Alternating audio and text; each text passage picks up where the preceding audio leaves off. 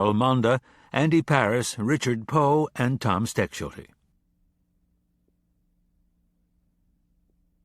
Prologue. From Vom Kriege by Karl von Clausewitz. No one starts a war, or rather no one in his sense ought to do so, without first being clear in his mind what he intends to achieve by that war and how he intends to conduct it. In my first memory, I am 3 years old, and I am trying to kill my sister. Sometimes the recollection is so clear I can remember the itch of the pillowcase under my hand, the sharp point of her nose pressing into my palm. She didn't stand a chance against me, of course, but it still didn't work. My father walked by, tucking in the house for the night, and saved her. He led me back to my own bed. That, he told me, never happened. As we got older, I didn't seem to exist, except in relation to her. I would watch her sleep across the room from me, one long shadow linking our beds, and I would count the ways. Poison sprinkled on her cereal. A wicked undertow off the beach, lightning striking. In the end, though, I did not kill my sister. She did it all on her own. Or at least, this is what I tell myself. Monday. From Kin by Carl Sandburg. Brother, I am fire, surging under ocean floor. I shall never meet you, brother. Not for years, anyhow. Maybe thousands of years, brother. Then I will warm you, hold you close, wrap you in circles, use you and change you. Maybe thousands of years, brother. Anna. When I was little, the great mystery to me wasn't how babies were made, but why. The mechanics I understood. My older brother Jesse had filled me in, although at the time I was sure he'd heard half of it wrong. Other kids my age were busy looking up the words penis and vagina in the classroom dictionary when the teacher had her back turned, but I paid attention to different details, like why some mothers had only one child, while other families seemed to multiply before your eyes, or how the new girl in school, Sedona, told anyone who'd listen that she was named for the place where her parents were vacationing when they made her. Good thing they weren't staying in Jersey City, my father used to say. Now that I am 13, these distinctions are only more complicated. The 8th grader who dropped out of school because she got into trouble. A neighbor who got herself pregnant in the hopes it would keep her husband from filing for divorce. I'm telling you, if aliens landed on Earth today and took a good hard look at why babies get born, they'd conclude that most people have children by accident, or because they drink too much on a certain night, or because birth control isn't 100%, or for 1,000 other reasons that really aren't very flattering. On the other hand, I was born for a very specific purpose. I wasn't the result of a cheap bottle of wine or a full moon or the heat of the moment. I was born because a scientist managed to hook up my mother's eggs and my father's sperm to create a specific combination of precious genetic material. In fact, when Jessie told me how babies get made and I, the great disbeliever, decided to ask my parents the truth, I got more than I bargained for. They sat me down and told me all the usual stuff, of course, but they also explained that they chose little embryonic me, specifically because I could save my sister, Kate. We loved you even more, my mother made sure to say, because we knew exactly what we were getting. It made me wonder, though, what would have happened if Kate had been healthy. Chances are I'd still be floating up in heaven or wherever, waiting to be attached to a body to spend some time on Earth. Certainly, I would not be part of this family. See, Unlike the rest of the free world, I didn't get here by accident. And if your parents have you for a reason, then that reason better exist. Because once it's gone, so are you. Pawnshops may be full of junk, but they're also a breeding ground for stories, if you ask me. Not that you did. What happened to make a person trade in the never-before-worn diamond solitaire? Who needed money so badly they'd sell a teddy bear missing an eye? As I walk up to the counter, I wonder if someone will look at the locket I'm about to give up and ask these same questions. The man at the cash register has a nose the shape of a turnip and eyes sunk so deep I can't imagine how he sees well enough to go about his business. "Need something?" he asks. It's all I can do not to turn around and walk out the door, pretend I've come in by mistake. The only thing that keeps me steady is knowing I am not the first person to stand in front of this counter, holding the one item in the world I never thought I'd part with. "I have something to sell," I tell him. "Am I supposed to guess what it is?" "Oh." Swallowing, I pull the locket out of the pocket of my jeans. The heart falls on the glass counter in a pool of its own chain. "It's 14-karat gold," I pitch. "Hardly ever worn." This is a lie. Until this morning, I haven't taken it off in 7 years. My father gave it to me when I was 6 after the bone marrow harvest, because he said anyone who was giving her sister such a major present deserved one of her own. Seeing it there on the counter, my neck feels shivery and naked. The owner puts a loop up to his eye, which makes it seem almost normal size. "I'll give you 20. "Dollars?" "No, pesos. What do you think?" "It's worth 5 times that." I'm guessing. The owner shrugs. "I'm not the one who needs the money."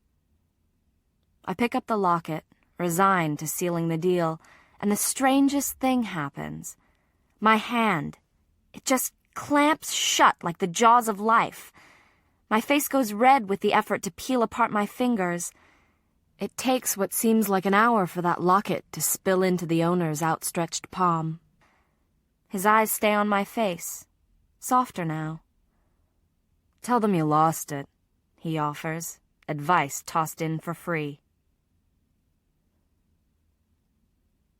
If Mr. Webster had decided to put the word freak in his dictionary, Anna Fitzgerald would be the best definition he could give. It's more than just the way I look, refugee skinny with absolutely no chest to speak of, hair the color of dirt, connect-the-dot freckles on my cheeks that, let me tell you, do not fade with lemon juice or sunscreen or even, sadly, sandpaper. No, God was obviously in some kind of mood on my birthday, because he added to this fabulous physical combination the bigger picture, the household into which I was born. My parents tried to make things normal, but that's a relative term. The truth is, I was never really a kid. To be honest, neither were Kate and Jessie. I guess maybe my brother had his moment in the sun for the 4 years he was alive before Kate got diagnosed. But ever since then, we've been too busy looking over our shoulders to run headlong into growing up. You know how most little kids think they're like cartoon characters? If an anvil drops on their heads, they can peel themselves off the sidewalk and keep going? Well, I never once believed that. How could I, when we practically set a place for death at the dinner table? Kate has acute promyelocytic leukemia. Actually, that's not quite true. Right now, she doesn't have it, but it's hibernating under her skin like a bear until it decides to roar again. She was diagnosed when she was 2. She's 16 now. Molecular relapse and granulocyte and portacath. These words are part of my vocabulary, even though I'll never find them on any SAT. I'm an allogeneic donor, a perfect sibling match. When Kate needs leukocytes or stem cells or bone marrow to fool her body into thinking it's healthy, I'm the one who provides them. Nearly every time Kate's hospitalized, I wind up there too. none of which means anything except that you shouldn't believe what you hear about me, least of all, that which I tell you myself. As I am coming up the stairs, my mother comes out of her room wearing another ball gown. "Ah," she says, turning her back to me. "Just the girl I wanted to see." I zip it up and watch her twirl. My mother could be beautiful if she were parachuted into someone else's life. She has long, dark hair and the fine collarbones of a princess, but the corners of her mouth turn down like she's swallowed bitter news. She doesn't have much free time, since a calendar is something that can change drastically if my sister develops a bruise or a nosebleed. But what she does have, she spends at bluefly.com, ordering ridiculously fancy evening dresses for places she is never going to go. "What do you think?" she asks. The gown is all the colors of sunset and made out of material that swishes when she moves. It's strapless, what a star might wear sashaying down a red carpet, totally not the dress code for a suburban house in Upper Darby, Rhode Island. My mother twists her hair into a knot and holds it in place. On her bed are 3 other dresses, one slinky and black, one bugle beaded, one that seems impossibly small. "You look tired." The word bubbles right under my lips. My mother goes perfectly still, and I wonder if I've said it without meaning to. She holds up a hand, shushing me, her ear cocked to the open doorway. "Did you hear that?" "Hear what?" "Kate." I didn't hear anything. But she doesn't take my word for it, because when it comes to Kate, she doesn't take anybody's word for it. She marches upstairs and opens up our bedroom door to find my sister hysterical on her bed, and just like that, the world collapses again. My father, a closet astronomer, has tried to explain black holes to me, how they are so heavy they absorb everything, even light, right into their center. Moments like this are the same kind of vacuum. No matter what you cling to, you wind up being sucked in. "Kate!" My mother sinks down to the floor, that stupid skirt a cloud around her. "Kate, honey, what hurts?" Kate hugs a pillow to her stomach, and tears keep streaming down her face. Her pale hair is stuck to her face in damp streaks. Her breathing's too tight. I stand frozen in the doorway of my own room, waiting for instructions. Call Daddy. Call 911. Call Dr. Chance. My mother goes so far as to shake a better explanation out of Kate. "It's Preston," she sobs. "He's leaving Serena for good." That's when we notice the TV. On the screen, a blonde hottie gives a longing look to a woman crying almost as hard as my sister, and then he slams the door. "But what hurts?" my mother asks, certain there has to be more to it than this. "Oh my God," Kate says, sniffling. "Do you have any idea how much Serena and Preston have been through? Do you?" That fist inside me relaxes now that I know it's all right. Normal, in our house, is like a blanket too short for a bed. Sometimes it covers you just fine, and other times it leaves you cold and shaking. And worst of all, you never know which of the two it's going to be. I sit down on the end of Kate's bed. Although I'm only 13, I'm taller than her, and every now and then people mistakenly assume I'm the older sister. At different times this summer, she has been crazy for Callahan, Wyatt, and Liam, the male leads on this soap. Now, I guess, it's all about Preston. "There was the kidnapping scare," I volunteer. I actually followed that storyline. Kate made me tape the show during her dialysis sessions. "And the time she almost married his twin by mistake," Kate adds. "Don't forget when he died in the boat accident. For 2 months, anyway." My mother joins the conversation, and I remember that she used to watch this soap too, sitting with Kate in the hospital. For the first time, Kate seems to notice my mother's outfit. "What are you wearing?" "Oh, something I'm sending back." She stands up in front of me so I can undo her zipper. This mail-order compulsion, for any other mother would be a wake-up call for therapy. For my mom, it would probably be considered a healthy break. I wonder if it's putting on someone else's skin for a while that she likes so much. Or if it's the option of being able to send back a circumstance that just doesn't suit you. She looks at Kate, hard. You're sure nothing hurts?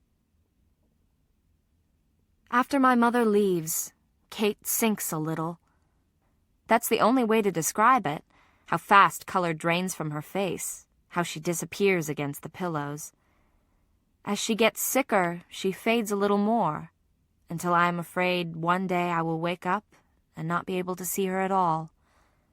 Move, Kate orders. You're blocking the picture. So I go to sit on my own bed. It's only the coming attractions. Well, if I die tonight, I want to know what I'm missing. I fluff my pillows under my head. Kate, as usual, has swapped so that she has all the funchy ones that don't feel like rocks under your neck. She's supposed to deserve this, because she's 3 years older than me, or because she's sick, or because the moon is in Aquarius. There's always a reason. I squint at the television, wishing I could flip through the stations, knowing I don't have a prayer. Preston looks like he's made out of plastic. Then why did I hear you whispering his name last night in your pillow? Shut up, I say. You shut up. Then Kate smiles at me. He probably is gay, though. Quite a waste, considering the Fitzgerald sisters are... Wincing, she breaks off mid-sentence and I roll toward her. Kate? She rubs her lower back. It's nothing. It's her kidneys. Want me to get Mom? Not yet. She reaches between our beds, which are just far apart enough for us to touch each other if we both try. I hold out my hand, too.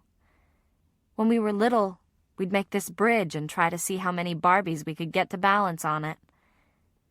Lately, I've been having nightmares, where I'm cut into so many pieces that there isn't enough of me to be put back together. My father says that a fire will burn itself out, unless you open a window and give it fuel. I suppose that's what I'm doing, when you get right down to it. But then again, my dad also says that when flames are licking at your heels, you've got to break a wall or two if you want to escape. So when Kate falls asleep from her meds, I take the leather binder I keep between my mattress and box spring and go into the bathroom for privacy. I know Kate's been snooping. I rigged up a red thread between my zipper's teeth to let me know who was prying into my stuff without my permission. But even though the thread's been torn, there's nothing missing inside. I turn on the water in the bathtub so it sounds like I'm in there for a reason, and sit down on the floor to count. If you add in the $20 from the pawn shop, I have $136.87. It's not going to be enough, but there's got to be a way around that. Jesse didn't have $2,900 when he bought his beat-up Jeep, and the bank gave him some kind of loan. Of course, my parents have to sign the papers, too, and I doubt they're going to be willing to do that for me, given the circumstances. I count the money a second time, just in case the bills have miraculously reproduced, but math is math, and the total stays the same. And then I read the newspaper clippings. Campbell Alexander. It's a stupid name, in my opinion. It sounds like a bar drink that costs too much, or a brokerage firm. But you can't deny the man's track record. To reach my brother's room, you actually have to leave the house, which is exactly the way he likes it. When Jesse turned 16, he moved into the attic over the garage. A perfect arrangement, since he didn't want my parents to see what he was doing, and my parents didn't really want to see. Blocking the stairs to his place are 4 snow tires, a small wall of cartons, and an oak desk tipped onto its side. Sometimes I think Jesse sets up these obstacles himself, just to make getting to him more of a challenge. I crawl over the mess and up the stairs, which vibrate with the bass from Jesse's stereo. It takes nearly 5 whole minutes before he hears me knocking.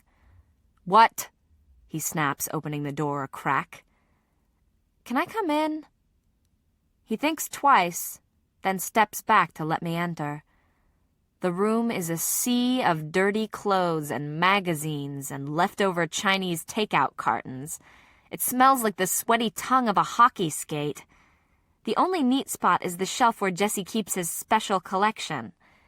A Jaguar's silver mascot, a Mercedes symbol, a Mustang's horse. Hood ornaments that he told me he just found lying around, although I'm not dumb enough to believe him. Don't get me wrong. It isn't that my parents don't care about Jesse or whatever trouble he's gotten himself mixed up in. It's just that they don't really have time to care about it, because it's a problem somewhere lower on the totem pole. Jesse ignores me, going back to whatever he was doing on the far side of the mess.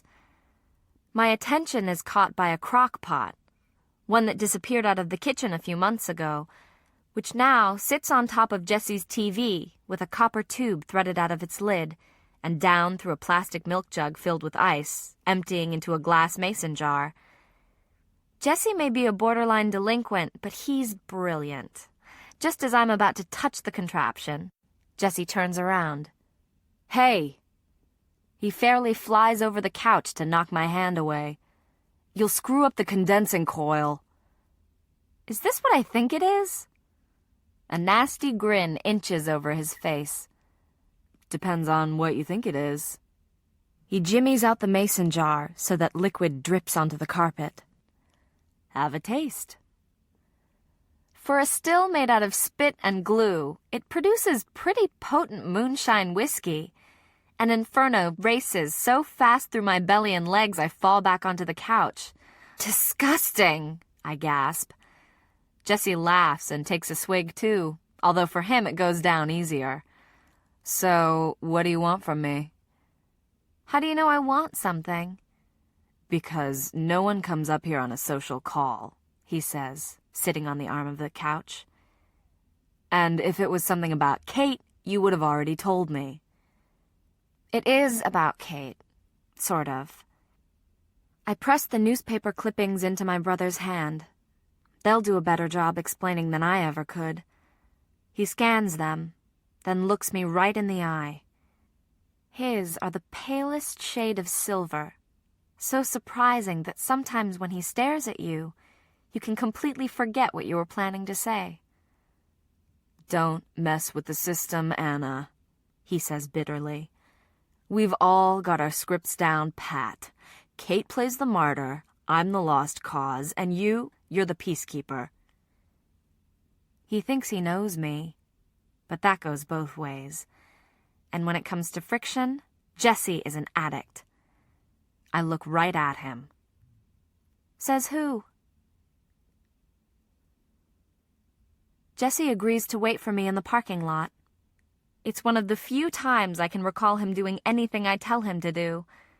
I walk around to the front of the building, which has 2 gargoyles guarding its entrance. Campbell Alexander Esquire's office is on the 3rd floor. The walls are paneled with wood the color of a chestnut mare's coat, and when I step onto the thick oriental rug on the floor, my sneakers sink an inch. The secretary is wearing black pumps so shiny I can see my own face in them. I glance down at my cutoffs and the keds that I tattooed last week with magic markers when I was bored.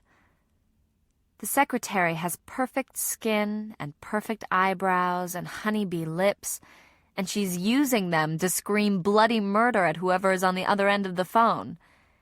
You cannot expect me to tell a judge that. Just because you don't want to hear Kleeman rant and rave doesn't mean that I have to.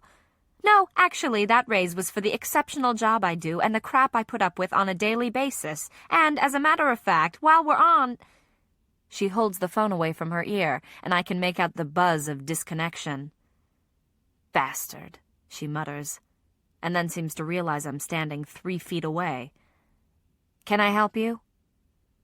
She looks me over from head to toe, rating me on a general scale of first impressions, and finding me severely lacking. I lift my chin and pretend to be far more cool than I actually am. I have an appointment with Mr. Alexander at 4 o'clock.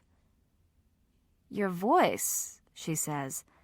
On the phone, you didn't sound quite so... young.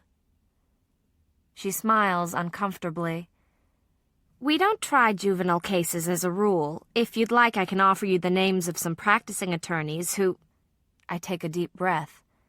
Actually, I interrupt, you're wrong. Smith v. Watley, Edmonds v. Women's and Infants Hospital, and Jerome v. the Diocese of Providence all involve litigants under the age of 18. All 3 resulted in verdicts for Mr. Alexander's clients, and those were just in the past year. The secretary blinks at me. Then a slow smile toasts her face, as if she's decided she just might like me after all. Come to think of it, why don't you just wait in his office? She suggests, and she stands up to show me the way. Even if I spend every minute of the rest of my life reading, I do not believe that I will ever manage to consume the sheer number of words routed high and low on the walls of Campbell Alexander Esquire's office. I do the math. If there are 400 words or so on every page, and each of those legal books are 400 pages, and there are 20 on a shelf and 6 shelves per bookcase, why, you're pushing 19 million words. And that's only partway across the room. I'm alone in the office long enough to note that his desk is so neat you could play Chinese football on the blotter, that there is not a single photo of a wife or a kid or even himself, and that, in spite of the fact that the room is spotless, there is a mug full of water sitting on the floor. I find myself making up explanations. It's a swimming pool for an army of ants. It's some kind of primitive humidifier. It's a mirage. I've nearly convinced myself about the last one, and am leaning over to touch it to see if it's real, when the door bursts open.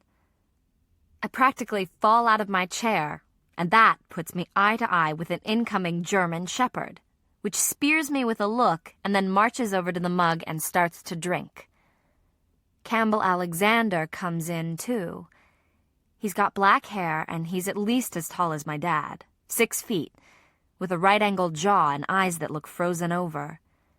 He shrugs out of a suit jacket and hangs it neatly on the back of the door, then yanks a file out of a cabinet before moving to his desk. He never makes eye contact with me, but he starts talking all the same. I don't want any Girl Scout cookies, Campbell Alexander says, although you do get brownie points for tenacity. He smiles at his own joke. I'm not selling anything. He glances at me curiously, then pushes a button on his phone. Carrie, he says when the secretary answers, what is this doing in my office? I'm here to retain you, I say. The lawyer releases the intercom button. I don't think so. You don't even know if I have a case. I take a step forward. So does the dog. For the first time, I realize it's wearing one of those vests with a red cross on it, like a St. Bernard that might carry rum up a snowy mountain. I automatically reach out to pet him. Don't, Alexander says. Judge is a service dog. My hand goes back to my side. But you aren't blind.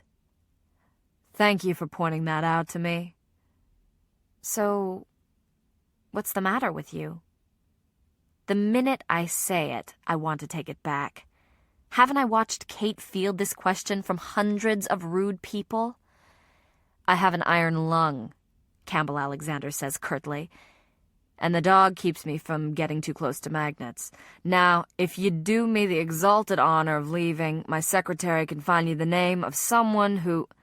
But I can't go yet. Did you really sue God? I take out all the newspaper clippings, smooth them on the bare desk. A muscle ticks in his cheek, and then he picks up the article lying on top.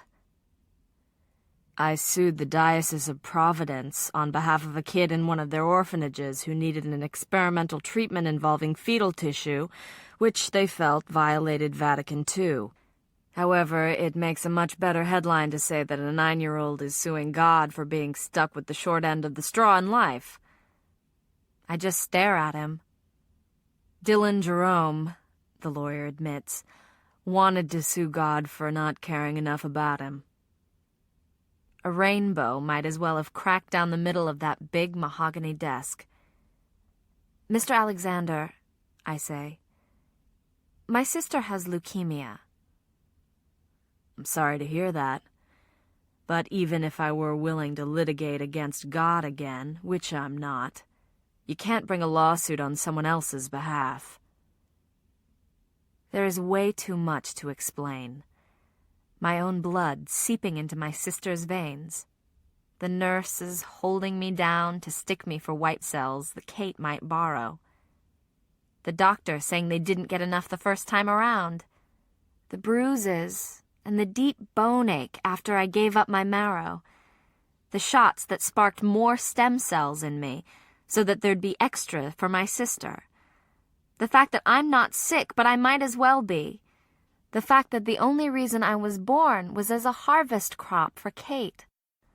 The fact that even now, a major decision about me is being made, and no one's bothered to ask the one person who most deserves it to speak her opinion. There's way too much to explain, and so I do the best I can. It's not God, just my parents, I say. I want to sue them for the rights to my own body. Campbell. When you only have a hammer, everything looks like a nail. This is something my father, the first Campbell Alexander, used to say. It is also, in my opinion, the cornerstone of the American civil justice system. Simply put, people who have been backed into a corner will do anything to fight their way to the center again. For some, this means throwing punches. For others, it means instigating a lawsuit. And for that, I'm especially grateful. On the periphery of my desk, Carrie has arranged my messages the way I prefer. Urgent ones written on green Post-its, less pressing matters on yellow ones, lined up in neat columns like a double game of solitaire. One phone number catches my eye, and I frown, moving the green Post-it to the yellow side instead. "Your mother called 4 times, Carrie has written.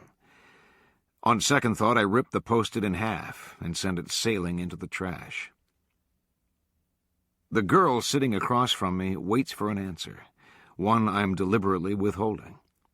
She says she wants to sue her parents, like every other teenager on the planet.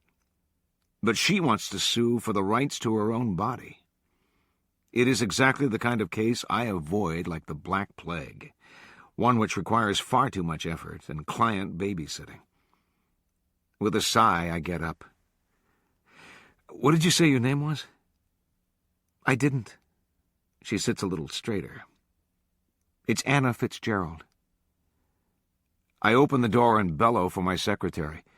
"Carrie, can you get the Planned Parenthood number for Miss Fitzgerald?" "What?" When I turn around, the kid is standing. "Planned Parenthood?" "Look, Anna, here's a little advice. Instigating a lawsuit because your parents won't let you get birth control pills or go to an abortion clinic is like using a sledgehammer to kill a mosquito. You can save your allowance money and go to Planned Parenthood. They're far better equipped to deal with your problem." For the first time since I've entered my office, I really, truly look at her. Anger glows around this kid like electricity. "My sister is dying, and my mother wants me to donate one of my kidneys to her," she says hotly. "Somehow I don't think a handful of free condoms is going to take care of that." You know how every now and then you have a moment where your whole life stretches out ahead of you like a forked road? And even as you choose one gritty path, you've got your eyes on the other the whole time, certain that you're making a mistake? Carrie approaches, holding out a strip of paper with a number I've asked for, but I close the door without taking it and walk back to my desk. No one can make you donate an organ if you don't want to. Oh, really? She leans forward, counting off on her fingers. The first time I gave something to my sister, it was cord blood, and I was a newborn. She has leukemia, APL, and my cells put her into remission. The next time she relapsed, I was 5, and I had lymphocytes drawn from me, 3 times over, because the doctors never seemed to get enough of them the first time around. When that stopped working, they took bone marrow for a transplant. When Kate got infections, I had to donate granulocytes. When she relapsed again, I had to donate peripheral blood stem cells. This girl's medical vocabulary would put some of my paid experts to shame. I pull a legal pad out of a drawer. Obviously, you've agreed to be a donor for your sister before. She hesitates, then shakes her head. Nobody ever asked. Did you tell your parents you don't want to donate a kidney? They don't listen to me. They might if you mentioned this. She looks down so that her hair covers her face. They don't really pay attention to me, except when they need my blood or something. I wouldn't even be alive if it wasn't for Kate being sick. An heir and a spare. This was a custom that went back to my ancestors in England. It sounded callous, having a subsequent child just in case the first one happens to die, yet it had been eminently practical once. Being an afterthought might not sit well with this kid, but the truth is that children are conceived for less than admirable reasons every single day. To glue a bad marriage together, to keep the family name alive, to mold in a parent's own image.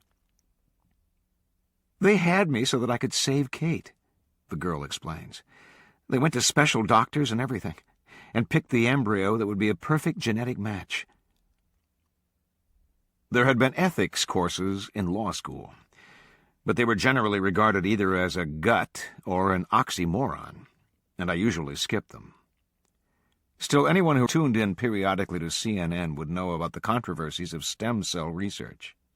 Spare parts babies, designer infants, the science of tomorrow to save the children of today. I tap my pen on the desk, and Judge, my dog, sidles closer. What happens if you don't give your sister a kidney? She'll die. And you're okay with that? Anna's mouth sets in a thin line. I'm here, aren't I? Yes, you are. I'm just trying to figure out what made you want to put your foot down after all this time. She looks over at the bookshelf. Because, she says simply, it never stops. Suddenly something seems to jog her memory. She reaches into her pocket and puts a wad of crumpled bills and change onto my desk. You don't have to worry about getting paid, either. That's $136.87. I know it's not enough, but I'll figure out a way to get more. I charge $200 an hour. Dollars? Wampum doesn't fit in the ATM deposit slot, I say. Maybe I could walk your dog or something. Service dogs get walked by their owners. I shrug. We'll work something out. You can't be my lawyer for free, she insists. Fine, then you can polish my doorknobs.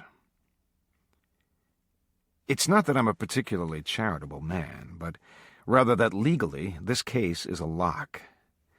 She doesn't want to give a kidney. No court in its right mind would force her to give up a kidney. I don't have to do any legal research. The parents will cave in before we go to trial, and that will be that. Plus, the case will generate a ton of publicity for me, and will jack up my pro bono for the whole damn decade. I'm going to file a petition for you in family court. Legal emancipation for medical purposes, I say. Then what? There'll be a hearing, and the judge will appoint a guardian ad litem, which is a person trained to work with kids in the family court, who determines what's in the child's best interests, Anna recites. Or, in other words, just another grown-up deciding what happens to me. Well, that's the way the law works, and you can't get around it. But a GAL is theoretically only looking out for you, not your sister or your parents. She watches me take out a legal pad and scrawl a few notes. Does it bother you that your name is backward? What? I stop writing and stare at her. Campbell Alexander. Your last name is a first name, and your first name is a last name. She pauses. Or a soup. And how does that have any bearing on your case? It doesn't, Anna admits. Except that it was a pretty bad decision your parents made for you. I reach across my desk to hand her a card. If you have any questions, call me. She takes it and runs her fingers over the raised lettering of my name. My backward name, for the love of God. Then she leans across the desk, grabs my pad, and tears the bottom off the page. Borrowing my pen, she writes something down and hands it back to me. I glance down at the note in my hand. Anna, 555-3211, followed by a heart. If you have any questions, she says. When I walk out to the reception area, Anna is gone, and Carrie sits at her desk, a catalog spread-eagled across it. Did you know they used to use those L.L. Bean canvas bags to carry ice? Yeah. And vodka and Bloody Mary mix, toted from the cottage to the beach every Saturday morning. Which reminds me, my mother called. Carrie has an aunt who makes her living as a psychic, and every now and then this genetic predisposition rears its head. Or maybe she's just been working for me long enough to know most of my secrets. At any rate, she knows what I'm thinking. She says your father's taken up with a 17-year-old, and that discretion isn't in his vocabulary, and that she's checking herself into the pines unless you call her by... Carrie glances at her watch. Oops. How many times has she threatened to commit herself this week? Only 3, Carrie says. We're still way below average. I lean over the desk and close the catalog. Time to earn a living, Miss Donatelli. What's going on? That girl, Anna Fitzgerald. Planned Parenthood? Not quite, I say. We're representing her. I need to dictate a petition for medical emancipation so that you can file it with the family court by tomorrow. Get out! You're representing her? I put a hand over my heart. I'm wounded that you think so little of me. Actually, I was thinking about your wallet. Do her parents know? They will by tomorrow. Are you a complete idiot? Excuse me? Carrie shakes her head. Where's she going to live? The comment stops me. In fact, I hadn't really considered it. But a girl who brings a lawsuit against her parents will not be particularly comfortable residing under the same roof once the papers are served. Suddenly, Judge is at my side, pushing against my thigh with his nose. I shake my head, annoyed. Timing is everything. Give me 15 minutes, I tell Carrie. I'll call you when I'm ready. Campbell, Carrie presses, relentless. You can't expect a kid to fend for herself. I head back into my office. Judge follows, pausing just inside the threshold. It's not my problem, I say. And then I close the door, lock it securely, and wait. Sarah, 1990. The bruise is the size and shape of a 4-leaf clover and sits square between Kate's shoulder blades. Jesse is the one to find it while they are both in the bathtub. Mommy, he asks, does that mean she's lucky? I try to rub it off first, assuming it's dirt, without success. Kate, too, the subject of scrutiny, stares up at me with her china blue eyes. Does it hurt? I ask her, and she shakes her head. Somewhere in the hallway behind me, Brian is telling me about his day. He smells faintly of smoke. So the guy bought a case of expensive cigars, he says, and had them insured against fire for $15,000. Next thing you know, the insurance company gets a claim saying all the cigars were lost in a series of small fires. He smoked them, I say, washing the soap out of Jessie's hair. Brian leans against the threshold of the door. Yeah, but the judge ruled that the company guaranteed the cigars as insurable against fire without defining acceptable fire. Hey, Kate, does it hurt now? Jessie says, and he presses his thumb, hard, against the bruise on his sister's spine. Kate howls, lurches, and spills bathwater all over me. I lift her out of the water, slick as a fish, and pass her over to Brian. Pale towheads bent together, they are a matched set. Jessie looks more like me, skinny, dark, cerebral. Brian says this is how we know our family is complete. We each have our clone. You get yourself out of the tub this minute, I tell Jessie. He stands up, a sluice of 4-year-old boy, and manages to trip as he navigates the wide lip of the tub.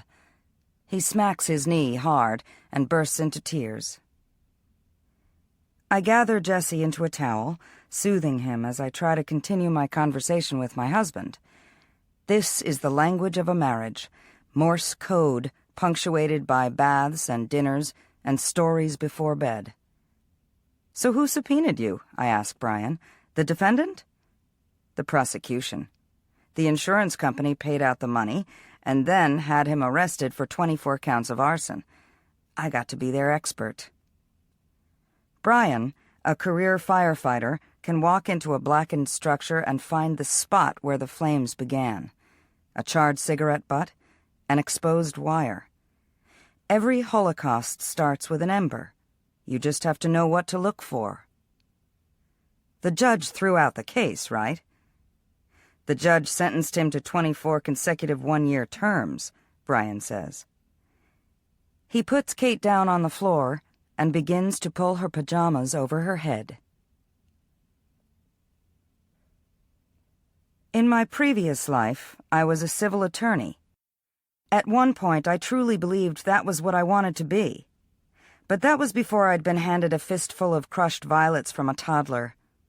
Before I understood that the smile of a child is a tattoo, indelible art. It drives my sister Suzanne crazy. She's a finance whiz who decimated the glass ceiling at the Bank of Boston, and according to her, I am a waste of cerebral evolution.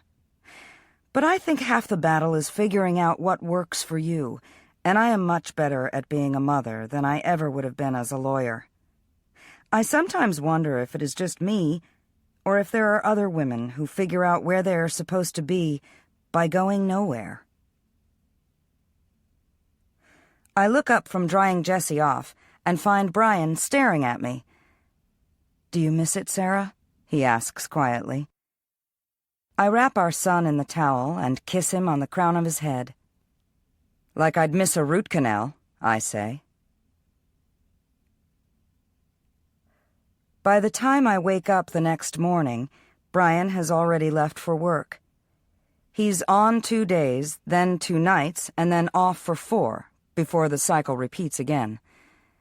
Glancing at the clock, I realize I've slept past 9. More amazingly, my children have not woken me up.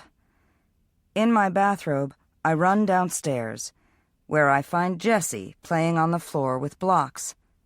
"I eated breakfast," he informs me. "I made some for you, too."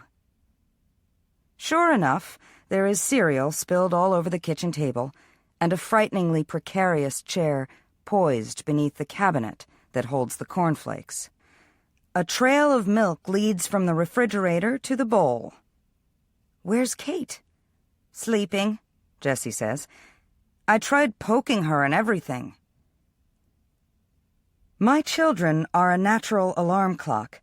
The thought of Kate sleeping so late makes me remember that she's been sniffling lately, and then wonder if that's why she was so tired last night. I walk upstairs, calling her name, loud. In her bedroom, she rolls toward me, swimming up from the dark to focus on my face. Rise and shine. I pull up her shades, let the sun spill over her blankets. I sit her up and rub her back. Let's get you dressed, I say, and I peel her pajama top over her head. Trailing her spine, like a line of small blue jewels, are a string of bruises. Anemia, right? I ask the pediatrician. Kids her age don't get mono, do they? Dr. Wayne pulls his stethoscope away from Kate's narrow chest and tugs down her pink shirt. It could be a virus. I'd like to draw some blood and run a few tests. Jessie, who has been patiently playing with a G.I. Joe that has no head, perks up at this news. You know how they draw blood, Kate? Crayons? With needles. Great, big, long ones that they stick in like a shot. Jessie, I warn. Shot? Kate shrieks. Ouch! My daughter, who trusts me to tell her when it's safe to cross the street, to cut her meat in tiny pieces, and to protect her from all sorts of horrible things, like large dogs and darkness and loud firecrackers, stares at me with great expectation. Only a small one, I promise. When the pediatric nurse comes in with her tray, her syringe, her vials, and her rubber tourniquet, Kate starts to scream. I take a deep breath. Kate, look at me. Her cries bubble down to small hiccups. It's just going to be a tiny pinch.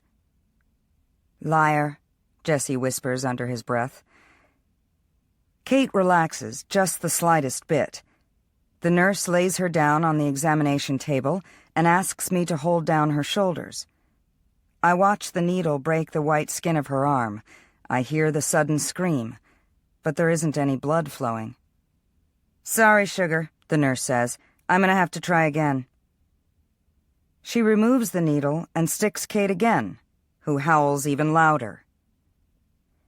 She struggles in earnest through the first and second vials.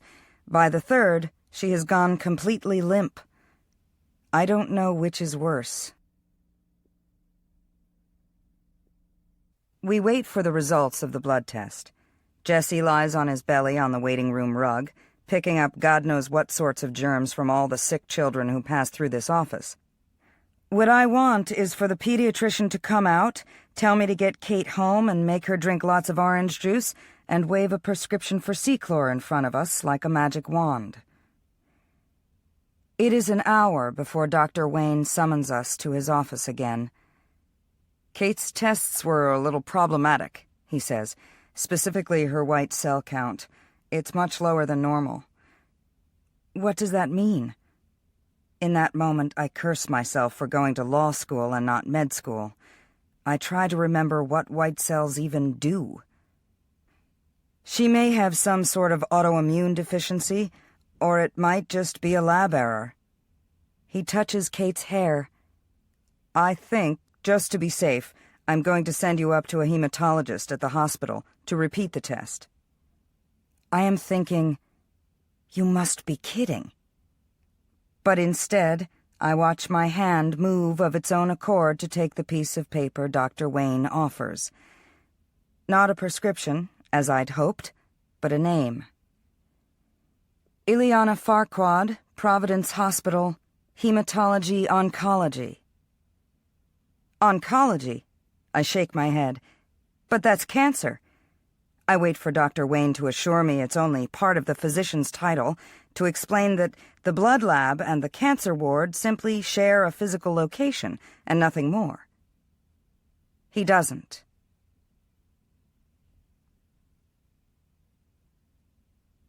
The dispatcher at the fire station tells me that Brian is on a medical call. He left with the rescue truck 20 minutes ago. I hesitate and look down at Kate, who's slumped in one of the plastic seats in the hospital waiting room. A medical call.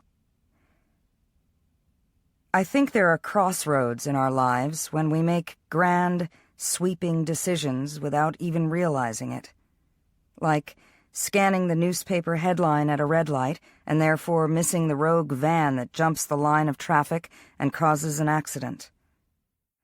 Entering a coffee shop on a whim and meeting the man you will marry one day while he's digging for change at the counter. Or this one. Instructing your husband to meet you when for hours you have been convincing yourself this is nothing important at all. Radio him, I say. Tell him we're at the hospital. There is a comfort to having Brian beside me, as if we are now a pair of sentries, a double line of defense. We have been at Providence Hospital for 3 hours, and with every passing minute it gets more difficult to deceive myself into believing that Dr. Wayne made a mistake. Jessie is asleep in a plastic chair. Kate has undergone another traumatic blood draw and a chest x-ray because I mentioned that she has a cold. 5 months, Brian says carefully to the resident sitting in front of him with a clipboard. Then he looks at me. Isn't that when she rolled over? I think so. By now the doctor has asked us everything from what we were wearing the night Kate was conceived to when she first mastered holding a spoon. Her first word? He asks. Brian smiles. Dada. I meant when. Oh. He frowns. I think she was just shy of 1. Excuse me, I say. Can you tell me why any of this is important? It's just a medical history, Mrs. Fitzgerald. We want to know everything we can about your daughter so that we can understand what's wrong with her. Mr. and Mrs. Fitzgerald? A young woman approaches, wearing a lab coat. I'm a phlebotomist. Dr. Farquaad wants me to do a coag panel on Kate. At her name, Kate blinks up from my lap. She takes one look at the white coat and slides her arms inside the sleeves of her own shirt. Can't you do a finger stick? No, this is really the easiest way. Suddenly I remember how, when I was pregnant with Kate, she would get the hiccups. For hours at a time, my stomach would twitch. Every move she made, even ones that small, forced me to do something I couldn't control. Do you think, I say quietly, that's what I want to hear? When you go down to the cafeteria and ask for coffee, would you like it if someone gave you Coke because it's easier to reach? When you go to pay by credit card, would you like it if you were told that's too much hassle, so you'd better break out your cash? Sarah. Brian's voice is a distant wind. Do you think that it's easy for me to be sitting here with my child and not have any idea what's going on or why you're doing all these tests? Do you think it's easy for her? Since when does anyone get the option to do what's easiest? Sarah. It is only when Brian's hand falls onto my shoulder that I realize how hard I am shaking. One more moment, and then the woman storms away, her clogs striking the tile floor. The minute she is out of sight, I wilt. Sarah, Brian says, what's the matter with you? What's the matter with me? I don't know, Brian, because no one is coming to tell us what's wrong with... He wraps me in his arms, Kate caught between us like a gasp. Shh, he says. He tells me it's going to be all right. And for the first time in my life, I don't believe him. Suddenly, Dr. Farquaad, who we have not seen for hours, comes into the room. I hear there was a little problem with the coagulopathy panel. She pulls up a chair in front of us. Kate's complete blood count had some abnormal results. Her white blood count is very low, 1.3. Her hemoglobin is 7.5. Her hematocrit is 18.4. Her platelets are 81,000. And her neutrophils are 0.6. Numbers like that sometimes indicate an autoimmune disease, but Kate's also presenting with 12% promyelocytes and 5% blasts, and that suggests a leukemic syndrome. Leukemic, I repeat. The word is runny, slippery, like the white of an egg. Dr. Farquaad nods. Leukemia is a blood cancer. Brian only stares at her, his eyes fixed. What does that mean? Think of bone marrow as a child care center for developing cells. Healthy bodies make blood cells that stay in the marrow until they're mature enough to go out and fight disease, or clot, or carry oxygen, or whatever it is that they're supposed to do. In a person with leukemia, the child care center doors are opened too early. Immature blood cells wind up circulating, unable to do their job. It's not always odd to see promyelocytes in a CBC, but when we checked Kate's under a microscope, we could see abnormalities. She looks in turn at each of us. I'll need to do a bone marrow aspiration to confirm this, but it seems that Kate has acute promyelocytic leukemia. My tongue is pinned by the weight of the question that, a moment later, Brian forces out of his own throat. Is she going to die? I want to shake Dr. Farquaad. I want to tell her I will draw the blood for the coag panel myself from Kate's arms if it means she will take back what she said. APL is a very rare subgroup of myeloid leukemia. Only about 1,200 people a year are diagnosed with it. The rate of survival for APL patients is 20 to 30% if treatment starts immediately. I push the numbers out of my head and instead sink my teeth into the rest of her sentence. There's a treatment, I repeat. Yes, with aggressive treatment, myeloid leukemias carry a survival prognosis of 9 months to 3 years. Last week, I had stood in the doorway of Kate's bedroom, watching her clutch a satin security blanket in her sleep, a shred of fabric she was rarely without. You mark my words, I had whispered to Brian. She'll never give that up.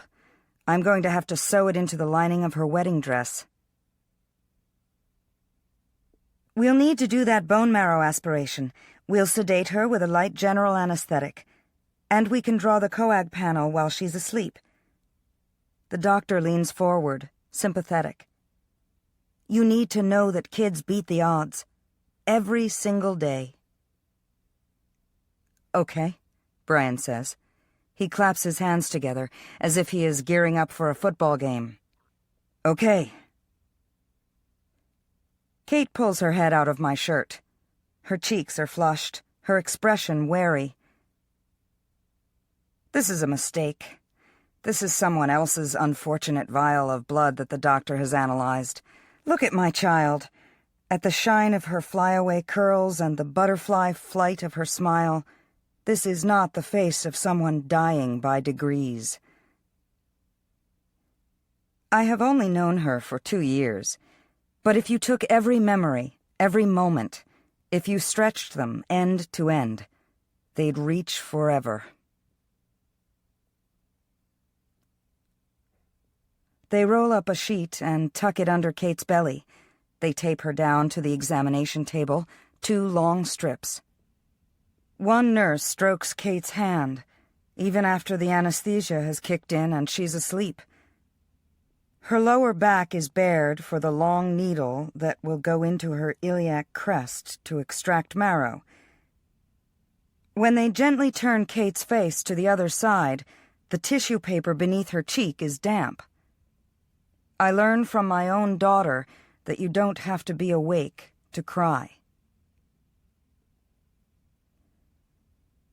Driving home, I am struck by the sudden thought that the world is inflatable. Trees and grass and houses ready to collapse with the single prick of a pin. I have the sense that if I veer the car to the left, smash through the picket fence and the little tykes playground, it will bounce us back like a rubber bumper. We pass a truck, Batchelder Casket Company, it reads on the side. Drive safely. Isn't that a conflict of interest? Kate sits in her car seat, eating animal crackers. Play, she commands. In the rearview mirror, her face is luminous. Objects are closer than they appear. I watch her hold up the first cracker. "What does the tiger say?" I manage. "Roar!" She bites off its head, then waves another cracker. "What does the elephant say?" Kate giggles, then trumpets through her nose. I wonder if it will happen in her sleep, or if she will cry, if there will be some kind nurse who gives her something for the pain. I envision my child dying, while she is happy and laughing, 2 feet behind me. "Giraffe say?" Kate asks. "Giraffe?" Her voice, it's so full of the future. "Giraffes don't say anything," I answer. "Why?" "Because that's how they're born," I tell her, and then my throat swells shut. The phone rings just as I come in from the neighbor's house, having arranged for her to take care of Jessie while we take care of Kate. We have no protocol for this situation. Our only babysitters are still in high school. All 4 grandparents are deceased. We've never dealt with daycare providers. Taking care of the children is my job.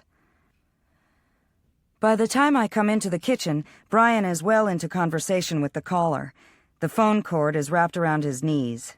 An umbilicus. "Yeah," he says. "Hard to believe. I haven't made it into a single game this season. No point now that they've traded him." His eyes meet mine as I put on the kettle for tea. "Oh, Sarah's great. And the kids, they're fine." "Right. You give my best to Lucy. Thanks for calling, Don." He hangs up. "Don Thurman," he explains. "From the Fire Academy, remember? Nice guy." As he stares at me, the genial smile sloughs off his face. The tea kettle starts to whistle, but neither of us makes a motion to move it off the burner. I look at Brian, cross my arms. "I couldn't," he says quietly. "Sarah, I just couldn't." In bed that night, Brian is an obelisk, another shape breaking the darkness. Although we have not spoken for hours, I know that he is every bit as awake as I am. This is happening to us because I yelled at Jessie last week, yesterday, moments ago. This is happening because I didn't buy Kate the M&Ms she wanted at the grocery store. This is happening because once, for a split second, I wondered what my life would have been like if I'd never had children. This is happening because I didn't realize how good I have it. "Do you think we did it to her?" Brian asks. "Did it to her?" I turn to him. "How?" "Like our genes, you know." I don't respond. "Providence Hospital doesn't know anything," he says fiercely.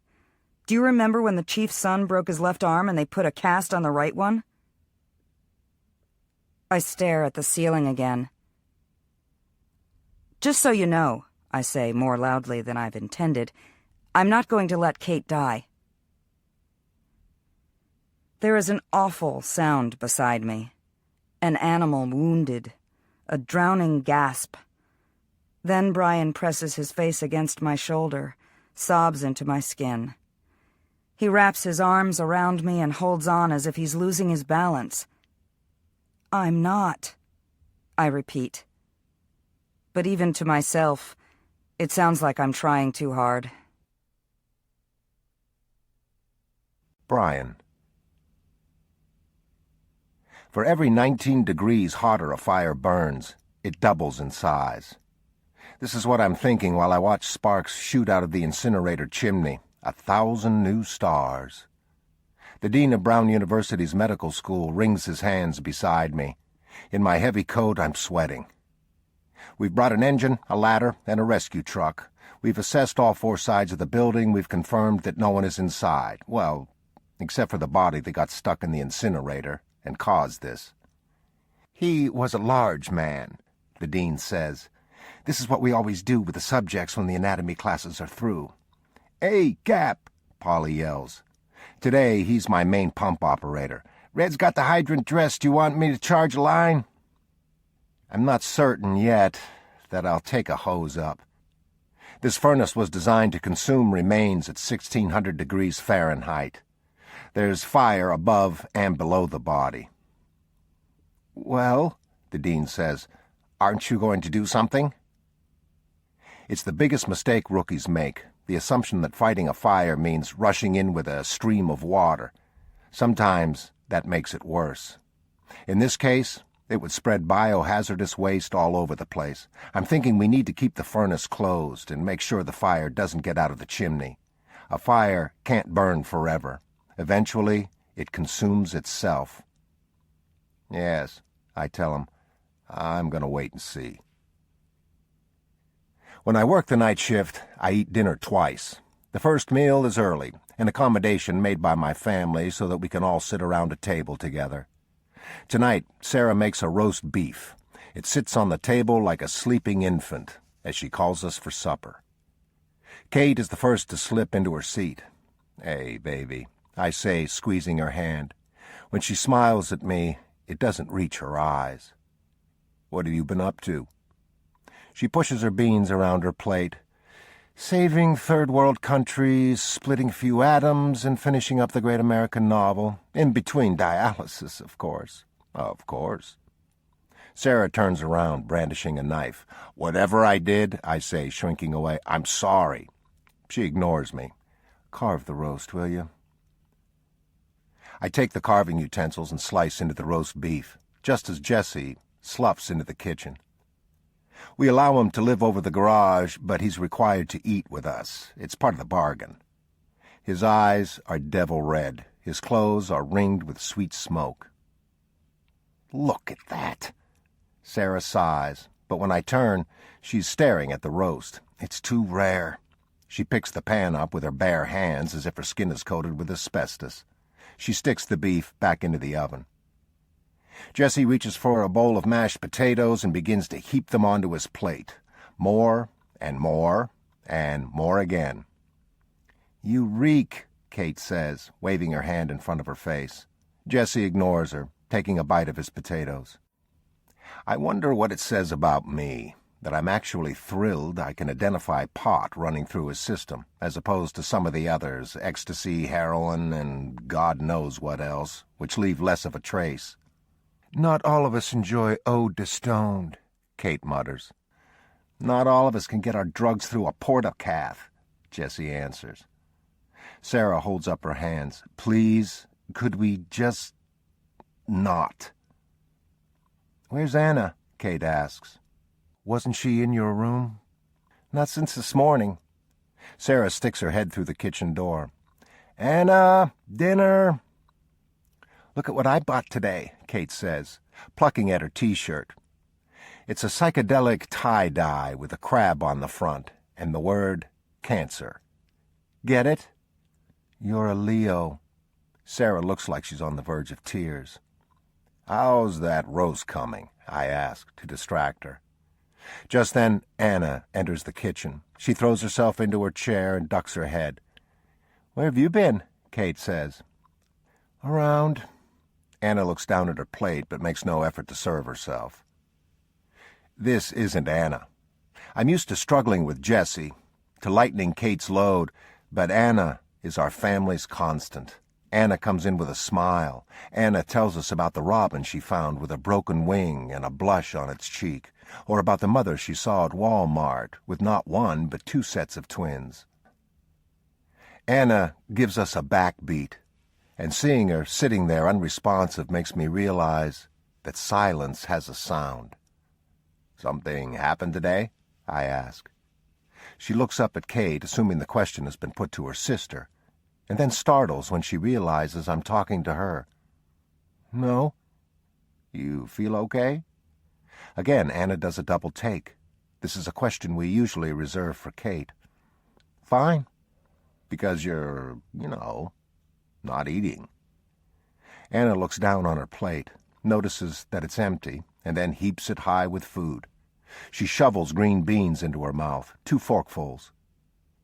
Out of the blue, I remember when the kids were little, crammed into the back of the car like cigars wedged in a box, and I would sing to them, Anna, Anna, Bobana, Banana, Fana, Fofana, me, my, Momana, Anna. Chuck, Jessie would yell out, do Chuck. Hey, Kate points to Anna's neck. Your locket's missing. It's the one I gave her years ago. Anna's hand comes up to her collarbone. Did you lose it? I ask. She shrugs. Maybe I'm just not in the mood to wear it. She's never taken it off, far as I know. Sarah pulls the roast out of the oven and sets it on the table. As she picks up the knife to carve, she looks over at Kate. Speaking of things we're not in the mood to wear, she says, go put on another shirt. Why? Because I said so. That's not a reason. Sarah spears the roast with a knife. Because I find it offensive at the dinner table. It's not any more offensive than Jessie's metalhead shirts. What's the one you had on yesterday? Alabama Thunder Pussy? Jessie rolls his eyes toward her. It's an expression I've seen before. The horse in a spaghetti western gone lame the moment before it's shot for mercy. Sarah saws through the meat. Pink before, now it's an overcooked log. Now look, she says. It's ruined. It's fine. I take the one piece she's managed to dissect from the rest and cut a smaller bite. I might as well be chewing leather. Delicious. I'm just going to run down to the station, get a blowtorch so that we can serve everyone else. Sarah blinks, and then a laugh bubbles out of her. Kate giggles. Even Jessie cracks a smile. This is when I realize that Anna has already left the table, and more importantly, that nobody noticed. Back at the station, the 4 of us sit upstairs in the kitchen. Red's got some kind of sauce going on the stove. Polly reads the Projo, and Caesar's writing a letter to this week's object of lust. Watching him, Red shakes his head. Yeah, just keep that filed on disk and print multiple copies at a time. Caesar's just a nickname. Polly coined it years ago because he's always Roman. Well, this one's different, Caesar says. Yeah, she lasted 2 whole days. Red pours the pasta into the colander in the sink, steam rising up around his face. Fitz, give the boys some pointers, will you? Why me? Polly glances up over the rim of the paper. Default, he says, and it's true. Polly's wife left him 2 years ago for a cellist who'd swung through Providence on a symphony tour. Red's such a confirmed bachelor, he wouldn't know what a lady was if she came up and bid him. On the other hand, Sarah and I have been married 20 years. Red sets a plate down in front of me as I start to talk. A woman, I say, isn't all that different from a bonfire. Polly tosses down the paper and hoots. Here we go, the Tao of Captain Fitzgerald. I ignore him. A fire's a beautiful thing, right? Something you can't take your eyes off of when it's burning. If you can keep it contained, it'll throw light and heat for you. It's only when it gets out of control that you have to go on the offensive. What Cap is trying to tell you, Polly says, is that you need to keep your date away from crosswinds. Hey, Red, you got any Parmesan? We sit down to my second dinner, which usually means that the bells will ring within minutes. Firefighting is a world of Murphy's Law, and it's when you can least afford a crisis that one crops up. Hey, Fitz, do you remember the last dead guy who got stuck? Polly asks. Back when we were volleys? God, yes. A fellow who weighed 500 pounds if he weighed an ounce, who died of heart failure in his bed. The fire department had been called in on that one by the funeral home, which couldn't get the body downstairs. Ropes and pulleys, I recall out loud. And he was supposed to be cremated, but he was too big, Polly grins. Swear to God, as my mother's up in heaven, they had to take him to a vet instead. Caesar blinks up at him. What for? How do you think they get rid of a dead horse, Einstein? Putting 2 and 2 together, Caesar's eyes widen. No kidding, he says. And on second thought, pushes away Red's pasta bolognese. Who do you think they'll ask to clean out the med school chimney? Red says. The poor OSHA bastards, Polly answers. $10 say they'll call here and tell us it's our job. There won't be any call, I say, because there won't be anything left to clean out. That fire was burning too hot. Well, at least we know this one wasn't arson, Polly mutters. In the past month, we've had a rash of fires set intentionally. You can always tell. There'll be splash patterns of flammable liquid, or multiple points of origin, or smoke that burns black, or an unusual concentration of fire in one spot. Whoever's doing this is smart, too. At several structures, the combustibles have been put beneath stairs to cut off our access to the flames. Arson fires are dangerous because they don't follow the science we use to combat them. Arson fires are the structures most likely to collapse around you while you're inside fighting them. Caesar snorts. Maybe it was. Maybe that fat guy was really a suicide arsonist. He crawled up into the chimney and lit himself on fire.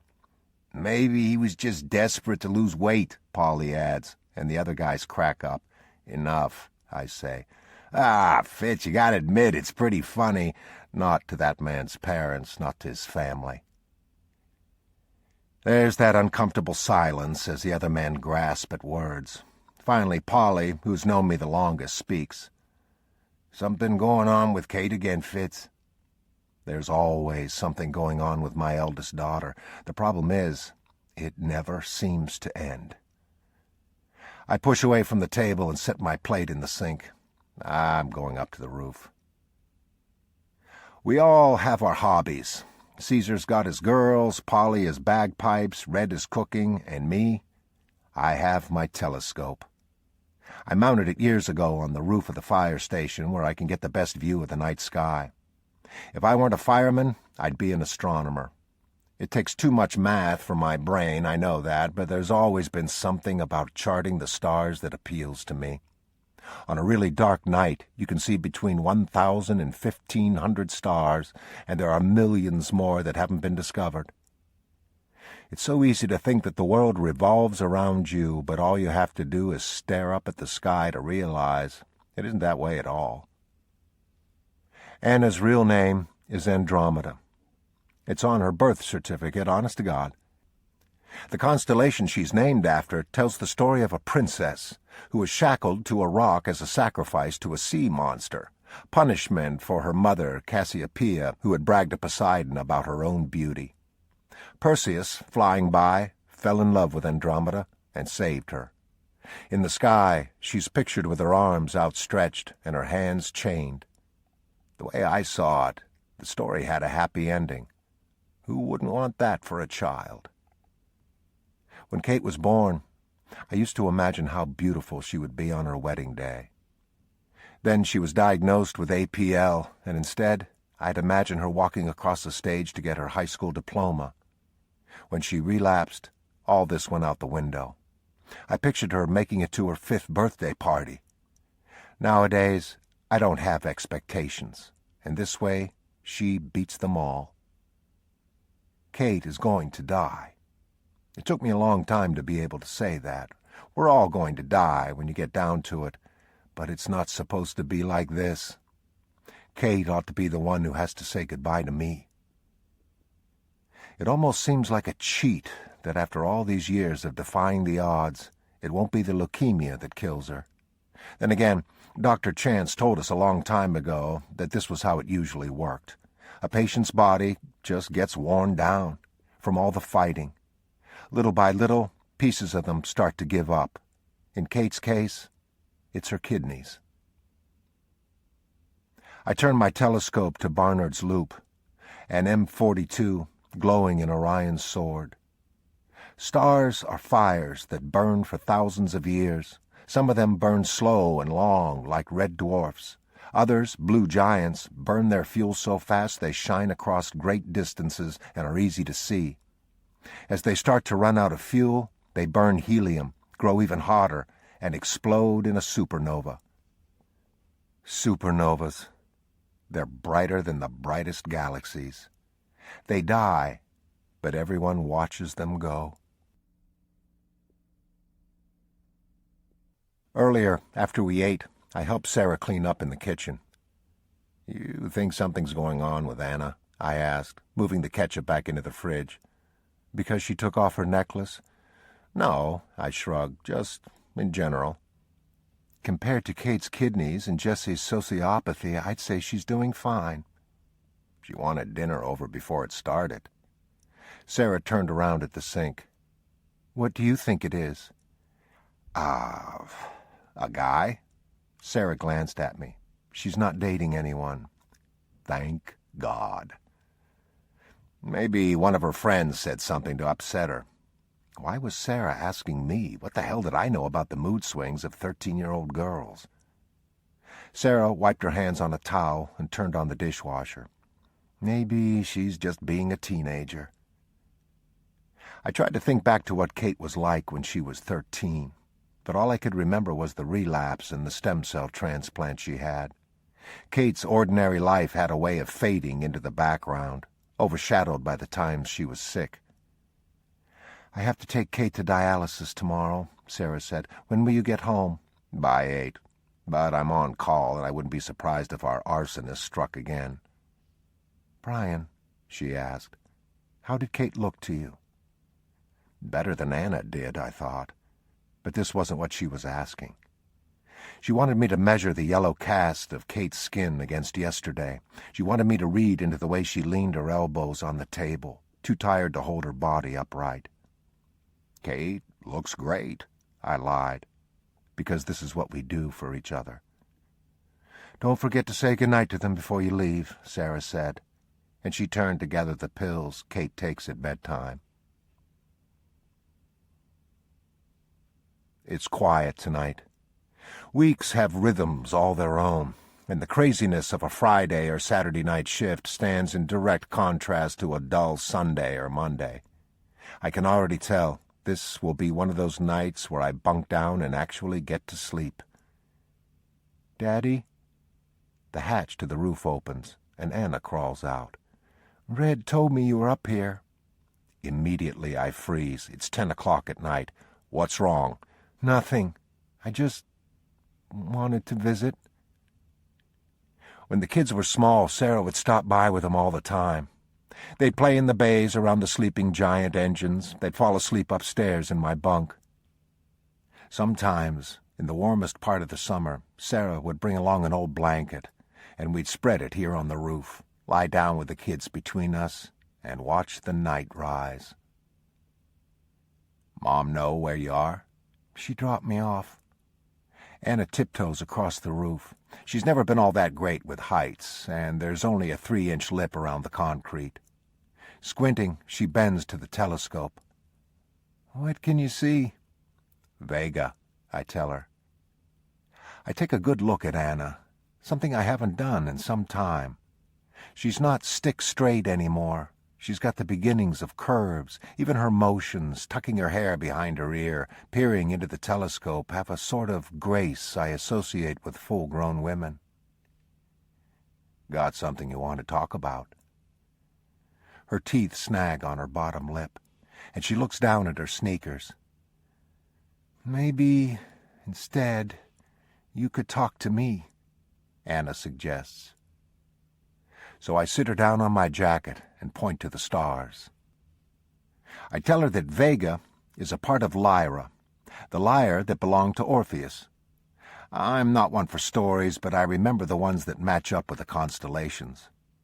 I tell her about this son of the sun god whose music charmed animals and softened boulders, a man who loved his wife, Eurydice, so much that he wouldn't let death take her away.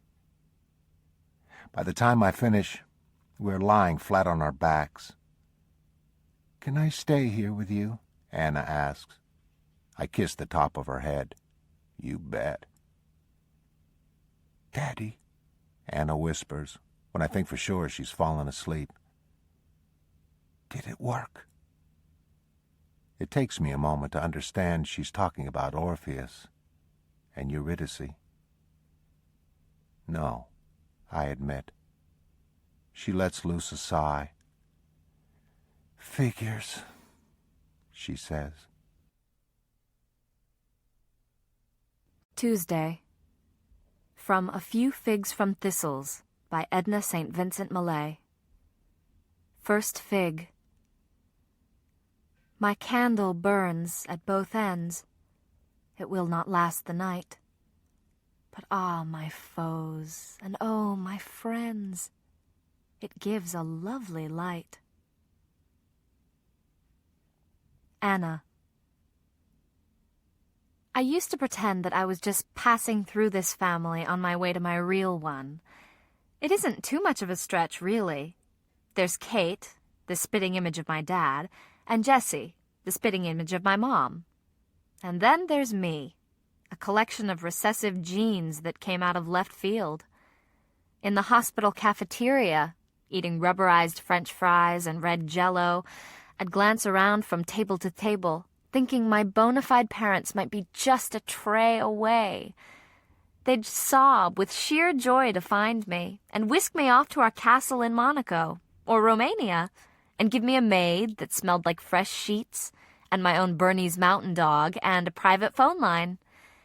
The thing is, the first person I'd have to call to crow over my new fortune would be Kate. Kate's dialysis sessions run 3 times a week for 2 hours at a time. She has a Mahukar catheter, which looks just like her central line used to look and protrudes from the same spot on her chest. This gets hooked up to a machine that does the work her kidneys aren't doing. Kate's blood, well, it's my blood if you want to get technical about it, leaves her body through one needle, gets cleaned, and then goes into her body again through a second needle. She says it doesn't hurt. Mostly it's just boring. Kate usually brings a book or her CD player and headphones. Sometimes we play games. Go out into the hall and tell me about the first gorgeous guy you find, Kate'll instruct. Or, sneak up on the janitor who surfs the net and see whose naked pictures he's downloading. When she is tied to the bed, I am her eyes and her ears. Today she is reading Allure magazine. I wonder if she even knows that every V-necked model she comes across she touches at the breastbone, in the same place where she has a catheter, and they don't. Well, my mother announces out of the blue, this is interesting. She waves a pamphlet she's taken from the bulletin board outside Kate's room. You and your new kidney. Did you know that they don't take out the old kidney? They just transplant the new one into you and hook it up. That creeps me out, Kate says.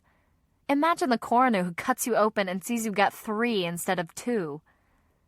I think the point of a transplant is so that the coroner won't be cutting you open anytime soon, my mother replies. This fictional kidney she's discussing resides right now in my own body. I've read that pamphlet, too. Kidney donation is considered relatively safe surgery, but if you ask me, the writer must have been comparing it to something like a heart-lung transplant or some brain tumor removal. In my opinion, safe surgery is the kind where you go into the doctor's office and you're awake the whole time and the procedure is finished in 5 minutes, like when you have a wart removed or a cavity drilled. On the other hand, when you donate a kidney, you spend the night before the operation fasting and taking laxatives. You're given anesthesia, the risks of which can include stroke, heart attack, and lung problems. The 4-hour surgery isn't a walk in the park either. You have a 1 in 3,000 chance of dying on the operating table. If you don't, you are hospitalized for 4 to 7 days, although it takes 4 to 6 weeks to fully recover. And that doesn't even include the long-term effects. An increased chance of high blood pressure, a risk of complications with pregnancy, a recommendation to refrain from activities where your lone remaining kidney may be damaged. Then again, when you get a wart removed or a cavity drilled, the only person who benefits in the long run is yourself. There is a knock on the door, and a familiar face peeks in. Vern Stackhouse is a sheriff, and therefore a member of the same public servant community as my father. He used to come over to our house every now and then to say hi or to leave off Christmas presents for us. More recently, he's saved Jesse's butt by bringing him home from a scrape, rather than letting the justice system deal with him. When you're part of the family with the dying daughter, people cut you slack. Vern's face is like a souffle, caving in at the most unexpected places. He doesn't seem to know whether it's all right for him to enter the room. He says. Hi, Sarah. Vern! My mother gets to her feet. What are you doing at the hospital? Everything all right? Oh, yeah, fine. I'm just here on business.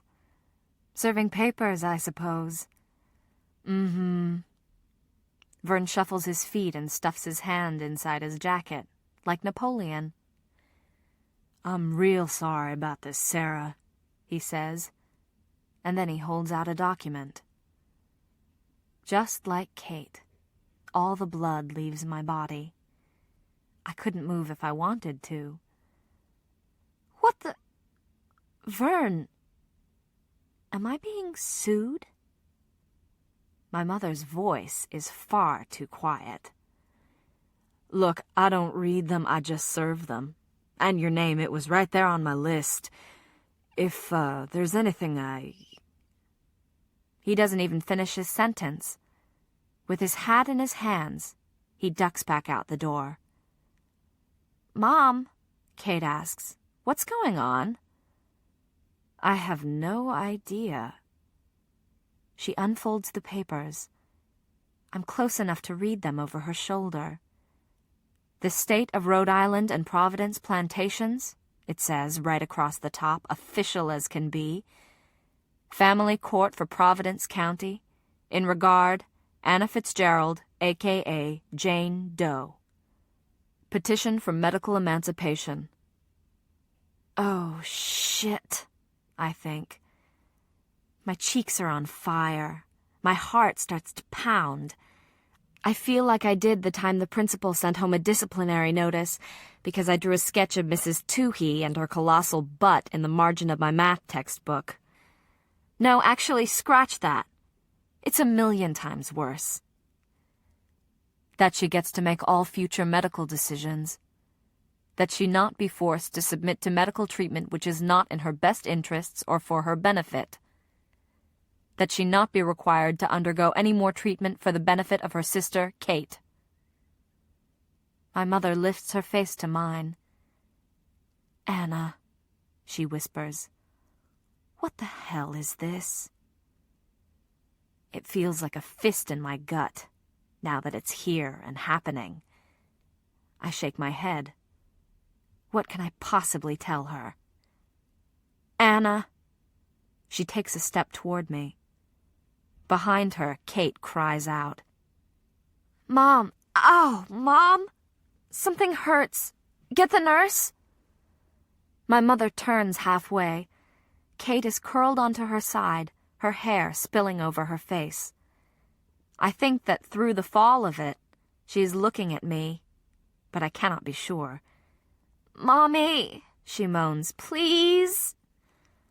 For a moment, my mother is caught between us, a soap bubble. She looks from Kate to me and back again. My sister's in pain and I'm relieved. What does that say about me?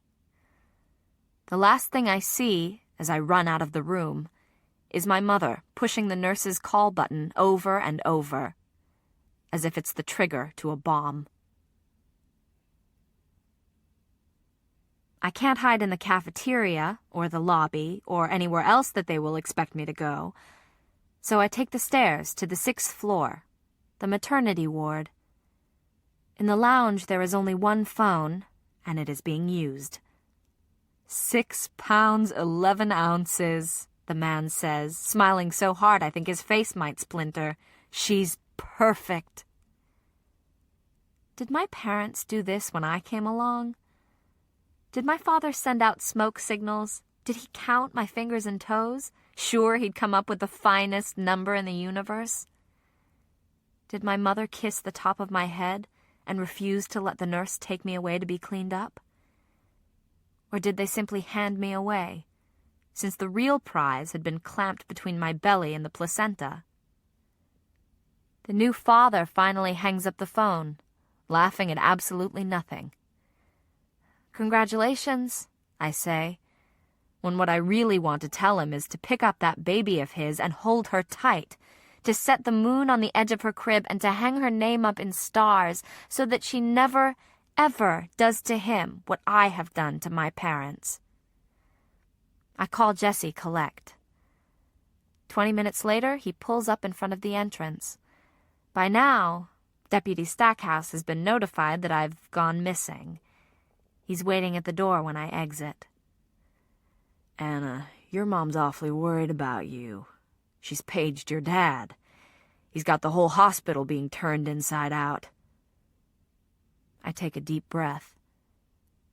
"Then you'd better go tell her I'm okay," I say, and I jump into the passenger door that Jesse's opened for me. He peels away from the curb and lights a Merit, although I know for a fact he told my mother he stopped smoking. He cranks up his music, hitting the flat of his hand on the edge of the steering wheel. It isn't until he pulls off the highway at the exit for Upper Darby that he shuts the radio off and slows down. "So, did she blow a gasket?" "She paged Dad away from work. In our family, it is a cardinal sin to page my father away. Since his job is emergencies, what crisis could we possibly have that compares?" "Last time she paged Dad," Jesse informed me, "Kate was getting diagnosed." "Great." I cross my arms. "That makes me feel infinitely better." Jesse just smiles. He blows a smoke ring. "Sis," he says, "welcome to the dark side." They come in like a hurricane. Kate barely manages to look at me before my father sends her upstairs to our room. My mother whacks her purse down, then her car keys, and then advances on me. "All right," she says, her voice so tight it might snap. "What's going on?" I clear my throat. "I got a lawyer." "Evidently." My mother grabs the portable phone and hands it to me. "Now, get rid of him." It takes enormous effort, but I manage to shake my head and drop the phone onto the cushions of the couch. "Anna, so help me—" "Sarah?" My father's voice is an axe. It comes between us and sends us both spinning. "I think we need to give Anna a chance to explain. We agreed to give her a chance to explain, right?" I duck my head. I don't want to do it anymore. That ignites my mother. "Well, you know, Anna, neither do I. In fact, neither does Kate. But it's not something we have a choice about." The thing is, I do have a choice, which is exactly why I have to be the one to do this. My mother stands over me. "You went to a lawyer and made him think this is all about you, and it's not. It's about us, all of us." My father's hands curl around her shoulders and squeeze. As he crouches in front of me, I smell smoke. He's come from someone else's fire right into the middle of this one, and for this and nothing else, I'm embarrassed. "Anna, honey, we know you think you were doing something that you needed to do." "I don't think that," my mother interrupts. My father closes his eyes. "Sarah, damn it, shut up!" Then he looks at me again. "Can we just talk? Just us three, without a lawyer having to do it for us?" What he says makes my eyes fill up, but I knew this was coming. So I lift my chin and let the tears go at the same time. "Daddy, I can't." "For God's sake, Anna," my mother says, "do you even realize what the consequences would be?" My throat closes like the shutter of a camera. so that any air or excuses must move through a tunnel as thin as a pin. I'm invisible, I think, and realize too late I have spoken out loud. My mother moves so fast I do not even see it coming, but she slaps my face hard enough to make my head snap backward. She leaves a print that stains me long after it's faded. Just so you know, shame is 5-fingered. Once, when Kate was 8 and I was 5, we had a fight and decided we no longer wanted to share a room. Given the size of our house, though, and the fact that Jessie lived in the other spare bedroom, we didn't have anywhere else to go. So Kate, being older and wiser, decided to split our space in half. "Which side do you want?" she asked diplomatically. "I'll even let you pick." Well, I wanted the part with my bed in it.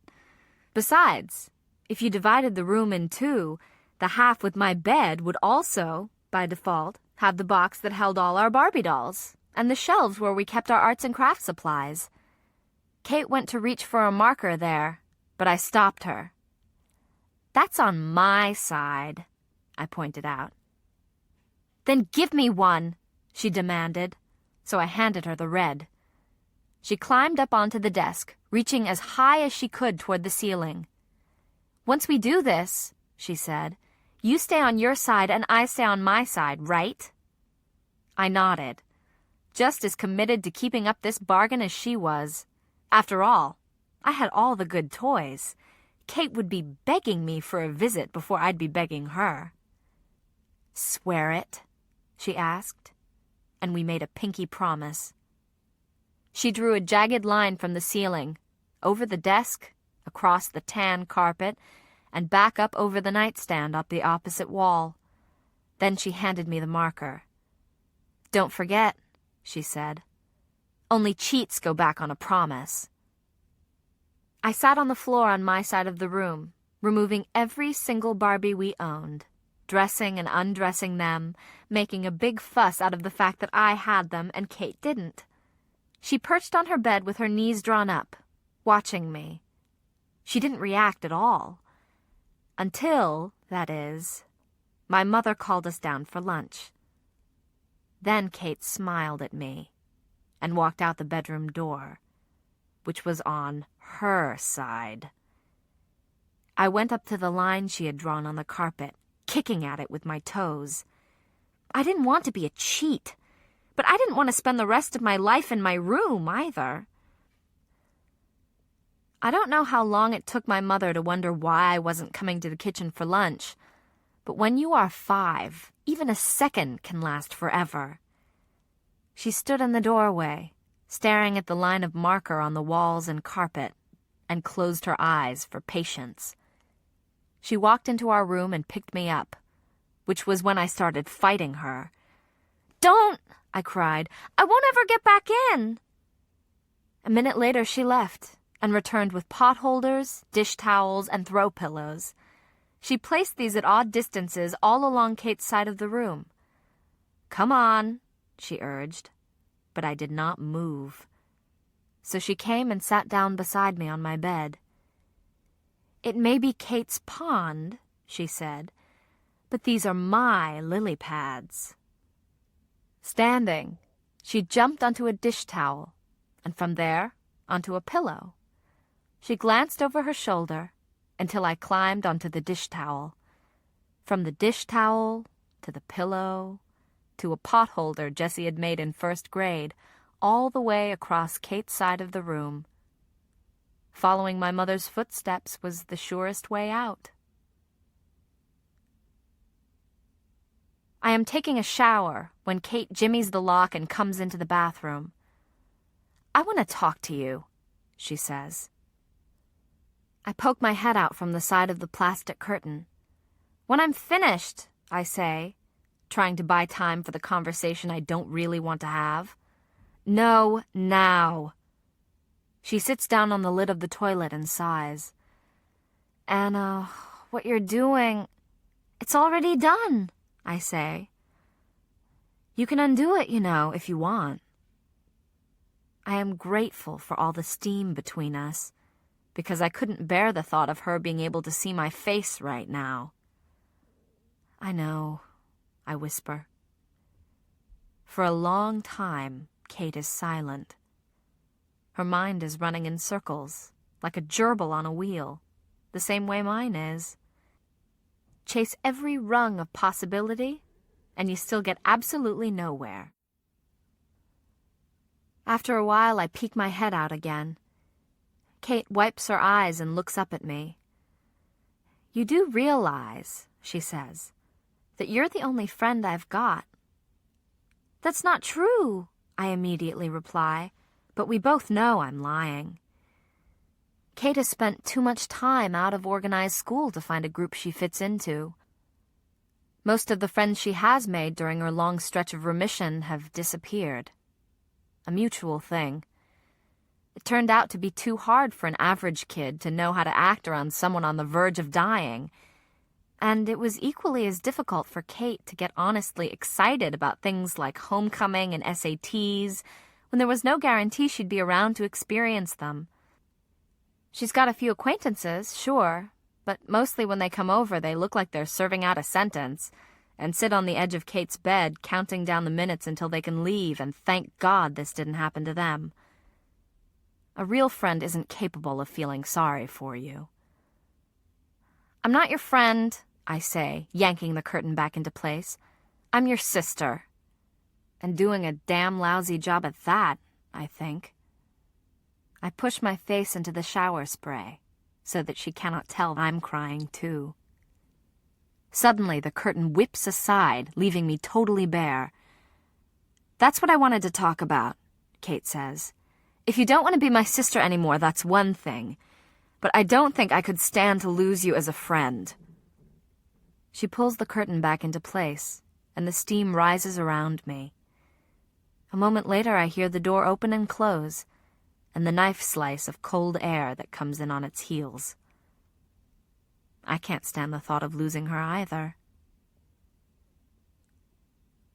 That night, once Kate falls asleep, I crawl out of my bed and stand beside hers. When I hold my palm up under her nose to see if she's breathing, a mouthful of air presses against my hand.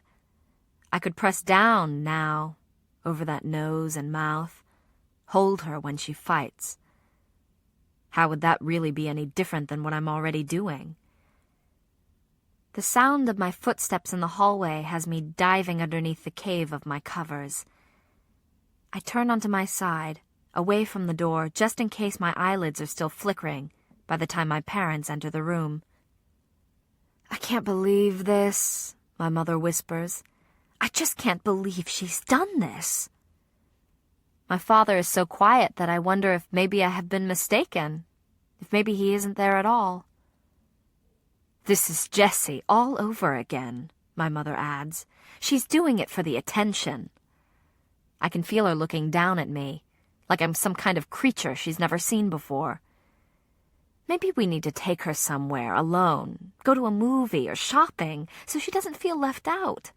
Make her see that she doesn't have to do something crazy to get us to notice her. What do you think? My father takes his time answering.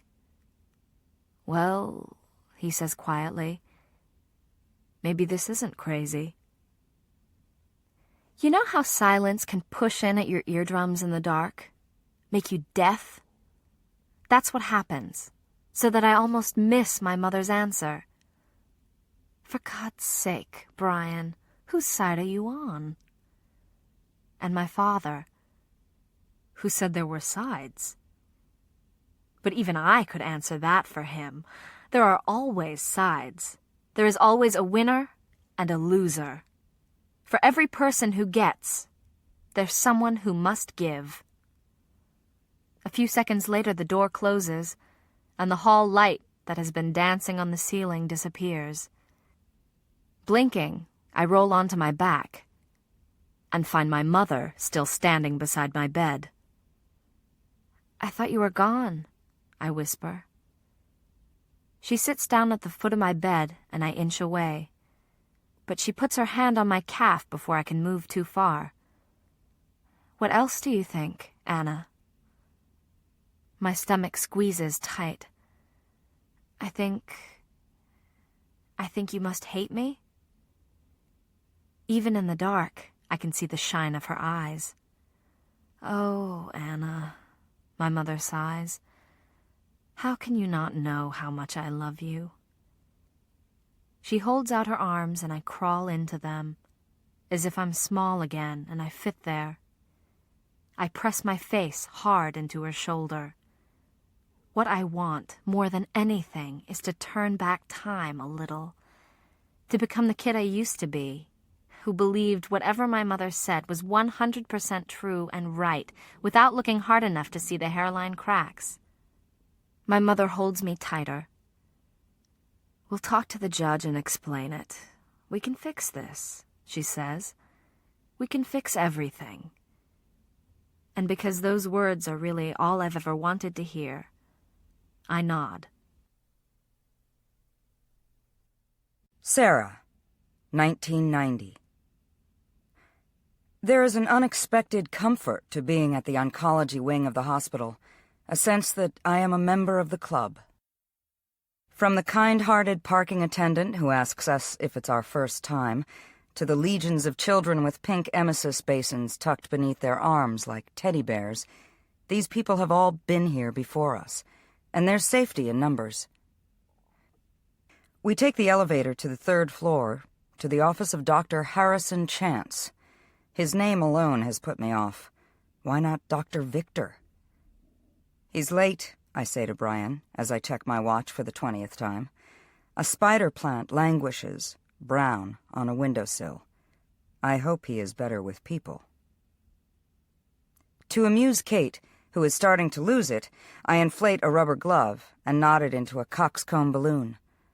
On the glove dispenser near the sink is a prominent sign warning parents not to do this very thing. We bat it back and forth, playing volleyball, until Dr. Chance himself comes in, without a single apology for his delay. Mr. and Mrs. Fitzgerald.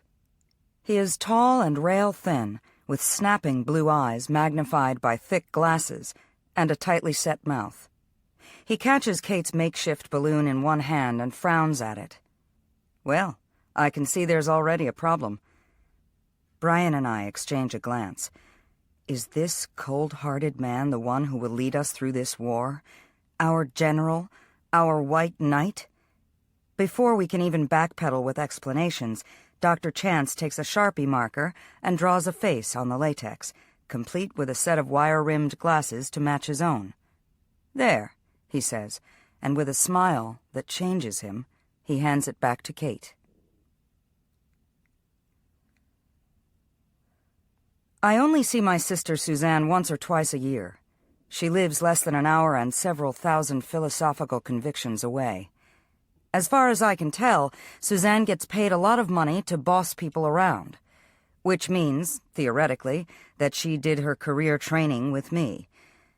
Our father died while mowing the lawn on his 49th birthday. Our mother never quite sewed herself together in the aftermath. Suzanne, 10 years my senior, took up the slack.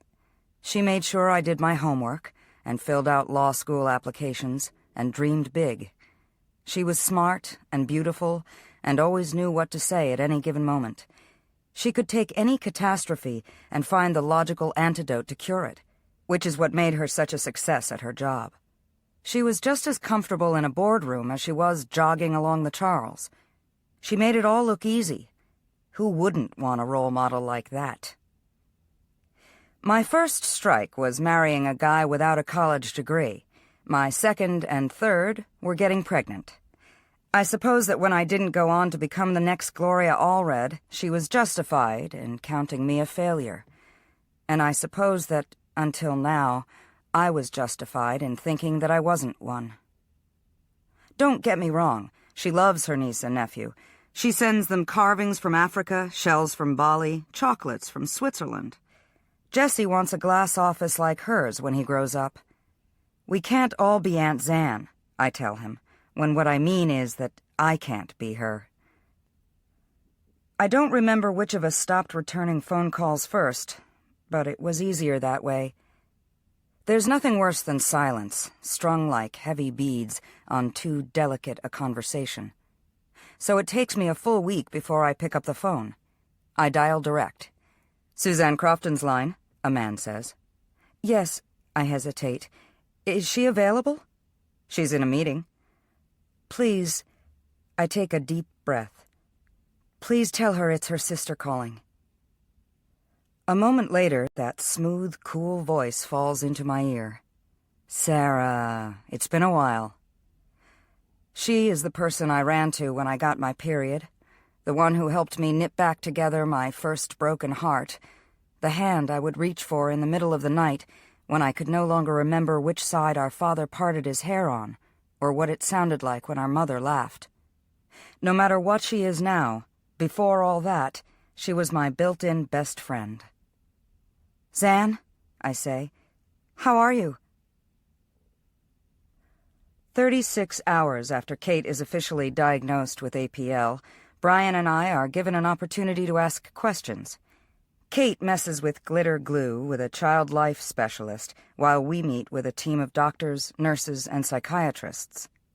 The nurses, I have already learned, are the ones who give us the answers we're desperate for. Unlike the doctors, who fidget like they need to be somewhere else, the nurses patiently answer us as if we are the first set of parents to ever have this kind of meeting with them, instead of the 1,000th. "The thing about leukemia," one nurse explains, "is that we haven't even inserted a needle for the first treatment when we're already thinking 3 treatments down the line. This particular illness carries a pretty poor prognosis, so we need to be thinking ahead to what happens next. What makes APL a little trickier is that it's a chemo-resistant disease." "What's that?" Brian asks. "Normally, with myelogenous leukemias, as long as the organs hold up, you can potentially reinduce the patient into remission every time there's a relapse. You're exhausting their body, but you know it will respond to treatment over and over. However, with APL, once you've offered a given therapy, you usually can't rely upon it again, and to date, there's only so much we can do." "Are you saying—" Brian swallows. "Are you saying she's going to die?" "I'm saying there are no guarantees." "So what do you do?" A different nurse answers. "Kate will start a week of chemotherapy in the hopes that we can kill off the diseased cells and put her into remission. She'll most likely have nausea and vomiting, which we'll try to keep to a minimum with antiemetics. She'll lose her hair." At this, a tiny cry escapes from me. This is such a small thing, and yet it's the banner that will let others know what's wrong with Kate. Only 6 months ago, she had her first haircut. The gold ringlets curled like coins on the floor of the supercuts. "She may develop diarrhea. There's a very good chance that, with her own immune system laid low, she will get an infection that will require hospitalization. Chemo may cause developmental delays as well. She'll have a course of consolidation chemotherapy about 2 weeks after that, and then a few courses of maintenance therapy. The exact number will depend on the results we get from periodic bone marrow aspirations." "Then what?" Brian asks.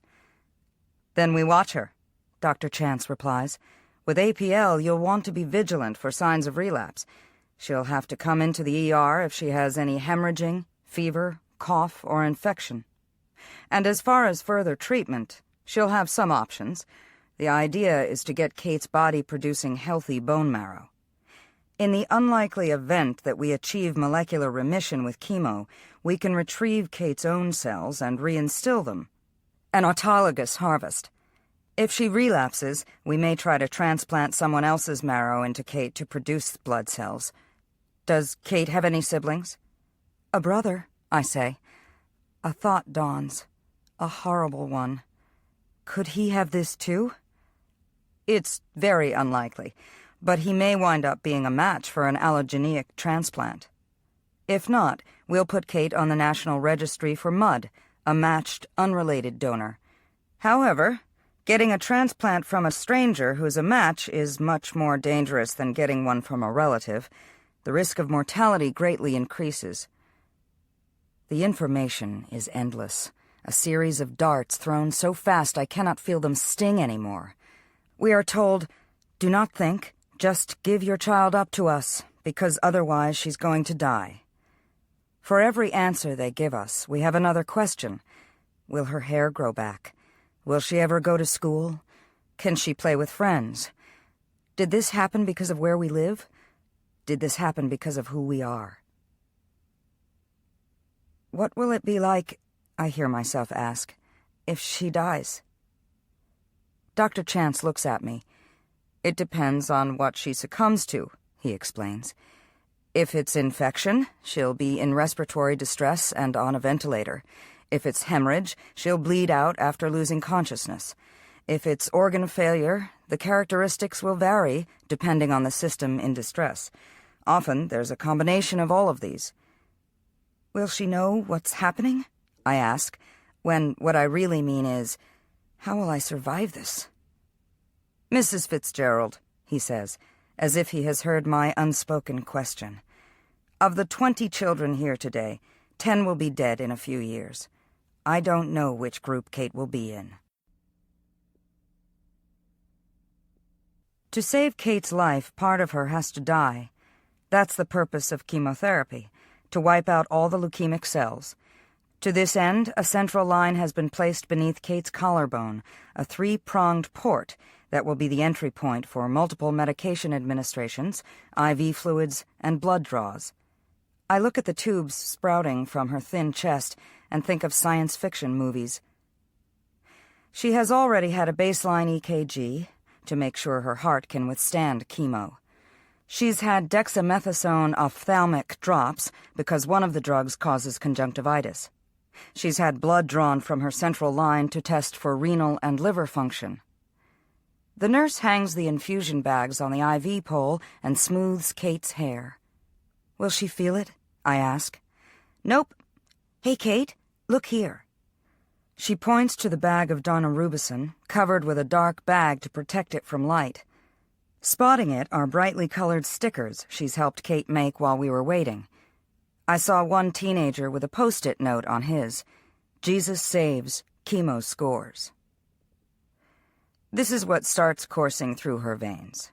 The daunorubicin, 50 milligrams in 25 cc's of D5W, cytarabine, 46 milligrams in a D5W infusion, a continuous 24-hour IV, allopurinol, 92 milligram IV, or, in other words, poison. I imagine a great battle going on inside her. I picture shining armies, casualties that evaporate through her pores. They tell us Kate will most likely get sick within a few days, but it only takes 2 hours before she starts throwing up. Brian pushes the call button, and a nurse comes into the room. We'll get her some Reglan, she says, and she disappears. When Kate isn't vomiting, she's crying. I sit on the edge of the bed, holding her half on my lap. The nurses do not have time to nurse. Short-staffed, they administer antiemetics in the IV. They stay for a few moments to see how Kate responds, but inevitably, they are called elsewhere to another emergency, and the rest falls to us.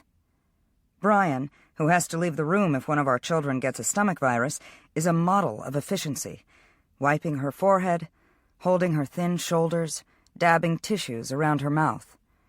You can get through this, he murmurs to her each time she spits up, but he may only be talking to himself. And I, too, am surprising myself. With grim resolve, I make a ballet out of rinsing the emesis basin and bringing it back.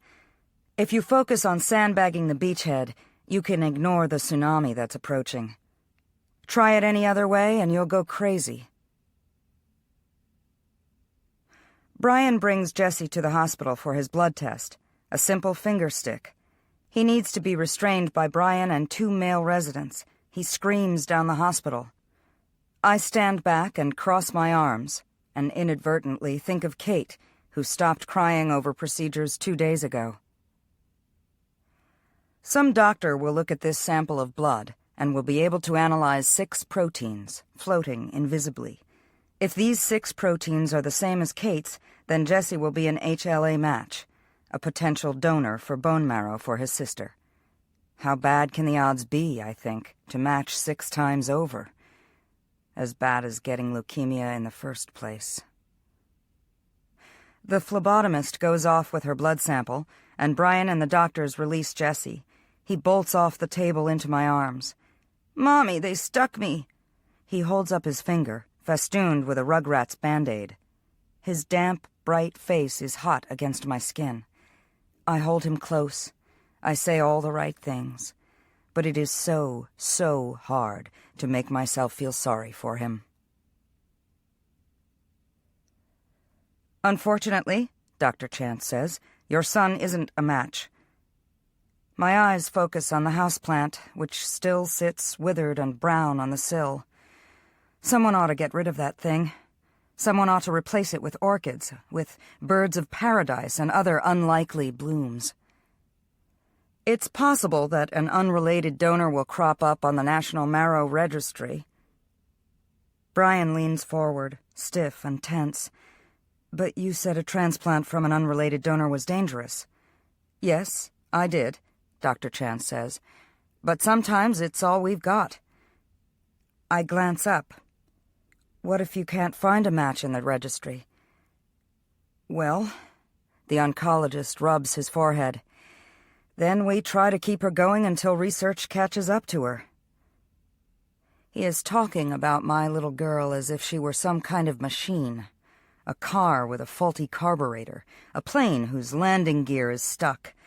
Rather than face this, I turn away just in time to see one of the misbegotten leaves on the plant make its suicide plunge to the carpet. Without an explanation, I get to my feet and pick up the planter. I walk out of Dr. Chance's office, past the receptionist and the other shell-shocked parents waiting with their sick children. At the first trash receptacle I find, I dump the plant and all its desiccated soil. I stare at the terracotta pot in my hand, and I am just thinking about smashing it down on the tile floor when I hear a voice behind me. "Sarah," Dr. Chance says, "you all right?" I turn around slowly, tears springing to my eyes. "I'm fine. I'm healthy. I'm going to live a long, long life." Handing him the planter, I apologize. He nods and offers me a handkerchief from his own pocket. "I thought it might be Jesse who could save her. I wanted it to be Jesse." "We all did," Dr. Chance answers. "Listen, 20 years ago, the survival rate was even smaller. And I've known lots of families where one sibling isn't a match, but another sibling turns out to be just right." "We only have those 2, I start to say, and then I realize that Dr. Chance is talking about a family I haven't had yet, of children I never intended. I turn to him, a question on my lips. "Brian will wonder where we've gone." He starts to walk toward his office, holding up the pot. "What plants," he asks conversationally, "would I be least likely to kill?" It is so easy to presume that while your own world has ground to an absolute halt, so has everyone else's. But the trash collector has taken our garbage and left the cans in the road, just like always. There is a bill from the oil truck tucked into the front door. Neatly stacked on the counter is a week's worth of mail. Amazingly, life has gone on. Kate is released from the hospital a full week after her admission for induction chemotherapy. The central line, still snaking from her chest, bells out her blouse. The nurses give me a pep talk for encouragement and a long list of instructions to follow, when to and when not to call the emergency room, when we are expected back for more chemotherapy, how to be careful during Kate's period of immunosuppression. At 6 the next morning, the door to our bedroom opens. Kate tiptoes toward the bed, although Brian and I have come awake in an instant. "What is it, honey?" Brian asks. She doesn't speak, just lifts her hands to her head and threads her fingers through her hair. It comes out in a thick clump, drifts down to the carpet like a small blizzard. "All done," Kate announces a few nights later at dinner. Her plate is still full. She hasn't touched her beans or her meatloaf. She dances off to the living room to play. "Me too." Jessie pushes back from the table. "Can I be excused?" Brian spears another mouthful with his fork. "Not until you finish everything green." "I hate beans." "They're not too crazy about you either." Jessie looks at Kate's plate. She gets to be finished. That's not fair. Brian sets his fork down on the side of his plate. "Fair?" he answers, his voice too quiet. "You want to be fair? All right, Jess. The next time Kate has a bone marrow aspiration, we'll let you get one too. When we flush her central line, we'll make sure you go through something equally as painful. And next time she gets chemo, we'll—" "Brian," I interrupt. He stops as abruptly as he started and passes a shaking hand over his eyes. Then his gaze lands on Jessie, who has taken refuge under my arm. I'm sorry, Jess, I don't—" But whatever he is about to say vanishes as Brian walks out of the kitchen. For a long moment we sit in silence. Then Jessie turns to me. "Is Daddy sick too?" I think hard before I answer. "We're all going to be fine," I reply. On the 1-week anniversary of our return home, we are awakened in the middle of the night by a crash.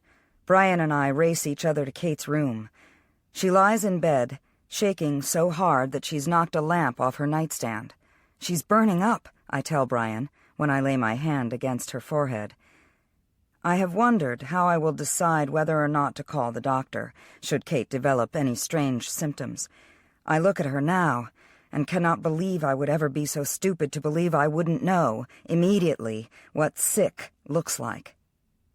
"We're going to the ER, I announce, although Brian is already wrapping Kate's blankets around her and lifting her out of her crib. We bustle her to the car and start the engine, and then remember that we cannot leave Jessie home alone. "You go with her," Brian answers, reading my mind. "I'll stay here." But he doesn't take his eyes off Kate. Minutes later, we are speeding toward the hospital, Jessie in the back seat next to his sister, asking why we need to get up when the sun hasn't. In the ER, Jessie sleeps on a nest of our coats. Brian and I watch the doctors hover over Kate's feverish body, bees over a field of flowers, drawing what they can from her. She is pan-cultured and given a spinal tap to try to isolate the cause of the infection and rule out meningitis. A radiologist brings in a portable X-ray machine to take a film of her chest to see if this infection lives in her lungs. Afterward, he places the chest film on the light panel outside the door. Kate's ribs seem as thin as matchsticks, and there is a large gray blot just off-center. My knees go weak, and I find myself grabbing onto Brian's arm. "It's a tumor. The cancer's metastasized." The doctor puts his hand on my shoulder. "Mrs. Fitzgerald," he says, "that's Kate's heart."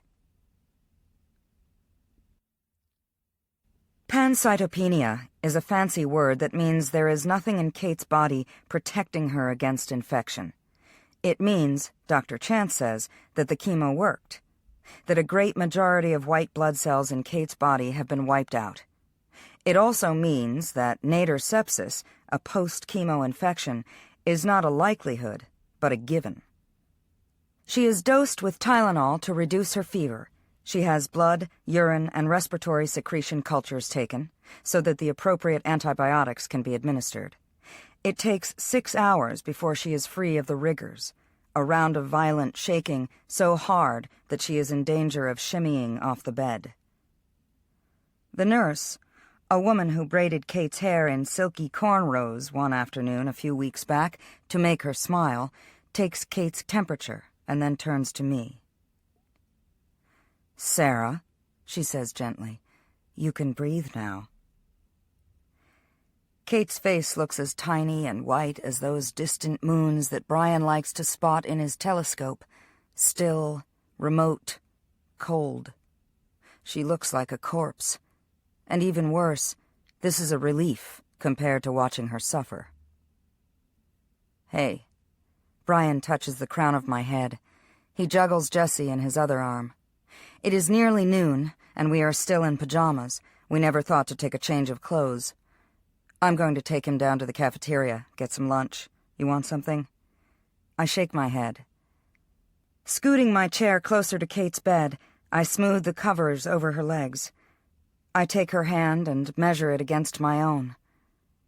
Her eyes slit open. For a moment she struggles, unsure of where she is. "Kate," I whisper, "I'm right here." As she turns her head and focuses on me, I lift her palm to my mouth, press a kiss in its center. "You are so brave," I tell her, and then I smile. "When I grow up, I want to be just like you." To my surprise, Kate shakes her head hard.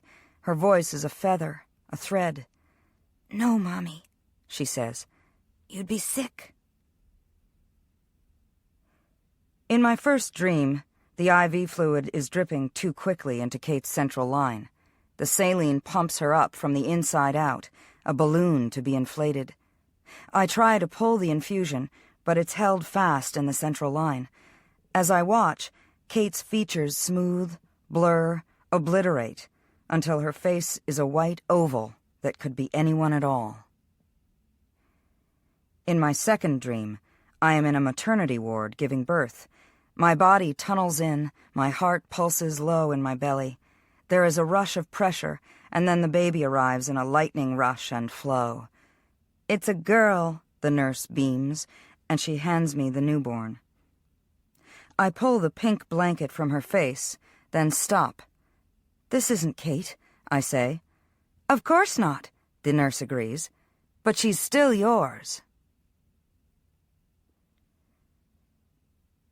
The angel that arrives is wearing Armani and barking into a cell phone as she enters the hospital room.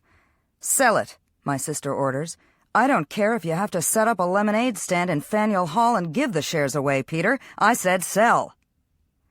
She pushes a button and holds out her arms to me. "Hey," Zan soothes when I burst into tears. "Did you really think I'd listen to you when you told me not to come?" "But faxes, phones, I can work from your home. Who else is going to watch Jessie?" Brian and I look at each other. We haven't thought that far. In response, Brian stands up, hugs Zan awkwardly. Jessie runs toward her at full tilt. "Who's that kid you adopted, Sarah? Because Jessie can't possibly be that big." She disengages Jessie from her knees and leans down over the hospital bed where Kate is sleeping. "I bet you don't remember me," Zan says, her eyes bright. "But I remember you." It comes so easy, letting her take charge. Zan gets Jessie involved in a game of tic-tac-toe and bullies a Chinese restaurant that doesn't deliver into bringing up lunch. I sit beside Kate, basking in my sister's competence. I let myself pretend she can fix the things I can't. After Zan takes Jessie home for the night, Brian and I become bookends in the dark, bracketing Kate. "Brian," I whisper, "I've been thinking." He shifts in his seat. "What about?" I lean forward so that I catch his eye. "Having a baby." Brian's eyes narrow. "Jesus, Sarah." He gets to his feet, turns his back to me. "Jesus." I stand up too. "It's not what you think." When he faces me, pain draws every line of his features tight. "We can't just replace Kate if she dies," he says. In the hospital bed, Kate shifts, rustling the sheets.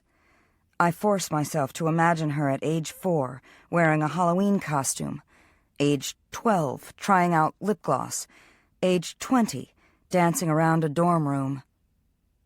I know. So we have to make sure that she doesn't. Wednesday. From Fire Pages by Carl Sandburg. I will read ashes for you, if you ask me. I will look in the fire and tell you from the gray lashes and out of the red and black tongues and stripes. I will tell how fire comes, and how fire runs as far as the sea. Campbell. We are all, I suppose, beholden to our parents. The question is, how much? This is what runs through my mind while my mother jabbers on about my father's latest affair.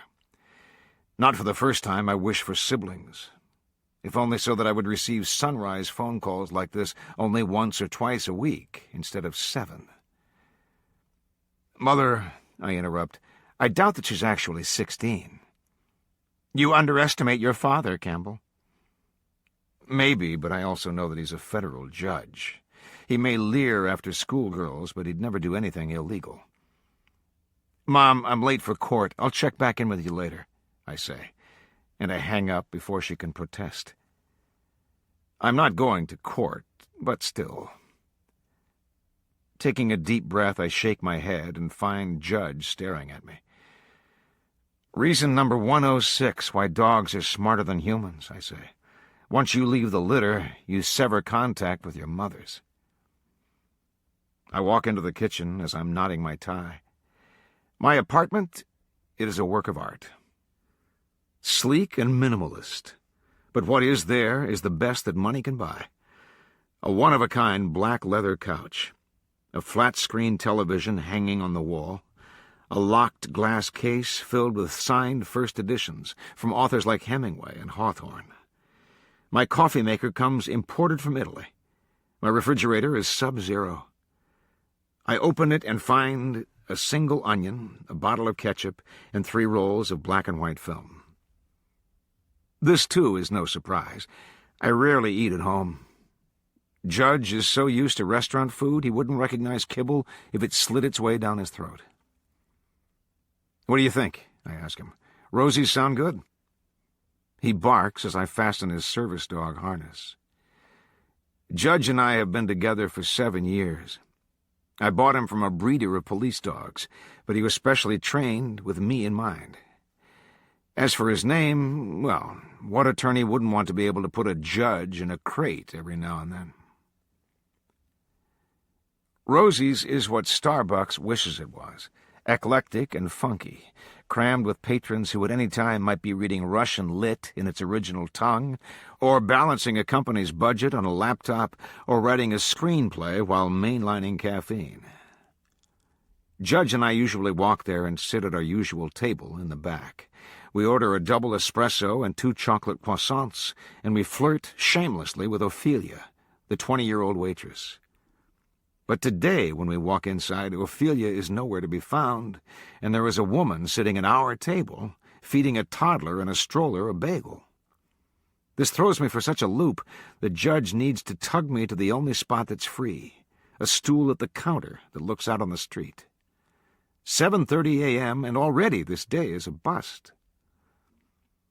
A heroin-thin boy with enough rings in his eyebrows to resemble a shower curtain rod approaches with a pad. He sees Judge at my feet. Sorry, dude, no dogs allowed. This is a service dog, I explain. Where's Ophelia? She's gone, man. Eloped last night. Eloped? People still do that? With whom? I asked, though it's none of my business. Some performance artist who sculpts dog crap into busts of world leaders. It's supposed to be a statement. I feel a momentary pang for poor Ophelia. Take it from me, love has all the lasting permanence of a rainbow. Beautiful while it's there, and just as likely to have disappeared by the time you blink. The waiter reaches into his back pocket and hands me a plastic card. Here's the Braille menu. I want a double espresso and 2 croissants, and I'm not blind. Then what's Fido for? I have SARS, I say. He's tallying the people I infect. The waiter can't seem to figure out if I'm joking. He backs away, unsure to get my coffee. Unlike my normal table, this one has a view of the street. I watch an elderly lady narrowly avoid the swipe of a taxi. A boy dances past with a radio 3 times the size of his head balanced on his shoulder. Twins in parochial school uniforms giggle behind the pages of a teen magazine. And a woman with a running river of black hair spills coffee on her skirt, dropping the paper cup on the pavement. Inside me, everything stops. I wait for her to lift her face, to see if this could possibly be who I think it is. But she turns away from me, blotting the fabric with a napkin. A bus cuts the world in half, and my cell phone begins to ring. I glance down at the incoming number. No surprise there. Turning off the power button without bothering to take my mother's call, I glance back at the woman outside the window, but by then the bus is gone, and so is she. I open the door of the office, already barking orders for Carey. Call Osterlitz and ask him whether he's available to testify during the Wayland trial. Get a list of other complainants who've gone up against New England Power in the last 5 years. Make me a copy of the Melbourne deposition.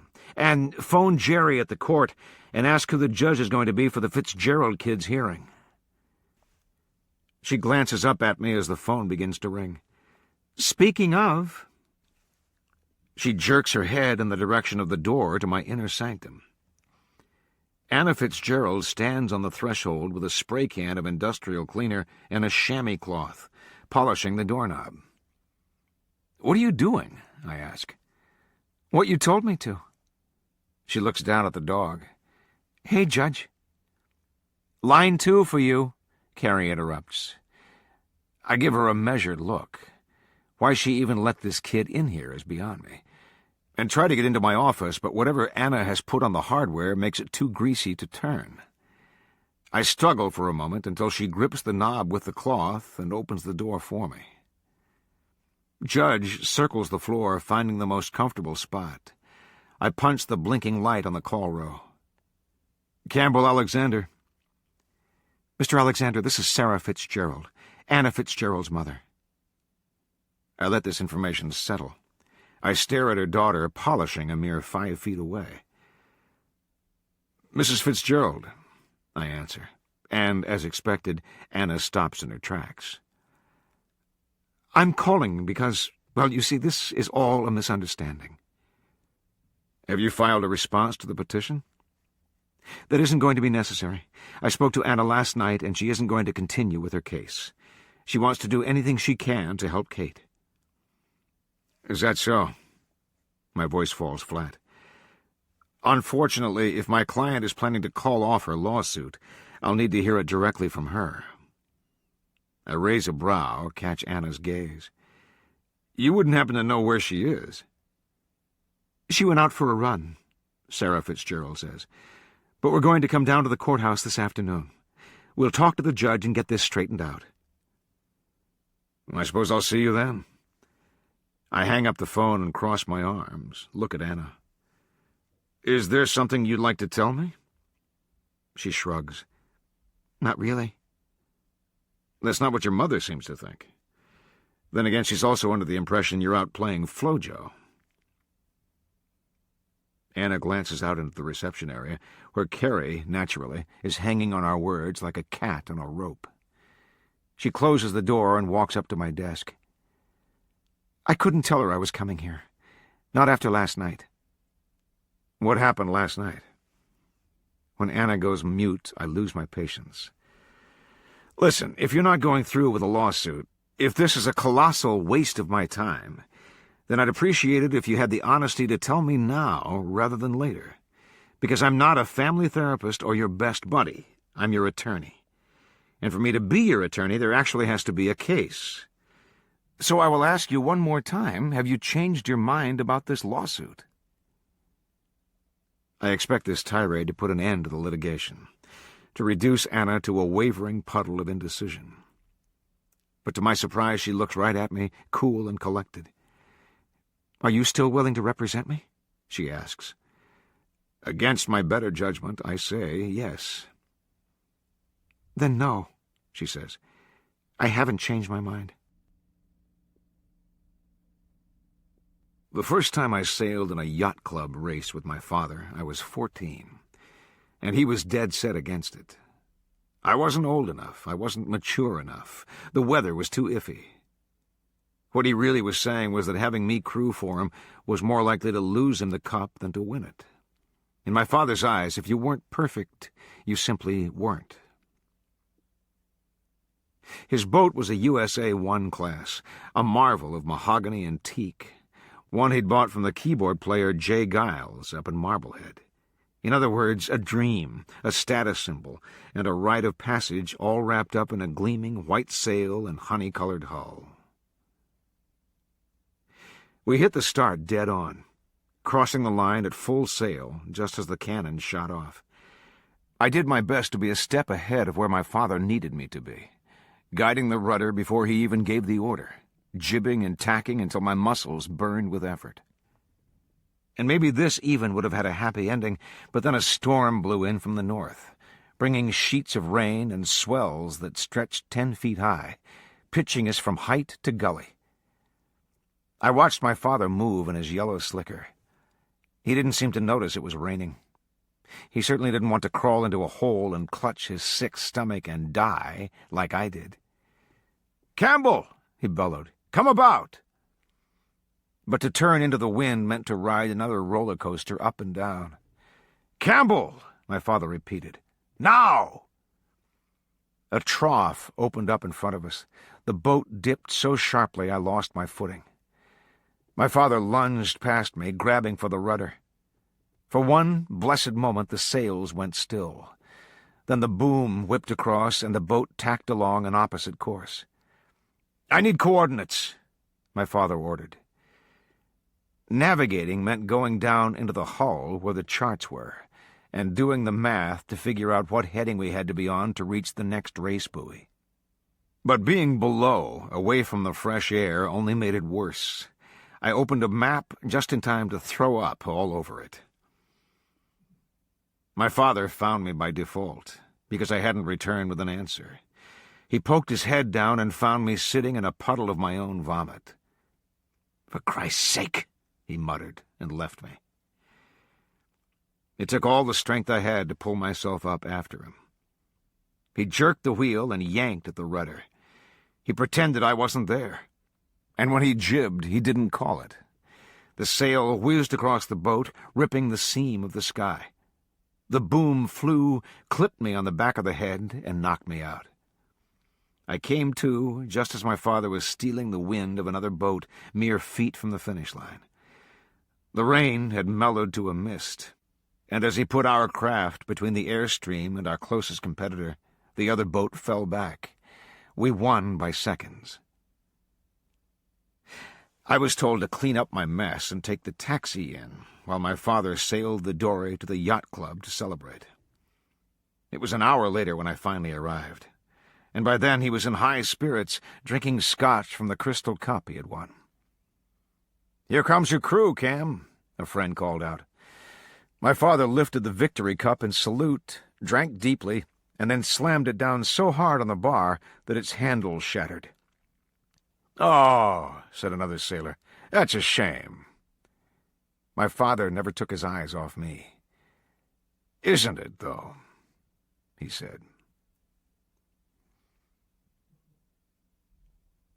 On the rear bumper of practically every third car in Rhode Island, you'll find a red and white sticker celebrating the victims of some of the bigger criminal cases in the state. My friend Katie DeCubelis was killed by a drunk driver. My friend John Sisson was killed by a drunk driver. These are given out at school fairs and fundraisers and hair salons. And it doesn't matter if you never knew the kid who got killed.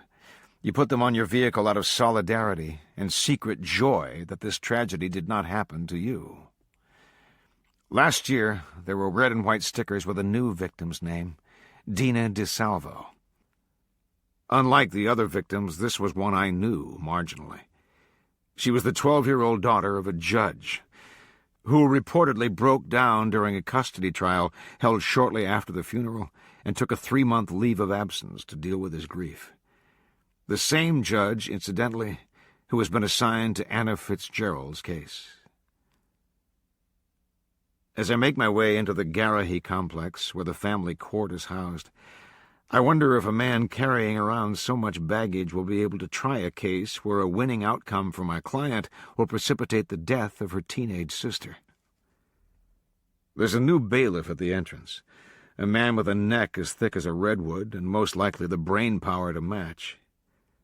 "Sorry," he says, "no pets." This is a service dog. Confused, the bailiff leans forward and peers into my eyes. I do the same, right back at him. I'm nearsighted. He helps me read the road signs. Stepping around the guy, Judge and I head down the hall to the courtroom. Inside, the clerk is being taken down a peg by Anna Fitzgerald's mother. That's my assumption, at least, because in actuality, the woman looks nothing like her daughter, who stands beside her. I'm quite sure that in this case, the judge would understand, Sarah Fitzgerald argues. Her husband waits a few feet behind her, apart. When Anna notices me, a wash of relief rushes over her features. I turn to the clerk of the court. "I'm Campbell Alexander," I say. "Is there a problem?" "I've been trying to explain to Mrs. Fitzgerald here that we only allow attorneys into chambers." "Well, I'm here on behalf of Anna," I reply. The clerk turns to Sarah Fitzgerald. "Who's representing your party?" Anna's mother is stricken for a moment. She turns to her husband. "It's like riding a bicycle," she says quietly. Her husband shakes his head. "Are you sure you want to do this?" "I don't want to do this. I have to do this."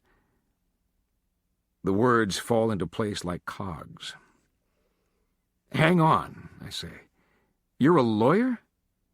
Sarah turns. "Well, yes." I glance down at Anna, incredulous. "And you neglected to mention this?" "You never asked," she whispers. The clerk gives each of us an entry of appearance form and summons the sheriff. "Vern," Sarah smiles. "Good to see you again." Oh, this just keeps getting better. "Hey!" The sheriff kisses her cheek, shakes hands with the husband. "Brian!" So not only is she an attorney, but she also has all the public servants in the palm of her hand. "Are we finished with Old Home Day?" I ask. And Sarah Fitzgerald rolls her eyes at the sheriff. "The guy's a jerk, but what are you going to do?" "Stay here," I tell Anna. And I follow her mother back toward chambers. Judge DeSalvo is a short man with a monobrow and a fondness for coffee milk. "Good morning," he says, waving us toward our seats. "What's with the dog?" "He's a service dog, Your Honor." Before he can say anything else, I leap into the genial conversation that heralds every meeting in chambers in Rhode Island. We are a small state, smaller still in the legal community. It is not only conceivable that your paralegal is the niece or sister-in-law of the judge with whom you're meeting, it's downright likely. As we chat, I glance over at Sarah, who needs to understand which of us is part of this game and which of us isn't. Maybe she was an attorney, but not in the 10 years I've been one. She is nervous, pleating the bottom of her blouse. Judge DeSalvo notices. "I didn't know you were practicing law again." "I wasn't planning to, Your Honor, but the complainant is my daughter." At that, the judge turns to me. "Well, what's this all about, Counselor?" "Mrs. Fitzgerald's youngest daughter is seeking medical emancipation from her parents." Sarah shakes her head. "That's not true, Judge." Hearing his name, my dog glances up. "I spoke to Anna, and she assured me she really doesn't want to do this. She had a bad day and wanted a little extra attention." Sarah lifts a shoulder. "You know how 13-year-olds can be." The room grows so quiet I can hear my own pulse. Judge DeSalvo doesn't know how 13-year-olds can be. His daughter died when she was 12. Sarah's face flames red. Like the rest of this state, she knows about Dina DeSalvo. For all I know, she's got one of the bumper stickers on her minivan. "Oh, God, I'm sorry. I didn't mean—" The judge looks away. Mr. Alexander, when was the last time you spoke with your client? Yesterday morning, Your Honor. She was in my office when her mother called me to say it was a misunderstanding. Predictably, Sarah's jaw drops. She couldn't have been. She was jogging. I look at her. You sure about that? She was supposed to be jogging. Your Honor, I say, this is precisely my point, and the reason Anna Fitzgerald's petition has merit. Her own mother isn't aware of where she is on any given morning. Medical decisions regarding Anna are made with the same haphazard, Counselor Cannett. The judge turns to Sarah. Your daughter told you she wanted to call off the lawsuit? Yes. He glances at me. And she told you that she wanted to continue? That's right. Then I'd better talk directly to Anna. When the judge gets up and walks out of chambers, we follow. Anna is sitting on a bench in the hall with her father. One of her sneakers is untied. I spy something green, I hear her say, and then she looks up. Anna, I say, at the exact same moment as Sarah Fitzgerald. It is my responsibility to explain to Anna that Judge DeSalvo wants a few minutes in private. I need to coach her, so that she says the right things, so that the judge doesn't throw the case out before she gets what she wants. She is my client. By definition, she is supposed to follow my counsel. But when I call her name, she turns toward her mother. Anna. I don't think anyone would come to my funeral. My parents, I guess, and Aunt Zan, and maybe Mr. Ollincott, the social studies teacher. I picture the same cemetery we went to for my grandmother's funeral, although that was in Chicago, so it doesn't really make any sense. There would be rolling hills that look like green velvet, and statues of gods and lesser angels, and that big brown hole in the ground like a split seam, waiting to swallow the body that used to be me. I imagine my mom, in a black-veiled Jackie O hat, sobbing. My dad holding on to her. Kate and Jessie staring at the shine of the coffin and trying to plea bargain with God for all the times they did something mean to me. It is possible that some of the guys from my hockey team would come, clutching lilies and their composure. That Anna, they'd say. And they wouldn't cry, but they'd want to. There would be an obituary on page 24 of the paper, and maybe Kyle McPhee would see it and come to the funeral, his beautiful face twisted up with the what-ifs of the girlfriend he never got to have. I think there would be flowers, sweet peas and snapdragons, and blue balls of hydrangea. I hope someone would sing Amazing Grace, not just the famous first verse, but all of them. And afterward, when the leaves turned and the snow came, every now and then I would rise in everyone's mind like a tide. At Kate's funeral, everyone will come. There will be nurses from the hospital who've gotten to be our friends, and other cancer patients still counting their lucky stars, and townspeople who've helped raise money for her treatments. They will have to turn mourners away at the cemetery gates. There will be so many lush funeral baskets that some will be donated to charity. The newspaper will run a story of her short and tragic life. Mark my words, it will be on the front page. Judge DeSalvo's wearing flip-flops, the kind soccer players wear when they take off their cleats. I don't know why, but this makes me feel a little better. I mean, it's bad enough I'm here in this courthouse, being led toward his private room in the back. There's something nice about knowing that I'm not the only one who doesn't quite fit the part. He takes a can from a dwarf fridge and asks me what I'd like to drink. Coke would be great, I say. The judge opens a can of Coke. Did you know that if you leave a baby tooth in a glass of Coke, in a few weeks it'll completely disappear? Carbonic acid. He smiles at me. My brother is a dentist in Warwick. Does that trick every year for the kindergartners. I take a sip of Coke and imagine my insides dissolving. Judge DeSalvo doesn't sit down behind his desk, but instead takes a chair right next to me.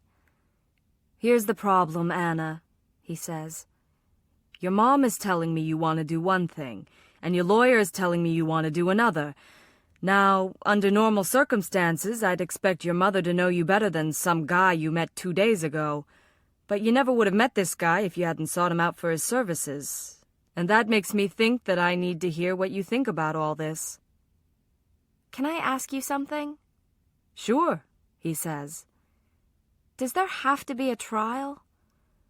"Well, your parents can just agree to medical emancipation, and that would be that," the judge says. Like that would ever happen. "On the other hand, once someone files a petition, like you have, then the respondent, your parents, have to go to court. If your parents really believe you're not ready to make these kinds of decisions by yourself, they have to present their reasons to me, or else risk having me find in your favor by default." I nod. I have told myself that no matter what, I'm going to keep cool. If I fall apart at the seams, there's no way this judge will think I'm capable of deciding anything. I have all these brilliant intentions, but I get sidetracked by the sight of the judge, lifting his can of apple juice. Not too long ago, when Kate was in the hospital to get her kidneys checked out, a new nurse handed her a cup and asked for a urine sample. "It better be ready when I come back for it," she said. Kate, who isn't a fan of snotty demands, decided the nurse needed to be taken down a peg. She sent me out on a mission to the vending machines to get the very juice that the judge is drinking now. She poured this into the specimen cup, and when the nurse came back, held it up to the light. "Huh," Kate said. "Looks a little cloudy. Better filter it through again." And then she lifted it to her lips and drank it down. The nurse turned white and flew out of the room. Kate and I, we laughed until our stomachs cramped. For the rest of that day, all we had to do was catch each other's eyes, and we'd dissolve. Like a tooth. And then there's nothing left. "Anna?" Judge DeSalvo prompts. And then he sets that stupid can of Mott's down on the table between us. And I burst into tears. I can't give a kidney to my sister. I just can't. Without a word, Judge DeSalvo hands me a box of Kleenex. I wad some into a ball, wipe at my eyes and my nose. For a while, he's quiet, letting me catch my breath.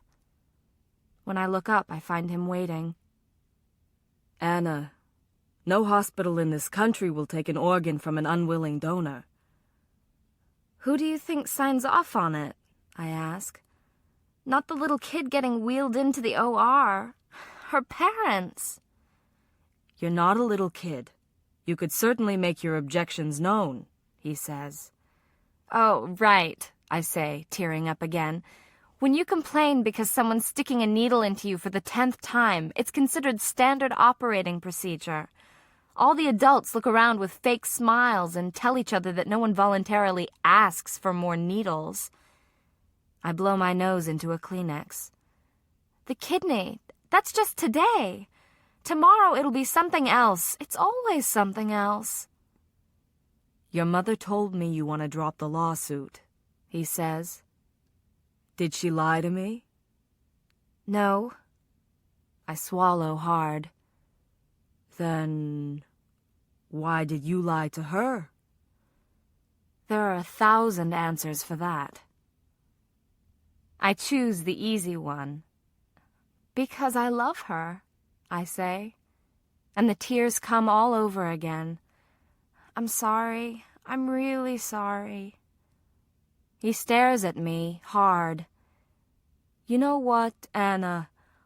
I'm going to appoint someone who's going to help your lawyer tell me what's best for you. How does that sound?"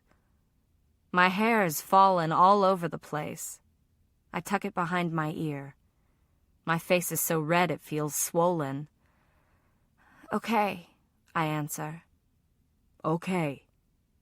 He presses an intercom button and asks to have everyone else sent back. My mother comes into the room first and starts to make her way over to me until Campbell and his dog cut her off. He raises his brows and gives me a thumbs-up sign, but it's a question. I'm not sure what's going on, Judge DeSalvo says.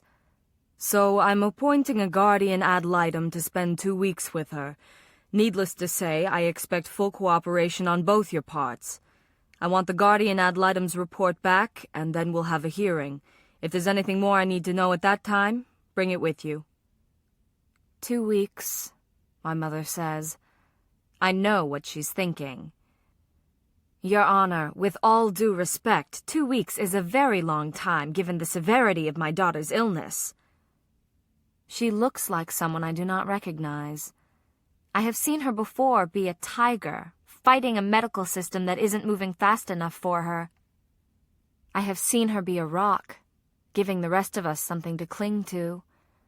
I have seen her be a boxer, coming up swinging before the next punch can be thrown by fate. But I have never seen her be a lawyer before. Judge DeSalvo nods. All right. We'll have a hearing next Monday, then. In the meantime, I want Kate's medical records brought to... Your Honor, Campbell Alexander interrupts. As you're well aware, due to the strange circumstances of this case, my client is living with opposing counsel. That's a flagrant breach of justice. My mother sucks in her breath. You are not suggesting my child be taken away from me. Taken away? Where would I go? I can't be sure that opposing counsel won't try to use her living arrangements to her best advantage, Your Honor, and possibly pressure my client. Campbell stares right at the judge, unblinking. Mr. Alexander, there is no way I am pulling this child out of her home, Judge DeSalvo says, but then he turns to my mother. However, Mrs. Fitzgerald, you cannot talk about this case with your daughter unless her attorney is present. If you can't agree to that, or if I hear of any breach in that domestic Chinese wall, I may have to take more drastic action. Understood, Your Honor, my mother says. Well, Judge DeSalvo stands up. I'll see you all next week. He walks out of the room, his flip-flops making small, sucking slaps on the tile floor. The minute he is gone, I turn to my mother. I can explain, I want to say, but it never makes its way out loud. Suddenly a wet nose pokes into my hand. Judge. It makes my heart, that runaway train, slow down. I need to speak to my client, Campbell says. Right now she's my daughter, my mother says, and then she takes my hand and yanks me out of my chair. At the threshold of the door, I manage to look back. Campbell's fuming. I could have told him it would wind up like this. Daughter trumps everything, no matter what the game. World War III begins immediately. Not with an assassinated archduke or a crazy dictator, but with a missed left turn. Brian, my mother says, craning her neck, that was North Park Street. My father blinks out of his fog. You could have told me before I passed it. I did! Before I can even weigh the costs and benefits of entering someone else's battle again, I say, I didn't hear you. My mother's head whips around. Anna, right now, you are the last person whose input I need or want. She holds up her hand like the privacy partition in a cab. She shakes her head. On the back seat, I slide sideways and curl my feet up, facing to the rear so all that I can see is black. Brian, my mother says, you missed it again. When we walk in, my mother steams past Kate, who opened the door for us, and past Jessie, who is watching what looks like the scrambled Playboy channel on TV. In the kitchen, she opens cabinets and bangs them shut. She takes food from the refrigerator and smacks it onto the table. Hey, my father says to Kate. How are you feeling? She ignores him, pushing into the kitchen. What happened? What happened? Well, my mother pins me with a gaze. Why don't you ask your sister what happened? Kate turns to me, all eyes. Amazing how quiet you are now, when a judge isn't listening, my mother says. Jessie turns off the television. She made you talk to a judge? Damn, Anna. My mother closes her eyes. Jessie, now would be a good time for you to leave. You don't have to ask me twice, he says, his voice full of broken glass. We hear the front door open and shut. A whole story. Sarah, my father steps into the room. We all need to cool off a little. I have one child who's just signed her sister's death sentence, and I'm supposed to cool off? The kitchen gets so silent we can hear the refrigerator whispering. My mother's words hang like too ripe fruit, and when they fall on the floor and burst, she shudders into motion. Kate, she says, hurrying towards my sister, her arms already outstretched. Kate, I shouldn't have said that. It's not what I meant. In my family, we seem to have a tortured history of not saying what we ought to and not meaning what we do. Kate covers her mouth with her hand. She backs out the kitchen door, bumping into my father, who fumbles but cannot catch her as she scrambles upstairs. I hear the door to our room slam shut. My mother, of course, goes after her. So I do what I do best. I move in the opposite direction. Is there any place on earth that smells better than a laundromat? It's like a rainy Sunday when you don't have to get out from under your covers. Or like lying back on the grass your father's just mowed. Comfort food for your nose. When I was little, my mom would take hot clothes out of the dryer and dump them on top of me where I was sitting on the couch. I used to pretend they were a single skin, that I was curled tight beneath them like one large heart. The other thing I like is that laundromats draw lonely people like metal to magnets. There's a guy passed out on a bank of chairs in the back, with army boots and a t-shirt that says Nostradamus was an optimist. A woman at a folding table sifts through a heap of men's button-down shirts, sniffing back tears. Put 10 people together in a laundromat, and chances are you won't be the one who's worst off.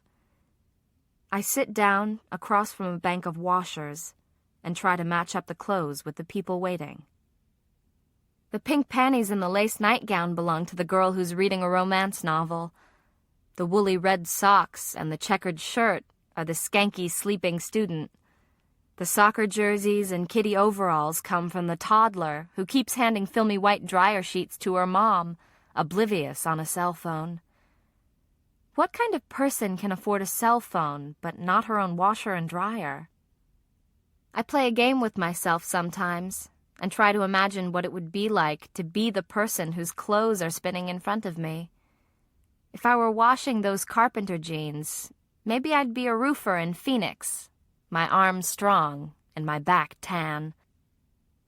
If I had those flowered sheets, I might be on a break from Harvard, studying criminal profiling. If I owned that satin cape, I might have season tickets to the ballet. And then I try to picture myself doing any of these things, and I can't. All I can ever see is me, being a donor for Kate, each time stretching to the next. Kate and I are Siamese twins. You just can't see the spot where we're connected, which makes separation that much more difficult. When I look up, the girl who works the laundromat is standing over me, with her lip ring and blue-streaked dreadlocks. "You need change?" she asks. To tell you the truth, I'm afraid to hear my own answer. Jessie. I'm the kid who played with matches. I used to steal them from the shelf above the refrigerator, take them into my parents' bathroom, Ginete bath splash ignites. Did you know that? Spill it, strike, and you can set fire to the floor. It burns blue, and when the alcohol is gone, it stops. Once Anna walked in on me when I was in the bathroom. "Hey," I said, "check this out." I dribbled some Ginete on the floor, her initials. Then I torched them. I figured she'd run screaming like a tattletale, but instead she sat right down on the edge of the bathtub. She reached for the bottle of Ginete, made some loopy design on the tiles, and told me to do it again. Anna is the only proof I have that I was born into this family, instead of dropped off on the doorstep by some Bonnie and Clyde couple that ran off into the night. On the surface, we're polar opposites. Under the skin, though, we're the same. People think they know what they're getting, and they're always wrong. Fuck them all.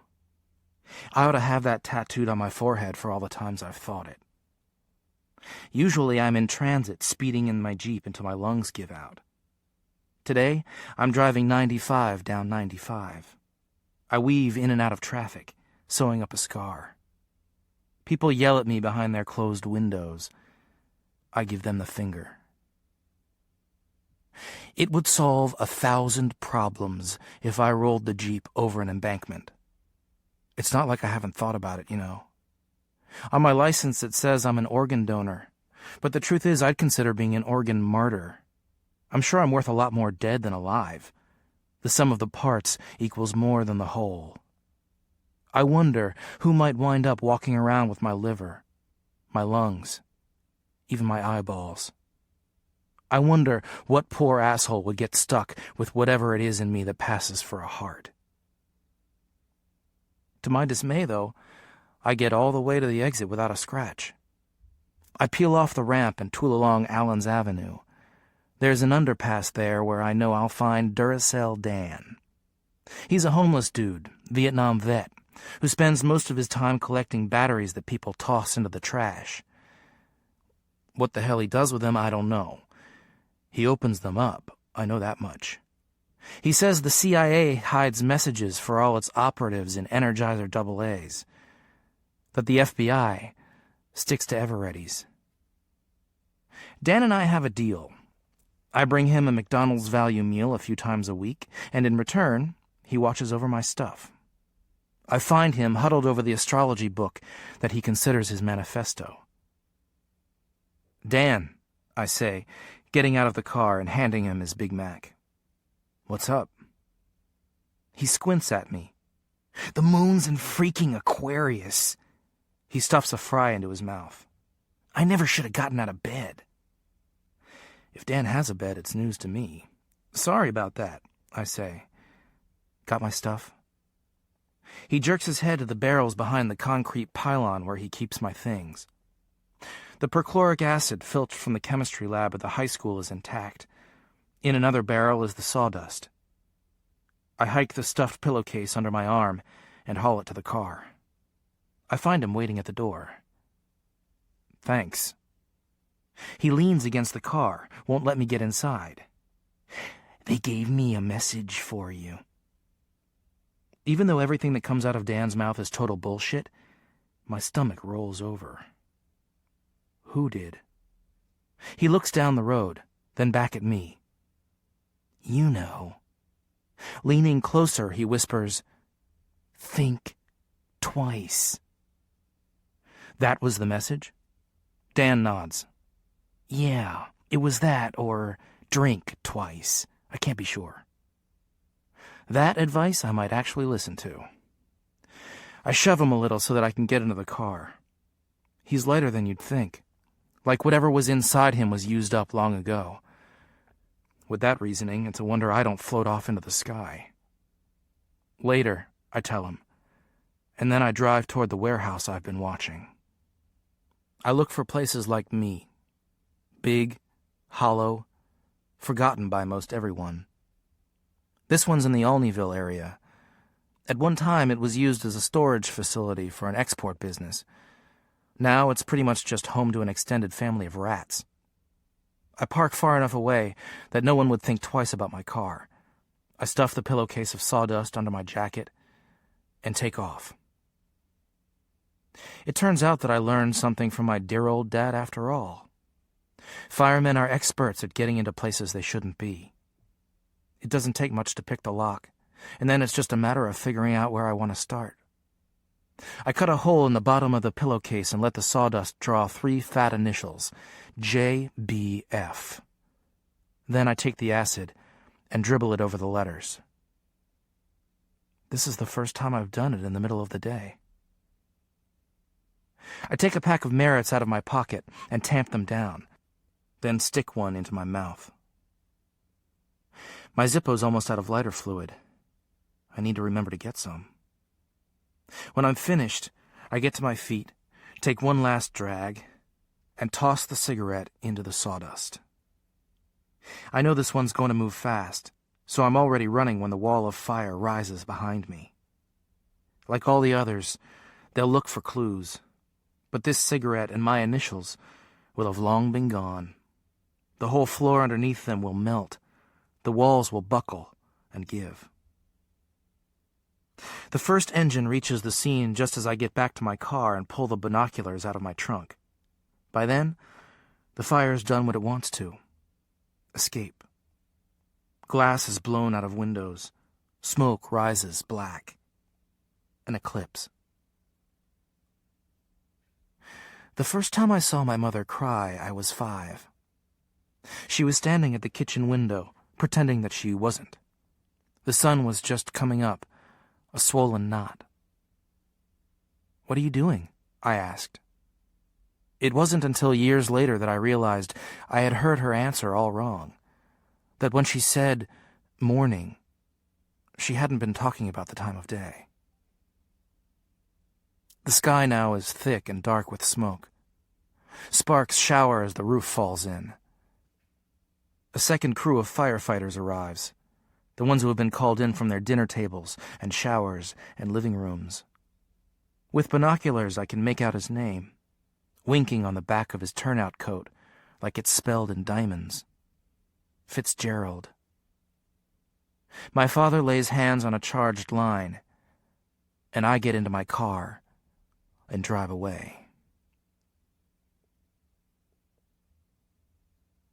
At home, my mother is having a nervous breakdown. She flies out the door as soon as I pull into my parking spot. "Thank God," she says. "I need your help." She doesn't even look back to see if I'm following her inside. And that's how I know it's Kate. The door to my sister's room has been kicked in, the window frame around it splintered. My sister lies still on her bed. Then all of a sudden she bursts to life, jerking up like a tire jack and puking blood. A stain spreads over her shirt and onto her flowered comforter, red poppies where there weren't any before. My mother gets down beside her, holding back her hair and pressing a towel to her mouth, when Kate vomits again, another gush of blood. "Jessie," she says, matter-of-factly, "your father's out on a call and I can't reach him. I need you to drive us to the hospital so that I can sit in the back with Kate."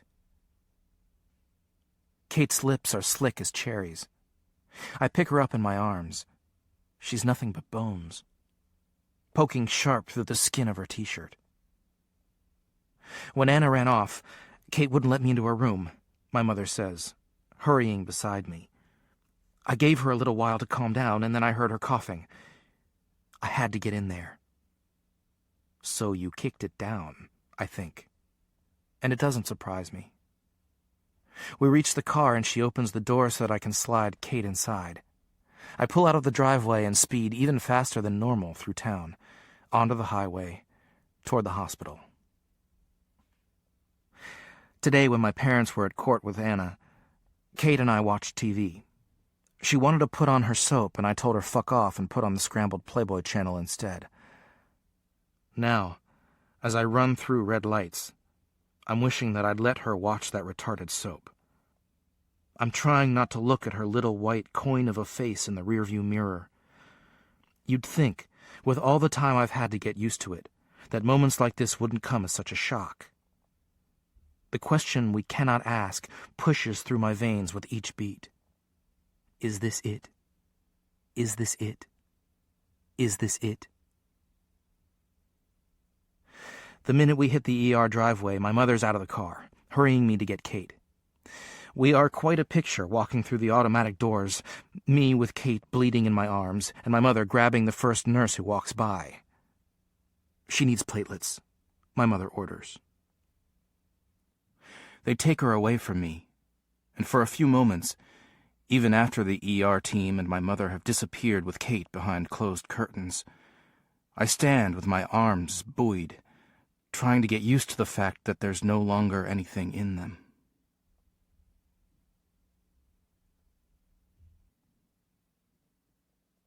Dr. Chance, the oncologist I know, and Dr. Nguyen, some expert I don't, tell us what we've already figured out. These are the death throes of end-stage kidney disease. My mother stands next to the bed, her hand tight around Kate's IV pole. "Can you still do a transplant?" she asks, as if Anna never started her lawsuit, as if it means absolutely nothing. "Kate's in a pretty grave clinical state," Dr. Chance tells her. "I told you before I didn't know if she was strong enough to survive that level of surgery. The odds are even slighter now. But if there was a donor," she says, "would you do it?" Wait. You'd think my throat had just been paved with straw. Would mine work? Dr. Chance shakes his head.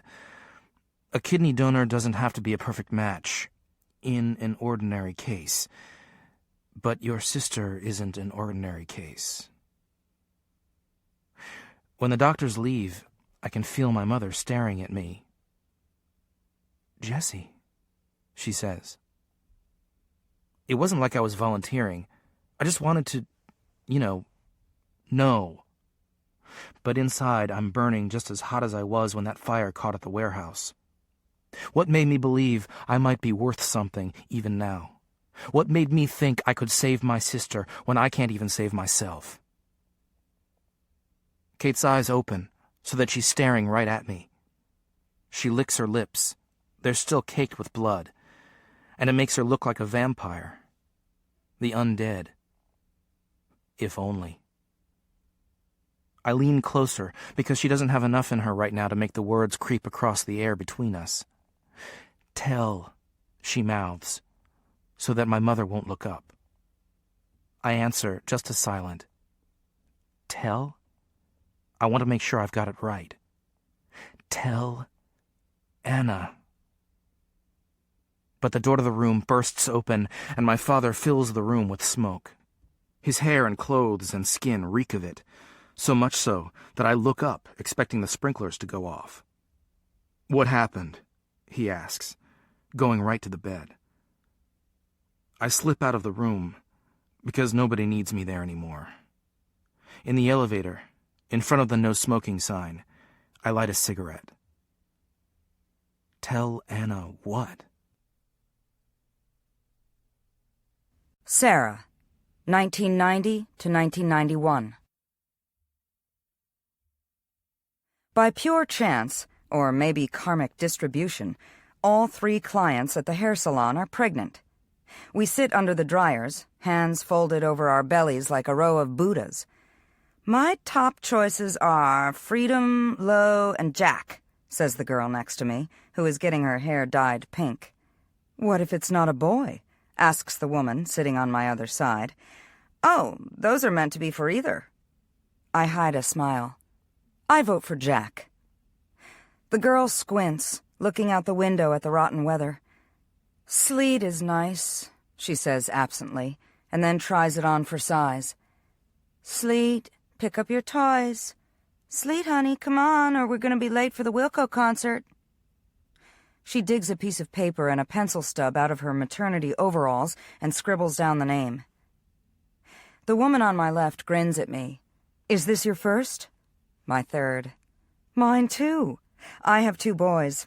I'm keeping my fingers crossed. I have a boy and a girl, I tell her. 5 and 3. Do you know what you're having this time? I know everything about this baby, from her sex to the very placement of her chromosomes, including the ones that make her a perfect match for Kate. I know exactly what I am having. A miracle. It's a girl, I answer. Oh, I'm so jealous. My husband and I, we didn't find out at the ultrasound. I thought if I heard it was another boy, I might never finish out the last 5 months. She shuts off her hairdryer and pushes it back. You have any names picked? It strikes me that I don't. Although I am 9 months pregnant, although I have had plenty of time to dream, I have not really considered the specifics of this child. I have thought of this daughter only in terms of what she will be able to do for the daughter I already have. I haven't admitted this even to Brian, who lies at night with his head on my considerable belly, waiting for the twitches that herald, he thinks, the first female place-kicker for the Patriots. Then again, my dreams for her are no less exalted. I plan for her to save her sister's life. We're waiting, I tell the woman. Sometimes I think it is all we ever do. There was a moment after Kate's 3 months of chemotherapy last year that I was stupid enough to believe we had beaten the odds. Dr. Chance said that she seemed to be in remission and that we would just keep an eye on what came next. And for a little while, my life even got back to normal, chauffeuring Jessie to soccer practice and helping out in Kate's preschool class and even taking a hot bath to relax. And yet, there was a part of me that knew the other shoe was bound to drop. This part scoured Kate's pillow every morning, even after her hair started to grow back with its frizzy, burned ends, just in case it started falling out again. This part went to the geneticist recommended by Dr. Chance. Engineered an embryo given the thumbs up by scientists to be a perfect match for Kate. Took the hormones for IVF and conceived that embryo just in case. It was during a routine bone marrow aspiration that we learned Kate was in molecular relapse. On the outside, she looked like any other 3-year-old girl. On the inside, the cancer had surged through her system again, steamrolling the progress that had been made with chemo. Now, in the back seat with Jessie, Kate's kicking her feet and playing with a toy phone. Jessie sits next to her, staring out the window. Mom, do buses ever fall on people? Like out of trees? No, like just over? He makes a flipping motion with his hand. Only if the weather's really bad, or if the driver's going too fast. He nods, accepting my explanation for his safety in this universe. Then, Mom, do you have a favorite number? 31, I tell him. This is my due date. How about you? 9, because it can be a number, or how old you are, or a 6 standing on its head. He pauses only long enough to take a breath. Mom, do we have special scissors to cut meat? We do. I take a right and drive past a cemetery, headstones canted forward and back like a set of yellowed teeth. Mom, Jessie asks, is that where Kate will go? The question, just as innocent as any of the others Jessie would ask, makes my legs go weak. I pull the car over and put on my hazard lights. Then I unbuckle my seatbelt and turn around. No, Jess, I tell him. She's staying with us. Mr. and Mrs. Fitzgerald, the producer says, this is where we'll put you. We sit down on the set at the TV studio. We've been invited here because of our baby's unorthodox conception. Somehow, in an effort to keep Kate healthy, we've unwittingly become the poster children for scientific debate. Brian reaches for my hand as we are approached by Nadia Carter, the reporter for the news magazine. We're just about ready. I've already taped an intro about Kate. All I'm going to do is ask you a few questions, and we'll be finished before you know it. Just before the camera starts rolling, Brian wipes his cheeks on the sleeve of his shirt. The makeup artist, standing behind the lights, moans. Well, for God's sake, he whispers to me, I'm not going on national TV wearing blush. The camera comes to life with far less ceremony than I've expected, just a little hum that runs up my arms and legs. "Mr. Fitzgerald," Nadia says, "can you explain to us why you chose to visit a geneticist in the first place?" Brian looks at me. "Our 3-year-old daughter has a very aggressive form of leukemia. Her oncologist suggested we find a bone marrow donor, but our oldest son wasn't a genetic match. There's a national registry, but by the time the right donor comes along for Kate, she might not be around. So we thought it might be a good idea to see if another sibling of Kate's matched up." "A sibling," Nadia says, "who doesn't exist." "Not yet," Brian replies. "What made you turn to a geneticist?" "Time constraints," I say bluntly. "We couldn't keep having babies year after year until one was a match for Kate. The doctor was able to screen several embryos to see which one, if any, would be the ideal donor for Kate. We were lucky enough to have 1 out of 4, and it was implanted through IVF." Nadia looks down at her notes. "You've received hate mail, haven't you?" Brian nods. "People seem to think that we're trying to make a designer baby." "Aren't you?" "We didn't ask for a baby with blue eyes, or one that would grow to be 6 feet tall, or one that would have an IQ of 200. Sure, we asked for specific characteristics, but they're not anything anyone would ever consider to be model traits. They're just Kate's traits. We don't want a super baby. We just want to save our daughter's life." I squeeze Brian's hand. God, I love him. "Mrs. Fitzgerald, what will you tell this baby when she grows up?" Nadia asks. "With any luck," I say, "I'll be able to tell her to stop bugging her sister." I go into labor on New Year's Eve. The nurse taking care of me tries to distract me from my contractions by talking about the signs of the sun. "This one, she's going to be a Capricorn," Imelda says as she rubs my shoulders. "Is that good?"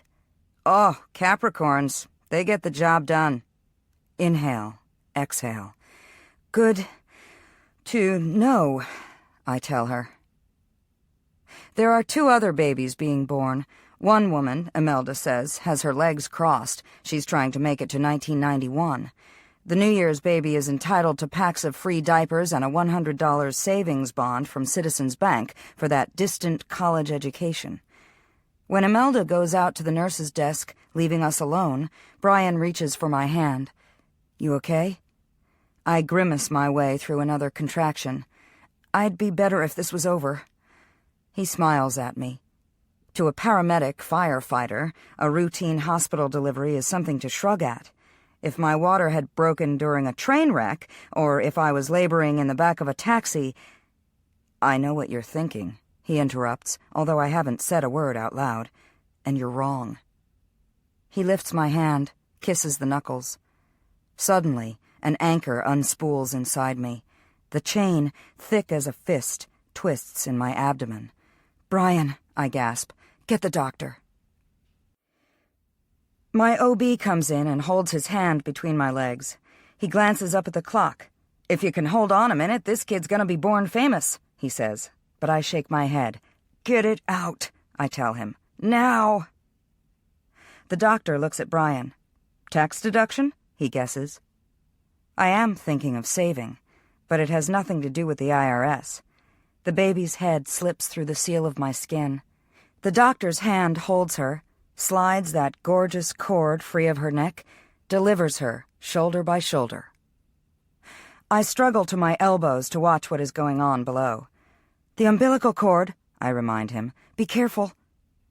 He cuts it, beautiful blood, and hurries it out of the room to a place where it will be cryogenically preserved until Kate is ready for it. Day 0 of Kate's pre-transplant regimen starts the morning after Anna is born. I come down from the maternity ward and meet Kate in radiology. We are both wearing yellow isolation gowns, and this makes her laugh. "Mommy," she says, "we match." She has been given a pediatric cocktail for sedation, and under any other circumstance this would be funny. Kate can't find her own feet. Every time she stands up, she collapses. It strikes me that this is how Kate will look when she gets drunk on peach schnapps for the first time in high school or college. and then I quickly remind myself that Kate might never be that old. When the therapist comes to take her into the RT suite, Kate latches onto my leg. "Honey," Brian says, "it's gonna be fine." She shakes her head and burrows closer. When I crouch down, she throws herself into my arms. "I won't take my eyes off you," I promise. The room is large, with jungle murals painted on the walls.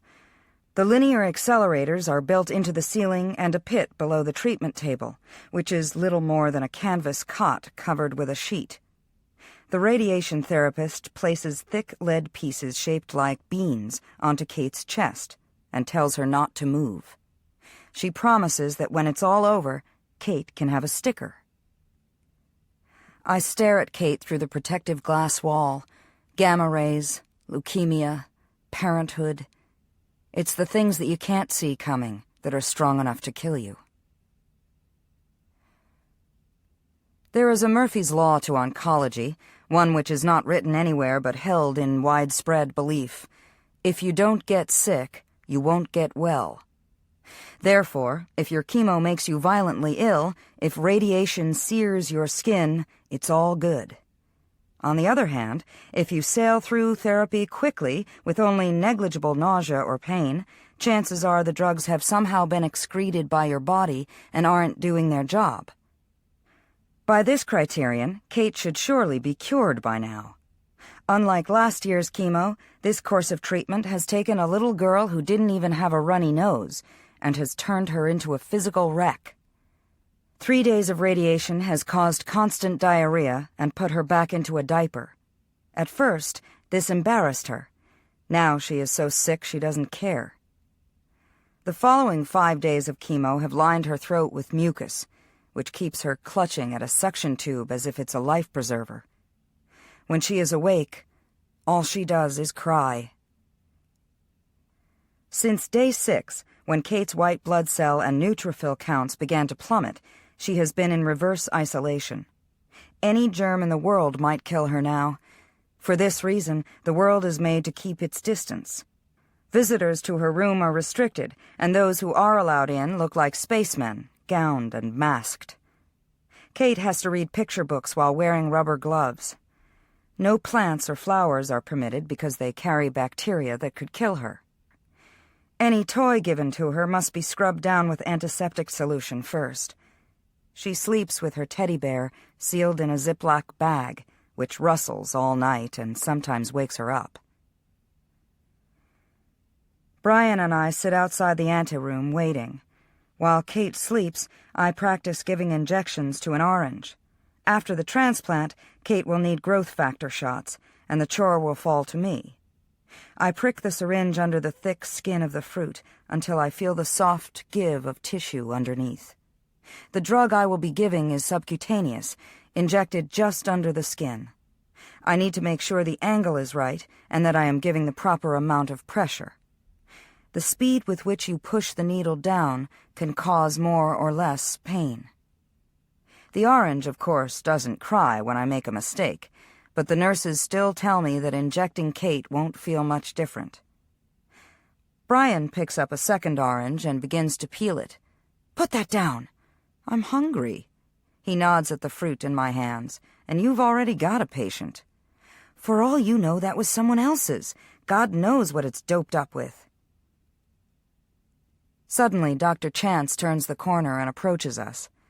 Donna, an oncology nurse, walks behind him, brandishing an IV bag filled with crimson liquid. "Drum roll," she says. I put down my orange, follow them into the anteroom, and suit up so that I can come within 10 feet of my daughter. Within minutes, Donna attaches the bag to a pole and connects the drip to Kate's central line.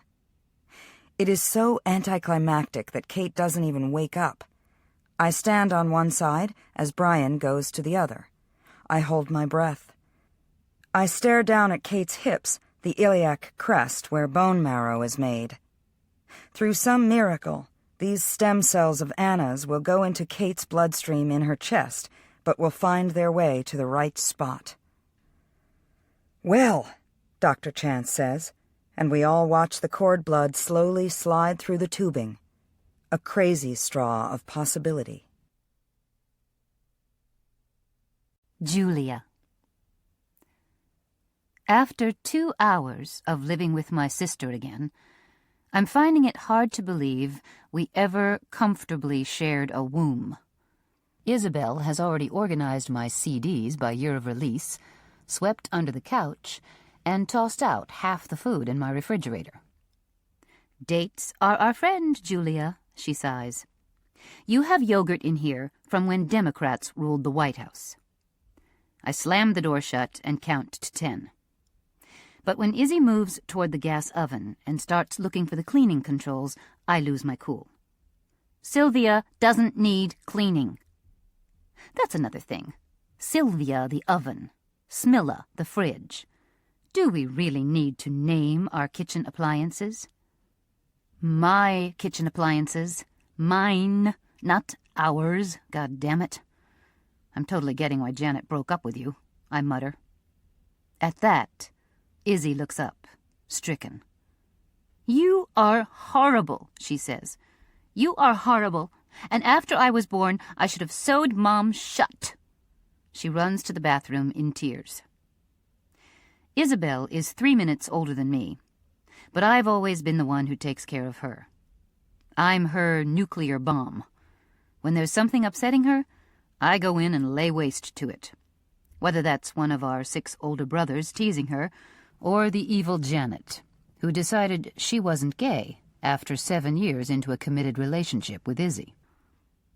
Growing up, Izzy was the goody two-shoes, and I was the one who came up fighting, swinging my fists or shaving my head just to get a rise out of our parents, or wearing combat boots with my high school uniform. Yet, now that we're 32, I'm a card-carrying member of the rat race, while Izzy is a lesbian who builds jewelry out of paper clips and bolts. Go figure. The door to the bathroom doesn't lock, but Izzy doesn't know that yet. So I walk in and wait till she finishes splashing cold water on her face, and I hand her a towel. I didn't mean it. I know.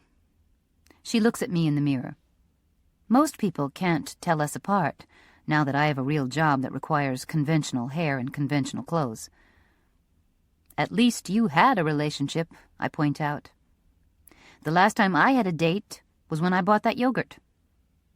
Izzy's lips curve and she turns to me.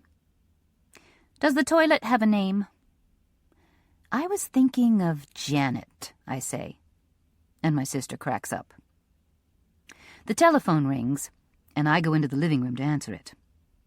Julia, this is Judge DeSalvo calling.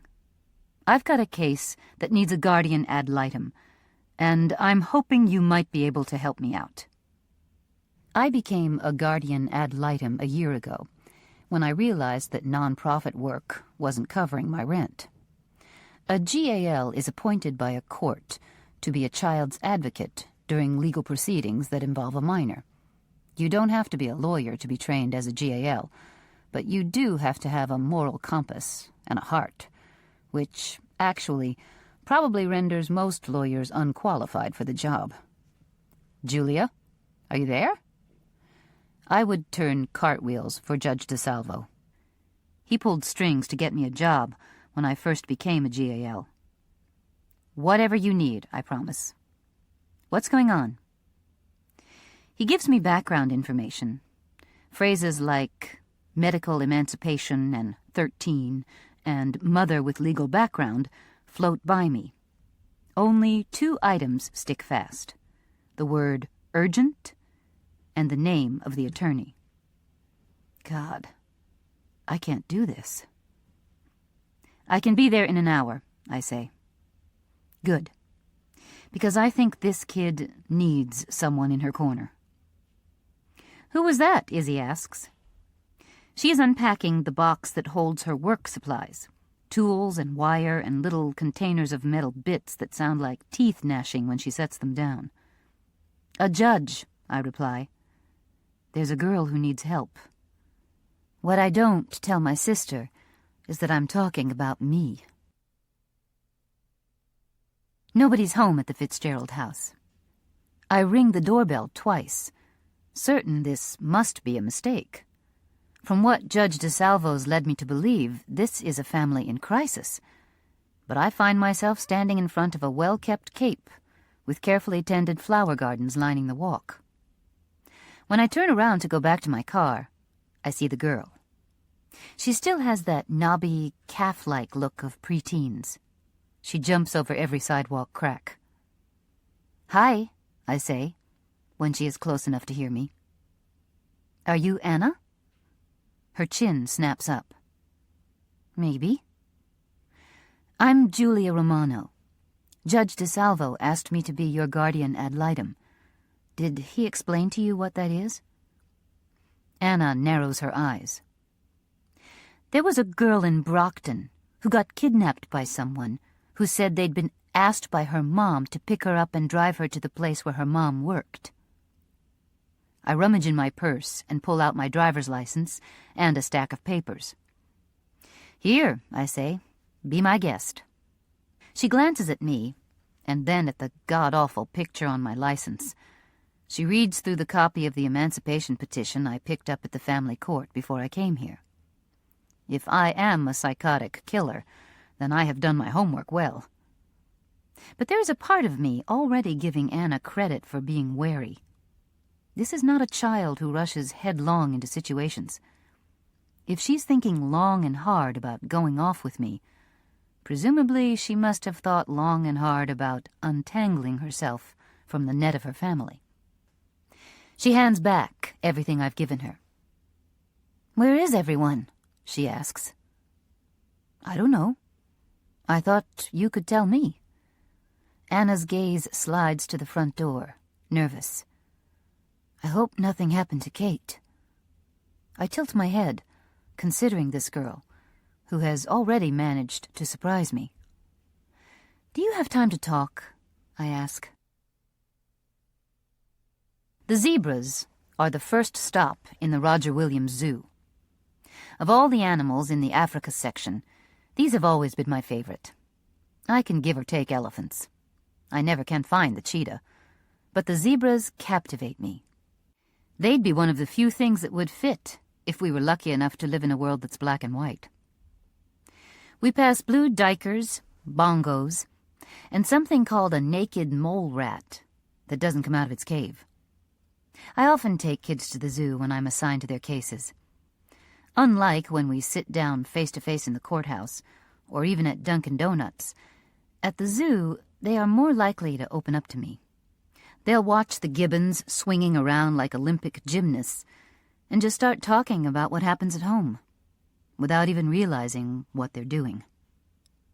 Anna, though, is older than all of the kids I've worked with, and less than thrilled to be here. In retrospect, I realize this was a bad choice. I should have taken her to a mall, to a movie. We walk through the winding trails of the zoo, Anna talking only when forced to respond. She answers me politely when I ask her questions about her sister's health.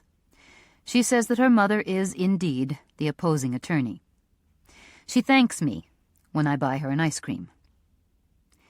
"Tell me what you like to do," I say, "for fun." "Play hockey," Anna says. "I used to be a goaltender." "Used to be?" "The older you get, the less the coach forgives you if you miss a game," she shrugs. "I don't like letting a whole team down." Interesting way to put it, I think. "Do your friends still play hockey?" "Friends?" She shakes her head. "You can't really have anyone over to your house when your sister needs to be resting. You don't get invited back for sleepovers when your mom comes to pick you up at 2 a.m. to go to the hospital. It's probably been a while since you've been in middle school, but most people think freakhood is contagious." "So, who do you talk to?" She looks at me.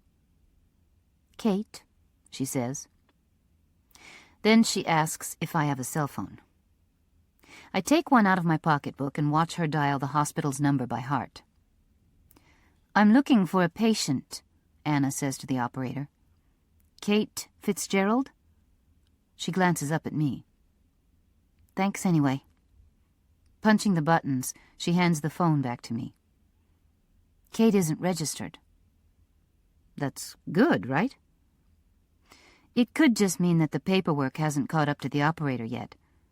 Sometimes it takes a few hours. I lean against a railing near the elephants. You seem pretty worried about your sister right now, I point out. Are you sure you're ready to face what's going to happen if you stop being a donor? I know what's going to happen. Anna's voice is low. I never said I liked it.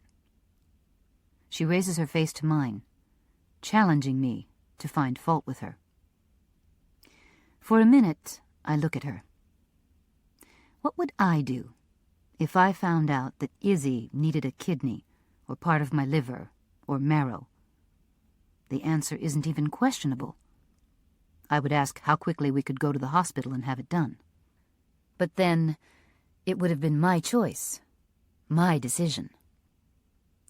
Have your parents ever asked you if you want to be a donor for your sister?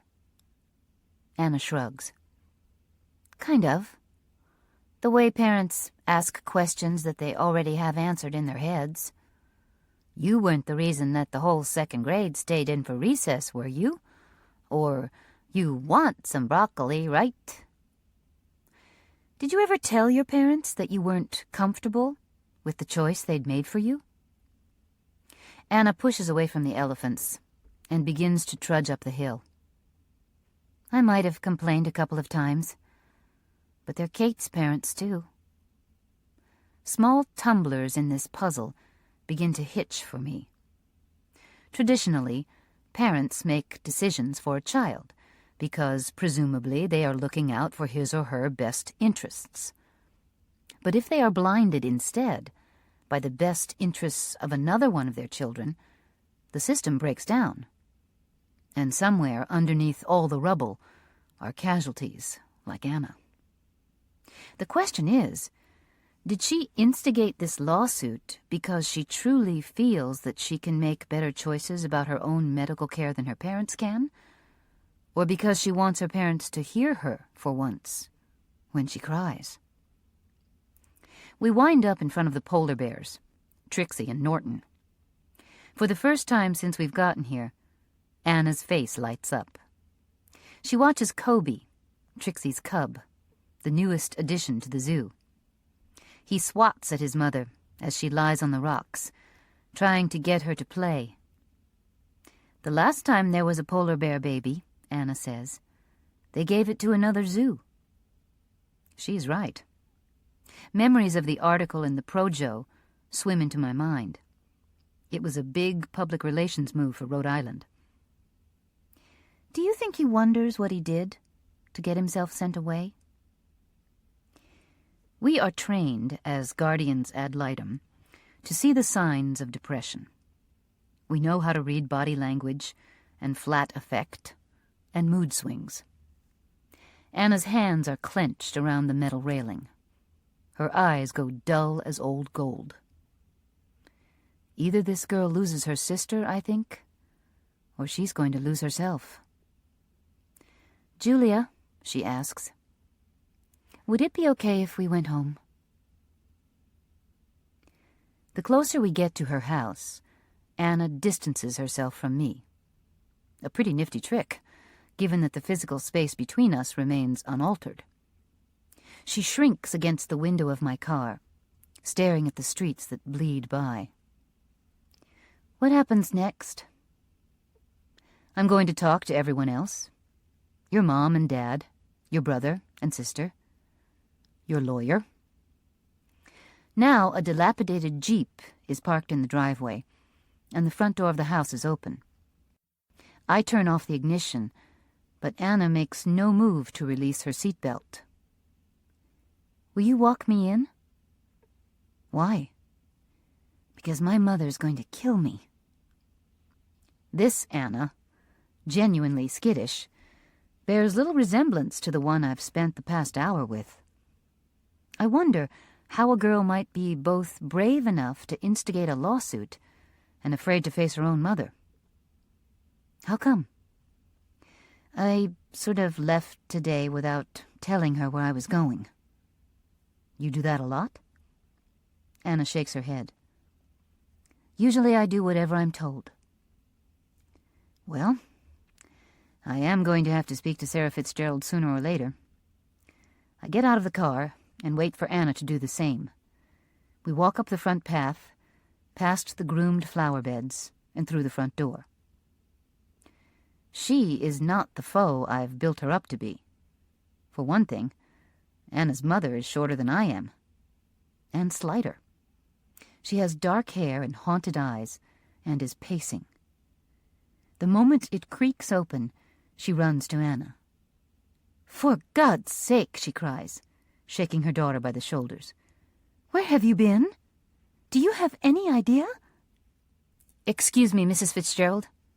I'd like to introduce myself." I step forward, extending my hand. "I'm Julia Romano, the guardian ad litem appointed by the court." She slides her arm around Anna, a stiff show of tenderness. "Thank you for bringing Anna home.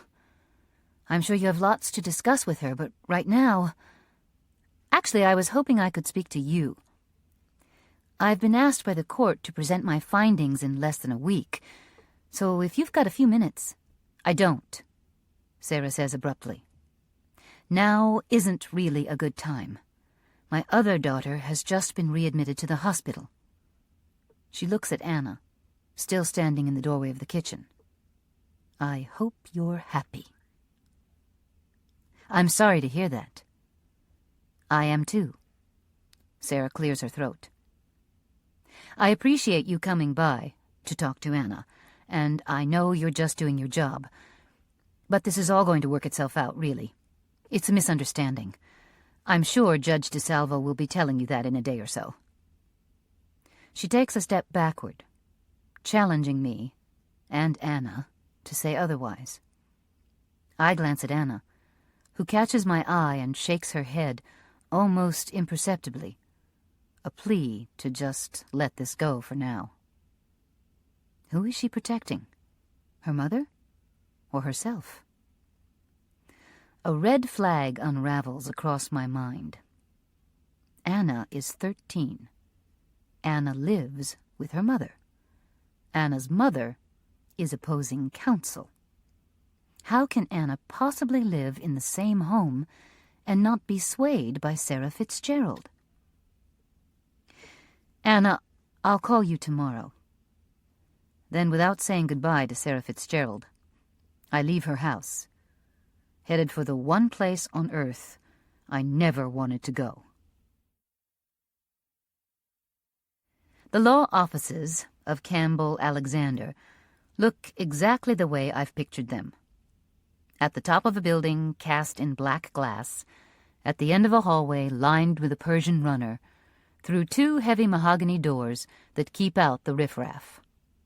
Sitting at the massive receptionist's desk is a girl with porcelain features and a telephone earpiece hidden under the mane of her hair. I ignore her and walk toward the only closed door. "Hey," she yells, "you can't go in there." "He'll be expecting me," I say. Campbell doesn't look up from whatever he's writing with great fury. His shirt sleeves are rolled up to the elbow. He needs a haircut. "Carrie," he says, "see if you can find some Jenny Jones transcript about identical twins who don't know that they..." "Hello, Campbell." First, he stops writing. Then he lifts his head. Julia. He gets to his feet, a schoolboy caught in an indecent act. I step inside and close the door behind me. I'm the guardian ad litem assigned to Anna Fitzgerald's case. A dog that I haven't noticed till now takes its place by Campbell's side. "I'd heard that you went to law school." "Harvard, on full scholarship." "Providence is a pretty tight place. I kept expecting..." His voice trails off, and he shakes his head. Well, I thought for sure we'd run into each other before now. He smiles at me, and I suddenly am 17 again. The year I realized love doesn't follow the rules. The year I understood that nothing is worth having so much as something unattainable. It's not all that hard to avoid someone when you want to, I answer coolly. You, of all people, should know. Campbell. I'm remarkably calm, really, until the principal of Ponagansett High School starts to give me a telephone lecture on political correctness. "For God's sake," he sputters, "what kind of message does it send when a group of Native American students names their intramural basketball league the Whiteys?" "I imagine it sends the same message that you did when you picked the Chieftains as your school mascot." "We've been the Ponagansett Chieftains since 1970, the principal argues. "Yes, and they've been members of the Narragansett tribe since they were born." "It's derogatory. It's politically incorrect." "Unfortunately," I point out, "you can't sue a person for political incorrectness, or clearly you would have been handed a summons years ago. However, on the flip side, the Constitution does protect various individual rights to Americans, including Native Americans, one for assembly and one for free speech, which suggests that the Whiteys would be granted permission to convene even if your ridiculous threat of a lawsuit managed to make its way to court. For that matter, you may want to consider a class action against humanity in general, since surely you'd also like to stifle the inherent racism implicit in the White House, the White Mountains, and the White Pages." There's a dead silence on the other end of the phone. "Shall I assume, then, that I can tell my client you don't plan to litigate after all?" After he hangs up on me, I push the intercom button. "Carrie, call Ernie Fishkiller and tell him he's got nothing to worry about." As I settle down to the mountain of work on my desk, Judge lets out a sigh. He's asleep, curled like a braided rug to the left of my desk. His paw twitches. "That's the life," she said to me, as we watched a puppy chase its own tail. "That's what I want to be next." I had laughed. "You'd wind up as a cat," I told her. "They don't need anyone else." "I need you," she replied. "Well," I said, "maybe I'll come back as catnip." I press my thumbs into the balls of my eyes. Clearly I'm not getting enough sleep. First there was that moment at the coffee shop, now this. I scowl at Judge as if it's his fault, and then focus my attention on some notes I've made on a legal pad. New client, a drug dealer caught by the prosecution on videotape. There's no way out of a conviction on this one unless the guy has an identical twin his mother kept secret. Which, come to think of it. The door opens, and without glancing up, I fire a directive at Carrie. "See if you can find some Jenny Jones transcript about identical twins who don't know that they—" "Hello, Campbell." I'm going crazy. I'm definitely going crazy, because not 5 feet away from me is Julia Romano, whom I have not seen in 15 years. Her hair is longer now, and fine lines bracket her mouth, parentheses around a lifetime of words I was not around to hear. "Julia," I manage. She closes the door, and at the sound, Judge jumps to his feet. "I'm the guardian ad litem assigned to Anna Fitzgerald's case," she says. "Providence is a pretty tight place. I kept expecting. Well, I thought for sure we'd run into each other before now." "It's not all that hard to avoid someone when you want to," she answers. "You, of all people, should know." Then, all of a sudden, the anger seems to steam out of her. "I'm sorry. That was totally uncalled for." "It's been a long time," I reply, when what I really want to do is ask her what she's been doing for the past 15 years, if she still drinks tea with milk and lemon, if she's happy. "Your hair isn't pink anymore," I say, because I'm an idiot. No, it's not, she replies. Is that a problem? I shrug. It's just, well, where are words when you need them? I like the pink, I confess. It tends to take away from my authority in a courtroom, Julia admits. This makes me smile. Since when do you care what people think of you? She doesn't respond, but something changes. The temperature of the room, or maybe the wall that comes up in her eyes. Maybe instead of dragging up the past, we should talk about Anna, she suggests diplomatically. I nod. But it feels like we're sitting on the tight bench of a bus with a stranger between us, one that neither of us is willing to admit to or mention, and so we find ourselves talking around him and through him and sneaking glances when the other one isn't looking. How am I supposed to think about Anna Fitzgerald when I'm wondering whether Julia has ever woken up in someone's arms and, for just a moment, before the sleep is cleared from her mind, thought maybe it was me? Sensing tension, Judge gets up and stands beside me. Julia seems to notice for the first time that we are not alone in the room. Your partner? Only an associate, I say. But he made law review. Her fingers scratch Judge behind the ear. Goddamn lucky bastard. And grimacing, I ask her to stop. He's a service dog. He isn't supposed to be petted. Julia looks up, surprised. But before she can ask, I turn the conversation. So, Anna. Judge pushes his nose into my palm. She folds her arms. I went to see her. And? 13-year-olds are heavily influenced by their parents, and Anna's mother seems convinced that this trial isn't going to happen. I have a feeling she might be trying to convince Anna of that, too. I can take care of that, I say. She looks up, suspicious. How? I'll get Sarah Fitzgerald removed from the house. Her jaw drops. You're kidding, right? By now, Judge has started pulling my clothes in earnest. When I don't respond, he barks, twice. Well, I certainly don't think my client ought to be the one to move out. She hasn't violated the judge's orders. I'll get a temporary restraining order keeping Sarah Fitzgerald from having any contact with her. Campbell, that's her mother. This week, she's opposing counsel. And if she's prejudicing my client in any way, she needs to be ordered not to do so. Your client has a name and an age, and a world that's falling apart. The last thing she needs is more instability in her life. Have you even bothered to get to know her?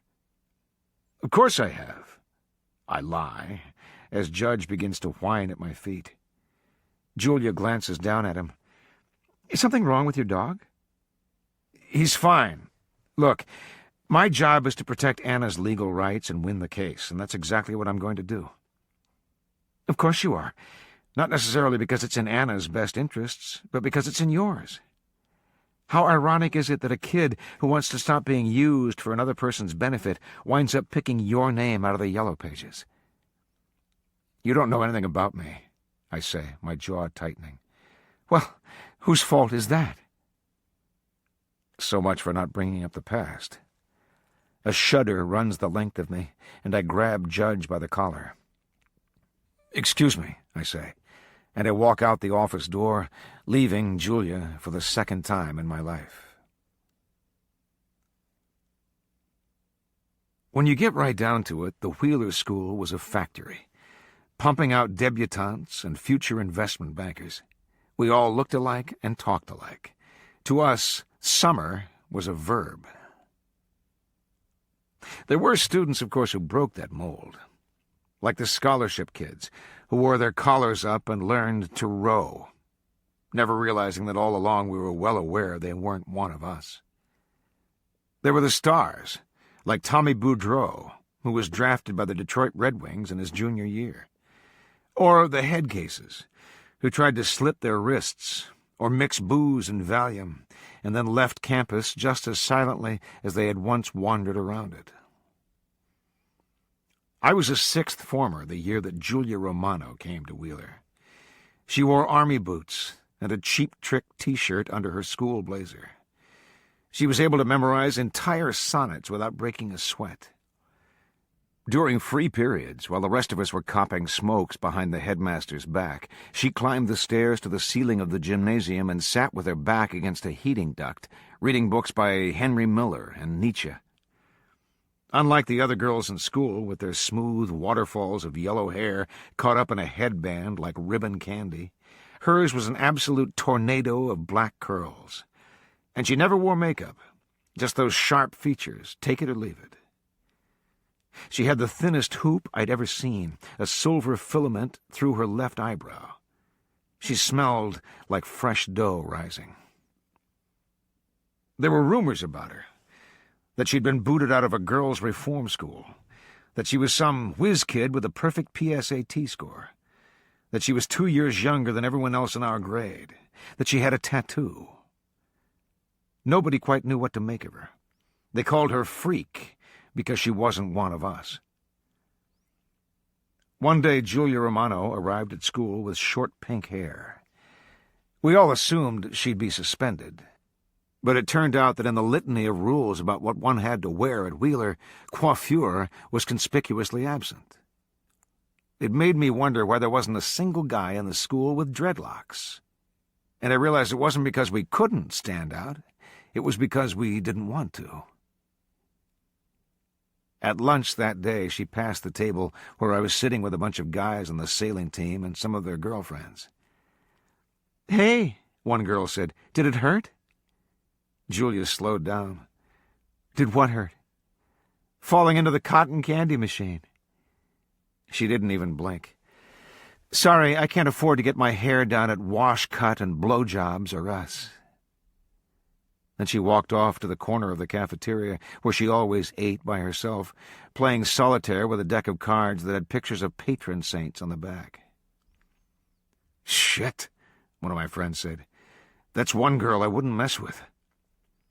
I laughed because everyone else did. But I also watched her sit down, push the tray of food away from her, and begin to lay out her cards. I wondered what it would be like not to give a damn about what people thought of you. One afternoon I went AWOL from the sailing team where I was captain, and followed her. I made sure to stay far enough behind that she wouldn't realize I was there. She headed down Blackstone Boulevard, turned into Swan Point Cemetery, and climbed to the highest point. She opened her knapsack, took out her textbooks and binder, and spread herself out in front of a grave. "You might as well come out," she said then, and I nearly swallowed my tongue, expecting a ghost, until I realized she was talking to me. "If you pay an extra quarter, you can even stare up close." I stepped out from behind a big oak, my hands dug into my pockets. Now that I was there, I had no idea why I'd come. I nodded toward the grave. "That a relative?" She looked over her shoulder. "Yeah, my grandma had the seat right next to him on the Mayflower." She stared at me, all right angles and edges. "Don't you have some cricket match to go to?" "Polo," I said, breaking a smile. "I'm just waiting for my horse to get here." She didn't get the joke, or maybe she didn't find it funny. "What do you want?" I couldn't admit that I was following her. "Help," I said. "Homework." In truth, I hadn't looked over our English assignment. I grabbed a paper on top of her binder and read aloud. "You come across a horrible 4-car accident. There are people moaning in pain and bodies strewn all over the place. Do you have an obligation to stop?" "Why should I help?" she said. "Well, legally you shouldn't. If you pull someone out and hurt them more, you could get sued."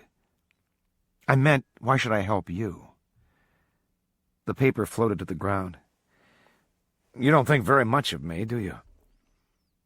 "I don't think about any of you, period. You're a bunch of superficial idiots who wouldn't be caught dead with someone who's different from you." "Isn't that what you're doing, too?" She stared at me for a long second. Then she started stuffing her backpack. "You've got a trust fund, right? If you need help, go pay a tutor." I put my foot down on top of a textbook. Would you do it? Tutor you? No way. Stop. At the car accident. Her hands quieted. Yeah.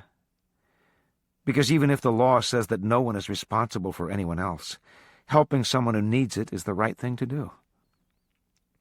I sat down beside her, close enough that the skin of her arm hummed right next to mine.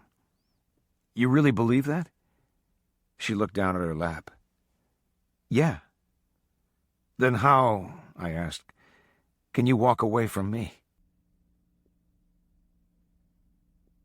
Afterward, I wiped my face with paper towels from the dispenser and fixed my tie. Judge pads in tight circles beside me, the way he always does. You did good, I tell him, patting the thick ruff of his neck. When I get back into my office, Julia is gone. Carrie sits at the computer in a rare moment of productivity, typing. She said that if you needed her, you could damn well come find her. Her words, not mine. And she asked for all the medical records. Carrie glances over her shoulder at me. You look like shit. Thanks. An orange post-it on her desk catches my attention. Is this where she wants the records sent? Yeah. I slip the address into my pocket. I'll take care of it, I say. A week later, in front of the same grave, I unlaced Julia Romano's combat boots and peeled away her camouflage jacket.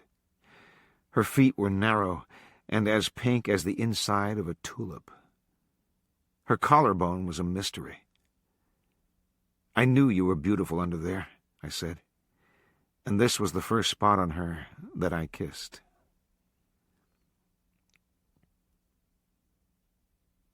The Fitzgeralds live in Upper Darby, in a house that could belong to any typical American family. 2-car garage, aluminum siding, tot finder stickers in the windows for the fire department. By the time I get there, the sun is setting behind the roofline. The whole drive over, I've tried to convince myself that what Julia said has absolutely no bearing on why I've decided to visit my client, that I was always planning to take this little detour before I headed home for the night. But the truth is, in all the years I've been practicing, this is the first time I've paid a house call. Anna opens the door when I ring the bell. What are you doing here? Checking up on you. Does that cost extra? No, I say dryly. It's part of a special promotion I'm doing this month. Oh. She crosses her arms. Have you talked to my mother? I'm trying my best not to. I assume she's not home. Anna shakes her head. She's at the hospital. Kate got admitted again. I thought you might have gone over there. Kate's not my client. This actually seems to disappoint her. She tucks her hair behind her ears. Did you, want to come in? I follow her into the living room and sit down on the couch, a palette of cheery blue stripes. Judge sniffs the edges of the furniture. I heard you met the guardian ad litem. Julia. She took me to the zoo.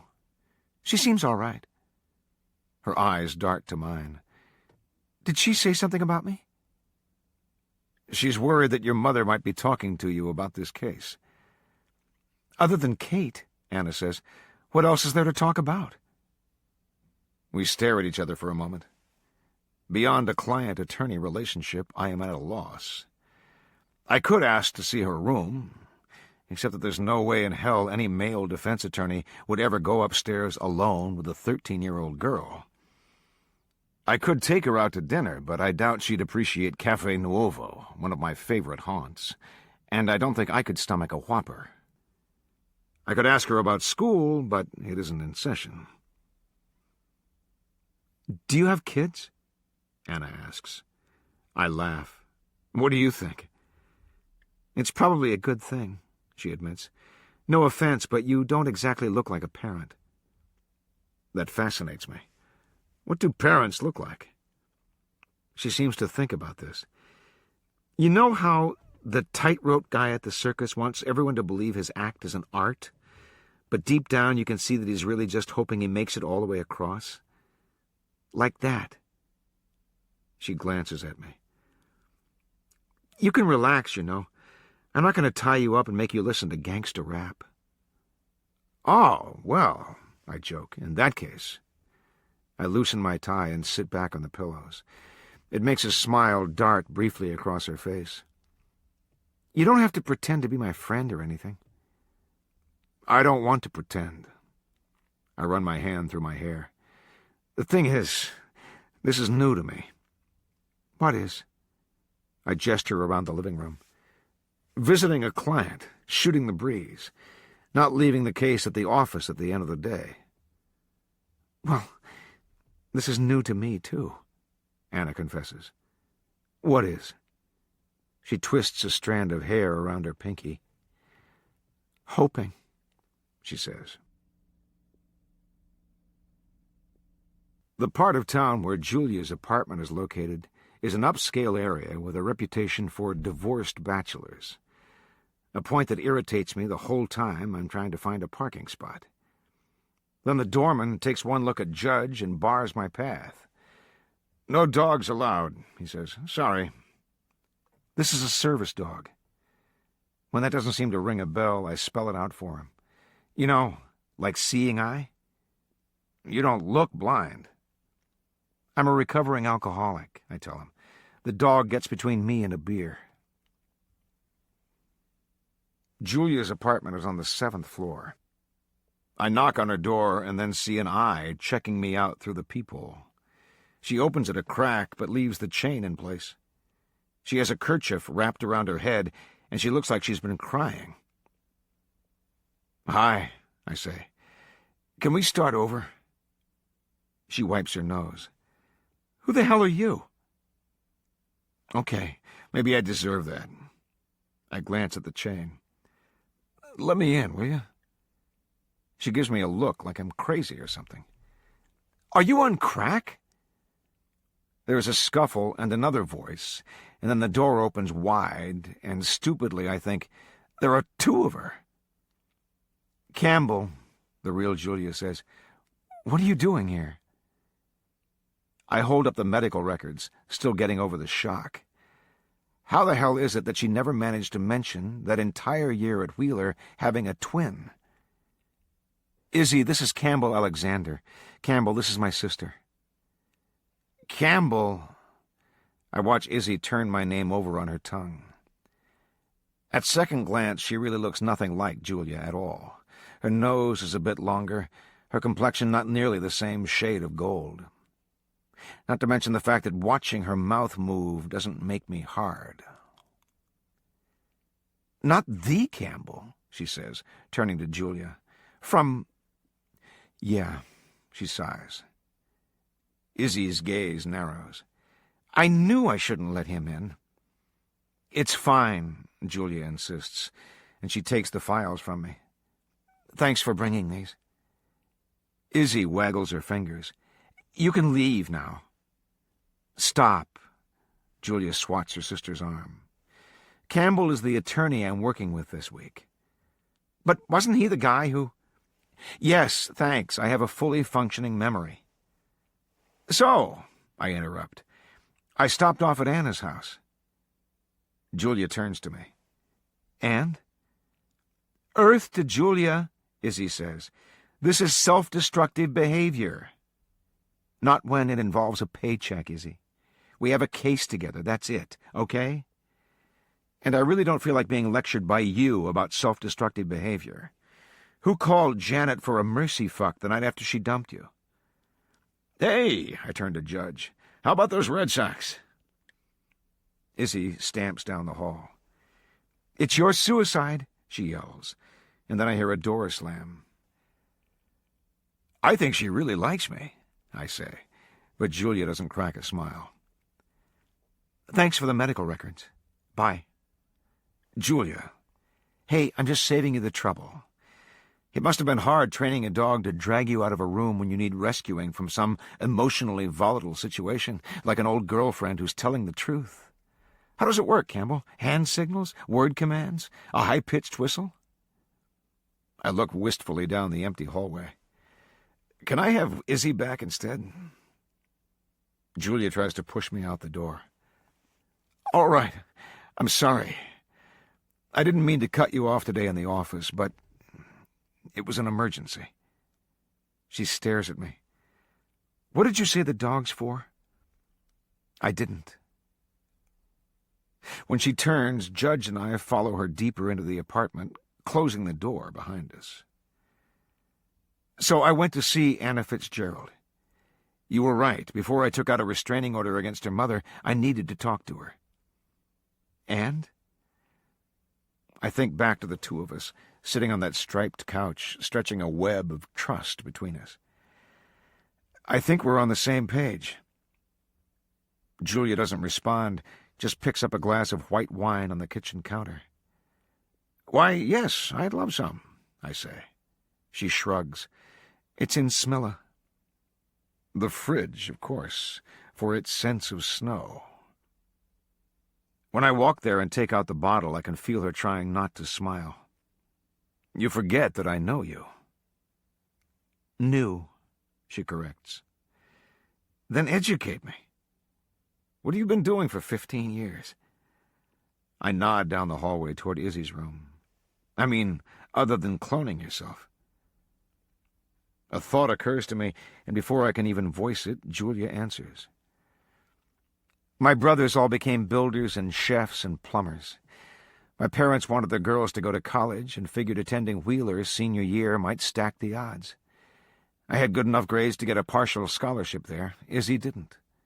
My parents could only afford to send one of us to private school. Did she go to college? RISD, Julia says. She's a jewelry designer. A hostile jewelry designer. Having your heart broken can do that. Our eyes meet, and Julia realizes what she said. She just moved in today. My eyes canvass the apartment, looking for a hockey stick, a Sports Illustrated magazine, a lazy boy chair, anything telltale and male. Is it hard getting used to a roommate? I was living alone before, Campbell, if that's what you're asking. She looks at me over the edge of her wine glass. How about you? I have 6 wives, 15 children, and an assortment of sheep. Her lips curve. People like you always make me feel like I'm underachieving. Oh, yeah, you're a real waste of space on the planet. Harvard undergrad, Harvard Law, a bleeding heart guardian ad litem. How'd you know where I went to law school? Judge DeSalvo. I lie, and she buys it. I wonder if Julia feels like it has been moments, not years, since we've been together. If sitting at this counter with me feels as effortless for her as it does for me. It's like picking up an unfamiliar piece of sheet music and starting to stumble through it, only to realize it is a melody you once learned by heart, one you can play without even trying. I didn't think you'd become a guardian ad litem, I admit. Neither did I, Julia smiles. I still have moments where I fantasize about standing on a soapbox in Boston Common, railing against a patriarchal society. Unfortunately, you can't pay a landlord in dogma. She glances at me. Of course, I also mistakenly believed you'd be President of the United States by now. I inhaled, I confess. Had to set my sights a little lower. And you, well, actually, I figured you'd be living in the suburbs, doing the soccer mom thing with a bunch of kids and some lucky guy. Julia shakes her head.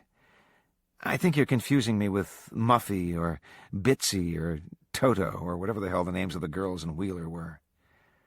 No, I just thought that I might be the guy.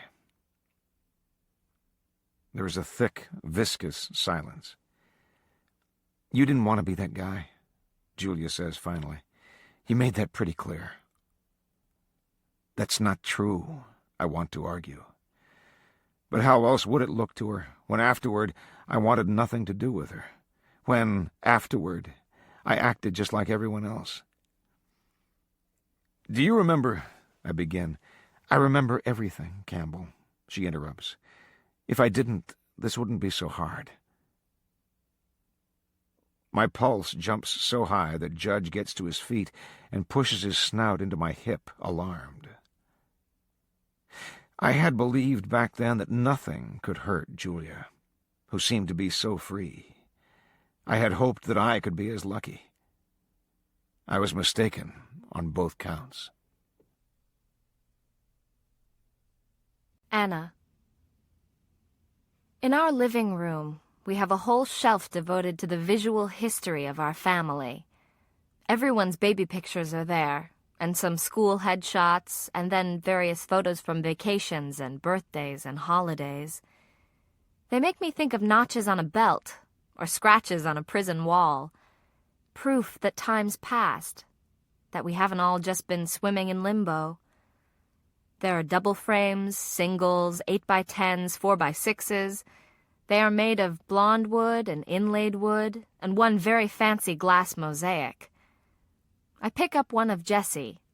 He's about 2 in a cowboy costume. Looking at it, you'd never know what was coming down the pike. There is Kate with hair, and Kate all bald. One of Kate is a baby sitting on Jesse's lap.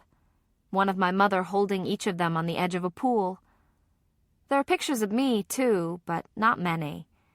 I go from infant to about 10 years old in one fell swoop. Maybe it's because I was the 3rd child, and they were sick and tired of keeping a catalog of life. Maybe it's because they forgot. It's nobody's fault, and it's no big deal, but it's a little depressing all the same. A photo says, "You were happy, and I wanted to catch that."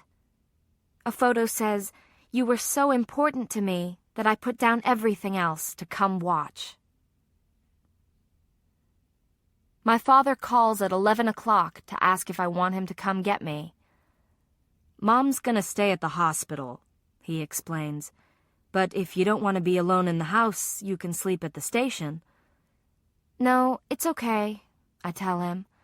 "I can always get Jessie if I need something." "Right," my father says, "Jessie." We both pretend that this is a reliable backup plan. "How's Kate?" I ask. "Still pretty out of it. They've got her drugged up." I hear him drag in a breath. "You know, Anna," he begins, but then there is a shrill bell in the background. "Honey, I've got to go." He leaves me with an earful of dead air. For a second, I just hold the phone, picturing my dad stepping into his boots and pulling up the puddle of pants by their suspenders. I imagine the door of the station yawning like Aladdin's cave, and the engine screaming out, my father in the front passenger seat. Every time he goes to work, he has to put out fires. It's just the encouragement I need. Grabbing a sweater, I leave the house and head for the garage. There was this kid in my school, Jimmy Stredbow, who used to be a total loser. He got zits on top of his zits. He had a pet rat named Orphan Annie, and once, in science class, he puked into a fish tank. No one ever talked to him, in case Dorkhood was contagious. But then, one summer, he was diagnosed with MS. After that, no one was mean to Jimmy anymore. If you passed him in the hall, you smiled. If he sat next to you at the lunch table, you nodded hello. It was as if being a walking tragedy canceled out ever having been a geek. From the moment I was born, I have been the girl with the sick sister. All my life, bank tellers have given me extra lollipops. Principals have known me by name. No one is ever outright mean to me. It makes me wonder how I'd be treated if I were like everyone else. Maybe I'm a pretty rotten person. Not that anyone would ever have the guts to tell me this to my face. Maybe everyone thinks I'm rude, or ugly, or stupid. But they have to be nice because it could be the circumstances of my life that make me that way. It makes me wonder if what I'm doing now is just my true nature. The headlights of another car bounce off the rearview mirror, lighting up like green goggles around Jesse's eyes. He drives with one wrist on the wheel, lazy. He needs a haircut in a big way. "Your car smells like smoke," I say. "Yeah, but it covers the aroma of spilled whiskey." His teeth flash in the dark. "Why, is it bothering you?" "Kind of." Jesse reaches across my body to the glove compartment. He takes out a pack of Merritts and a Zippo, lights up, and blows smoke in my direction. "Sorry," he says, though he isn't. "Can I have one?" "One what?" "A cigarette." They are so white they seem to glow. "You want a cigarette?" Jesse cracks up. "I'm not joking," I say. Jesse raises one brow and then turns the wheel so sharply I think he might roll the Jeep. We wind up in a huff of road dust on the shoulder. Jesse turns on the interior lights and shakes the pack so that one cigarette shimmies out. It feels too delicate between my fingers, like the fine bone of a bird. I hold it the way I think a drama queen ought to, between the vice of my second and middle fingers. I put it up to my lips. "You have to light it first." Jesse laughs, and then he sparks up the Zippo.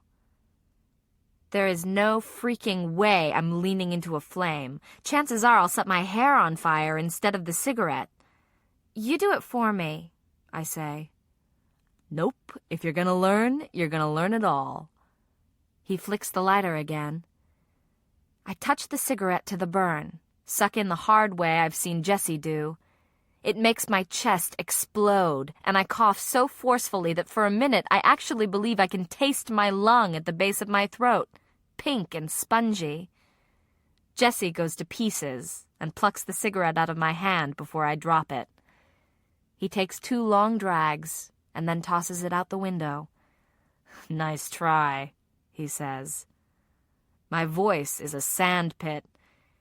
It's like licking a barbecue. While I work on remembering how to breathe, Jesse pulls into the road again. "What made you want to?" I shrug. I figured I might as well. "If you'd like a checklist of depravity, I can make one up for you." When I don't reply, he glances over at me. "Anna," he says, "you're not doing the wrong thing."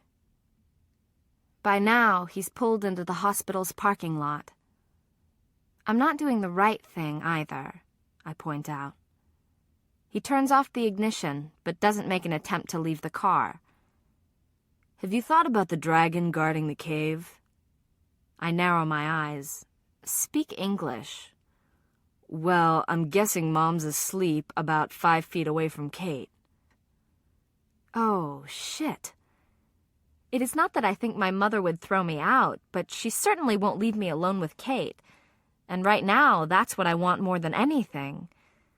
Jesse looks at me. "Seeing Kate isn't going to make you feel better." There's really no way to explain why I need to know that she's okay. At least now, even though I've taken the steps that will put an end to that. For once, though, someone seems to understand. Jesse stares out the window of the car. "Leave it to me," he says. We were 11 and 14, and we were training for the Guinness Book of World Records. Surely there had never been 2 sisters who did simultaneous headstands for so long that their cheeks went hard as plums and their eyes saw nothing but red. Kate had the shape of a pixie, all noodle arms and legs, and when she bent to the ground and kicked up her feet, it looked as delicate as a spider walking a wall. Me? I sort of defied gravity with a thud. We balanced in silence for a few seconds. "I wish my head was flatter," I said, as I felt my eyebrows scrunched down. "Do you think there's a man who will come to the house to time us, or do we just mail a videotape?" "I guess they'll let us know." Kate folded her arms along the carpet. "Do you think we'll be famous?" We might get on the Today Show. They had that 11-year-old kid who could play the piano with his feet. She thought for a second. Mom knew someone who got killed by a piano falling out a window. That's not true. Why would anyone push a piano out a window? It is true, you ask her. And they weren't taking it out, they were putting it in. She crossed her legs against the wall, so that it looked like she was just sitting upside down. What do you think is the best way to die? I don't want to talk about this, I said. Why? I'm dying. You're dying. When I frowned, she said, Well, you are. Then she grinned. I just happen to be more gifted at it than you are. This is a stupid conversation. Already it was making my skin itch in the places I knew I would never be able to scratch. Maybe in an airplane crash, Kate mused. It would suck, you know, when you realized you were going down, but then it happens and you're just powder. How come people get vaporized, but they still manage to find clothes in trees and those black boxes? By now, my head was starting to pound. Shut up, Kate. She crawled down the wall and sat up, flushed. There's just sleeping through it as you croak, but that's kind of boring. Shut up, I repeated, angry that we had only lasted about 22 seconds, angry that now we were going to have to try for a record all over again.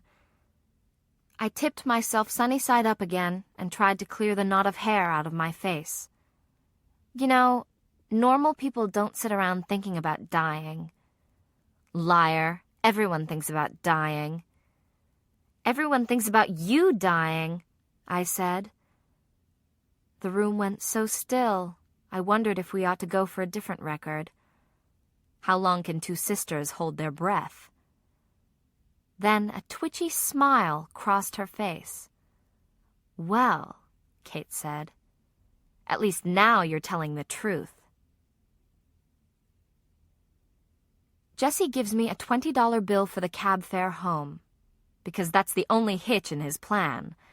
Once we go through with this, he isn't going to be driving back. We take the stairs up to the 8th floor instead of the elevator, because they let us out behind the nurse's station, not in front of it. Then he tucks me inside a linen closet filled with plastic pillows and sheets stamped with the hospital's name. Wait, I blurt out when he's about to leave me. How am I going to know when it's time? He starts to laugh. You'll know. Trust me. He takes a silver flask out of his pocket. It's one my father got from the chief and thinks he lost 3 years ago.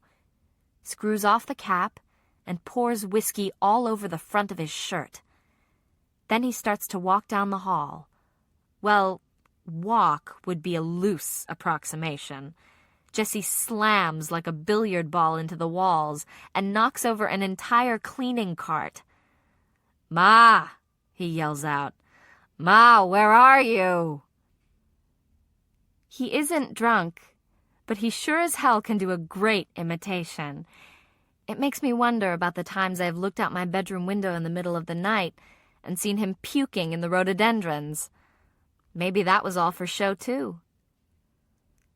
The nurses swarm out from their hive of a desk, trying to subdue a boy half their age and 3 times as strong, who, at that very moment, grabs the uppermost tier of a linen rack and pulls it forward, making a crash so loud it rings in my ears. Call buttons start ringing like an operator's switchboard behind the nurse's desk, but all 3 of the night duty ladies are doing their best to hold Jesse down while he kicks and flails. The door to Kate's room opens, and bleary-eyed, my mother steps out. She takes a look at Jesse, and for a second her whole face is frozen with the realization that, in fact, things can get worse. Jesse swings his head toward her, a great big bull, and his features melt. Hi, Mom, he greets, and he smiles loosely up at her. I am so sorry, my mother says to the nurses. She closes her eyes as Jesse stumbles upright and throws his sloppy arms around her. "There's coffee in the cafeteria," one nurse suggests, and my mother is too embarrassed to even answer her. She just moves toward the elevator banks, with Jesse attached to her like a muscle on a crusty hull, and pushes the down button over and over in the fruitless hope that it will actually make the doors open faster. When they leave, it is almost too easy. Some of the nurses hurry off to check the patients who've rung in. Others settle back behind their desk, trading hushed commentary about Jesse and my poor mother like it's some card game. They never look my way as I sneak out of the linen closet, tiptoe down the hall, and let myself into my sister's hospital room. One Thanksgiving, when Kate was not in the hospital, we actually pretended to be a regular family. We watched the parade on TV, where a giant balloon fell prey to a freak wind and wound up wrapped around an NYC traffic light. We made our own gravy. My mother brought the turkey wishbone onto the table, and we fought over who would be granted the right to snap it. Kate and I were given the honors. Before I got a good grip, my mother leaned close and whispered in my ear, "You know what to wish for." So I shut my eyes tight and thought hard of remission for Kate. Even though I had been planning to ask for a personal CD player, and got a nasty satisfaction out of the fact that I did not win the tug-of-war. After we ate, my father took us outside for a game of 2-on-2 touch football while my mother was washing the dishes. She came outside when Jesse and I had already scored twice. "Tell me," she said, "that I am hallucinating?" She didn't have to say anything else. We'd all seen Kate tumble like an ordinary kid and wind up bleeding uncontrollably like a sick one. "Oh, Sarah." My dad turned up the wattage on his smile. "Kate's on my team. I won't let her get sacked." He swaggered over to my mother and kissed her so long and slow that my own cheeks started to burn because I was sure the neighbors would see. When he lifted his head, my mother's eyes were a color I had never seen before, and don't think I have ever seen again. "Trust me," he said, and then he threw the football to Kate. What I remember about that day was the way the ground bit back when you sat on it, the first hint of winter. I remember being tackled by my father, who always braced himself in a push-up so that I got none of the weight and all of his heat. I remember my mother cheering equally for both teams. And I remember throwing the ball to Jesse, but Kate getting in the way. An expression of absolute shock on her face as it landed in the cradle of her arms, and Dad yelled her on to the touchdown. She sprinted and nearly had it, but then Jesse took a running leap and slammed her to the ground, crushing her underneath him. In that moment, everything stopped. Kate lay with her arms and legs splayed, unmoving. My father was there in a breath, shoving at Jesse. "What the hell is the matter with you?" "I forgot." My mother, "Where does it hurt? Can you sit up?" But when Kate rolled over, she was smiling. "It doesn't hurt. It feels great." My parents looked at each other. Neither of them understood like I did, like Jesse did, that no matter who you are, there is some part of you that always wishes you were someone else. And when, for a millisecond, you get that wish, it's a miracle. "He forgot," Kate said to nobody, and she lay on her back, beaming up at the cold Hawkeye sun.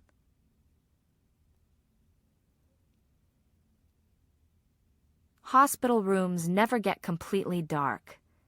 There is always some glowing panel behind the bed in case of catastrophe, a runway strip so that the nurses and doctors can find their way. I have seen Kate 100 times in beds like this one, although the tubes and wires change. She always looks smaller than I remember. I sit down as gently as I can. The veins on Kate's neck and chest are a road map, highways that don't go anywhere. I trick myself into believing that I can see those rogue leukemia cells moving like a rumor through her system. When she opens her eyes, I nearly fall off the bed. It's an exorcist moment. "Anna?" she says, staring right at me. I have not seen her look this scared since we were little, and Jessie convinced us that an old Indian ghost had come back to claim the bones buried by mistake under our house. If you have a sister and she dies, do you stop saying you have one? Or are you always a sister, even when the other half of the equation is gone? I crawl onto the bed, which is narrow but still big enough for both of us. I rest my head on her chest, so close to her central line that I can see the liquid dripping into her. Jessie is wrong. I didn't come to see Kate because it would make me feel better. I came because without her, it's hard to remember who I am. Thursday. You, if you are sensible, when I tell you the stars flash signals, each one dreadful, you would not turn and answer me, "The night is wonderful." D.H. Lawrence, Under the Oak. Brian. We never know at first if we're headed into a cooker or a smudge. At 2:46 a.m. last night, the lights went on upstairs, the bells went off too, but I can't say that I ever really hear them. In 10 seconds I was dressed and walking out the door of my room at the station. In 20 I was stepping into my turnout gear, pulling up the long elastic suspenders and shrugging into the turtle shell of my coat. By the time 2 minutes passed, Caesar was driving the engine onto the streets of Upper Darby. Polly and Red were the can man and the hydrant man, riding behind. Sometime after that, consciousness came in small, bright flashes. We remembered to check our breathing apparatus. We slid on our gloves. Dispatch called to tell us that the house was on Hoddington Drive, that it appeared to be either a structure fire or a room and contents fire. "Turn left here," I told Caesar. Hoddington was only 8 blocks away from where I lived.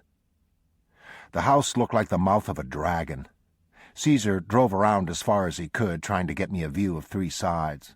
Then we all piled out of the engine and stared for a moment. 4 Davids against a Goliath.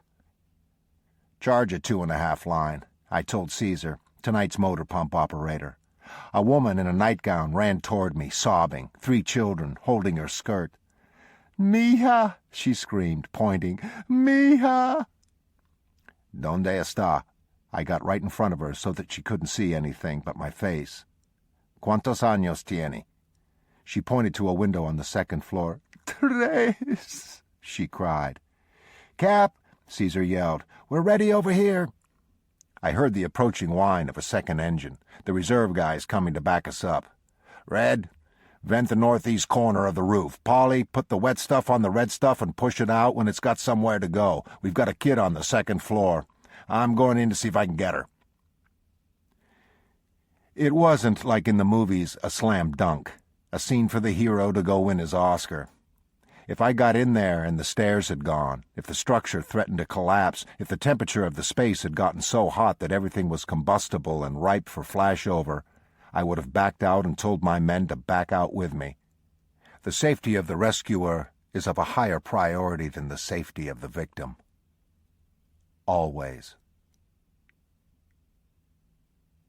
I'm a coward. There are times when my shift is over that I'll stay and roll hose or put on a fresh pot of coffee for the crew coming in, instead of heading straight to my house. I've often wondered why I get more rest in a place where, for the most part, I'm roused out of bed 2 or 3 times a night. I think it's because in a firehouse I don't have to worry about emergencies happening. They're supposed to. The minute I walk through the door at home, I'm worrying about what might come next. Once, in 2nd grade, Kate drew a picture of a firefighter with a halo above his helmet. She told her class that I'd only be allowed to go to heaven because if I went to hell, I'd put out all the fires. I still have that picture. In a bowl, I crack a dozen eggs and start to whip them into a frenzy. The bacon's already spitting on the stove, the griddle's heating for pancakes. Firemen eat together, or at least we try to, before the bells ring. The breakfast will be a treat for my guys, who are still showering away the memories of last night from their skin. Behind me, I hear the fall of footsteps. "Pull up a chair," I call over my shoulder. "It's almost ready." "Oh, thanks, but no," says a female voice. "I wouldn't want to impose." I turn around, brandishing my spatula. The sound of a woman here is surprising. One who's shown up just shy of 7 a.m. is even more remarkable. She's small, with wild hair that makes me think of a forest fire. Her hands are covered with winking silver rings. "Captain Fitzgerald, I'm Julia Romano. I'm the guardian ad litem assigned to Anna's case." Sarah's told me about her, though a woman the judge will listen to when push comes to shove. "Smells great," she says, smiling. She walks up and takes the spatula out of my hand. I can't watch someone cook without helping. It's a genetic abnormality. I watch her reach into the fridge, rummaging around. Of all things, she comes back with a jar of horseradish. "I was hoping you might have a few minutes to talk." "Sure." Horseradish. She adds a good wad of the stuff to the eggs and then pulls orange zest off the spice rack along with some chili powder and sprinkles this on as well. "How's Kate doing?" I pour a circle of batter on the griddle, watch it come to a bubble. When I flip it, it's an even, creamy brown. I've already spoken to Sarah this morning. Kate's night was uneventful. Sarah's wasn't, but that's because of Jessie.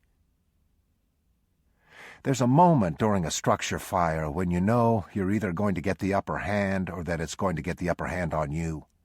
You notice the ceiling patch about to fall and the staircase eating itself alive and the synthetic carpet glued to the soles of your boots. The sum of the parts overwhelms, and that's when you back out and force yourself to remember that every fire will burn itself out, even without your help. These days, I'm fighting fire on 6 sides. I look in front of me and see Kate sick. I look behind me and see Anna with her lawyer. The only time Jessie isn't drinking like a fish, he's strung out on drugs. Sarah's grasping at straws, and me? I've got my gear on, safe. I'm holding dozens of hooks and irons and poles, all tools that are meant to destroy, when what I need is something to rope us together. "Captain Fitzgerald, Brian!" Julia Romano's voice knocks me out of my own head, into a kitchen that's rapidly filling with smoke. She reaches past me and shoves the pancake that's burning off the griddle. Jesus. I drop the charcoal disc that used to be a pancake into the sink, where it hisses at me. "I'm sorry." Like open sesame, those 2 simple words change the landscape. "Good thing we've got the eggs," Julia Romano says. In a burning house, your 6th sense kicks in. You can't see because of the smoke. You can't hear because fire roars loud. You can't touch because it will be the end of you. In front of me, Polly manned the nozzle. A line of firefighters backed him up. A charged hose was a thick, dead weight. We worked our way up the stairs, still intact, intent on shoving this fire out the hole Red had put in the roof. Like anything that's confined, fire has a natural instinct to escape.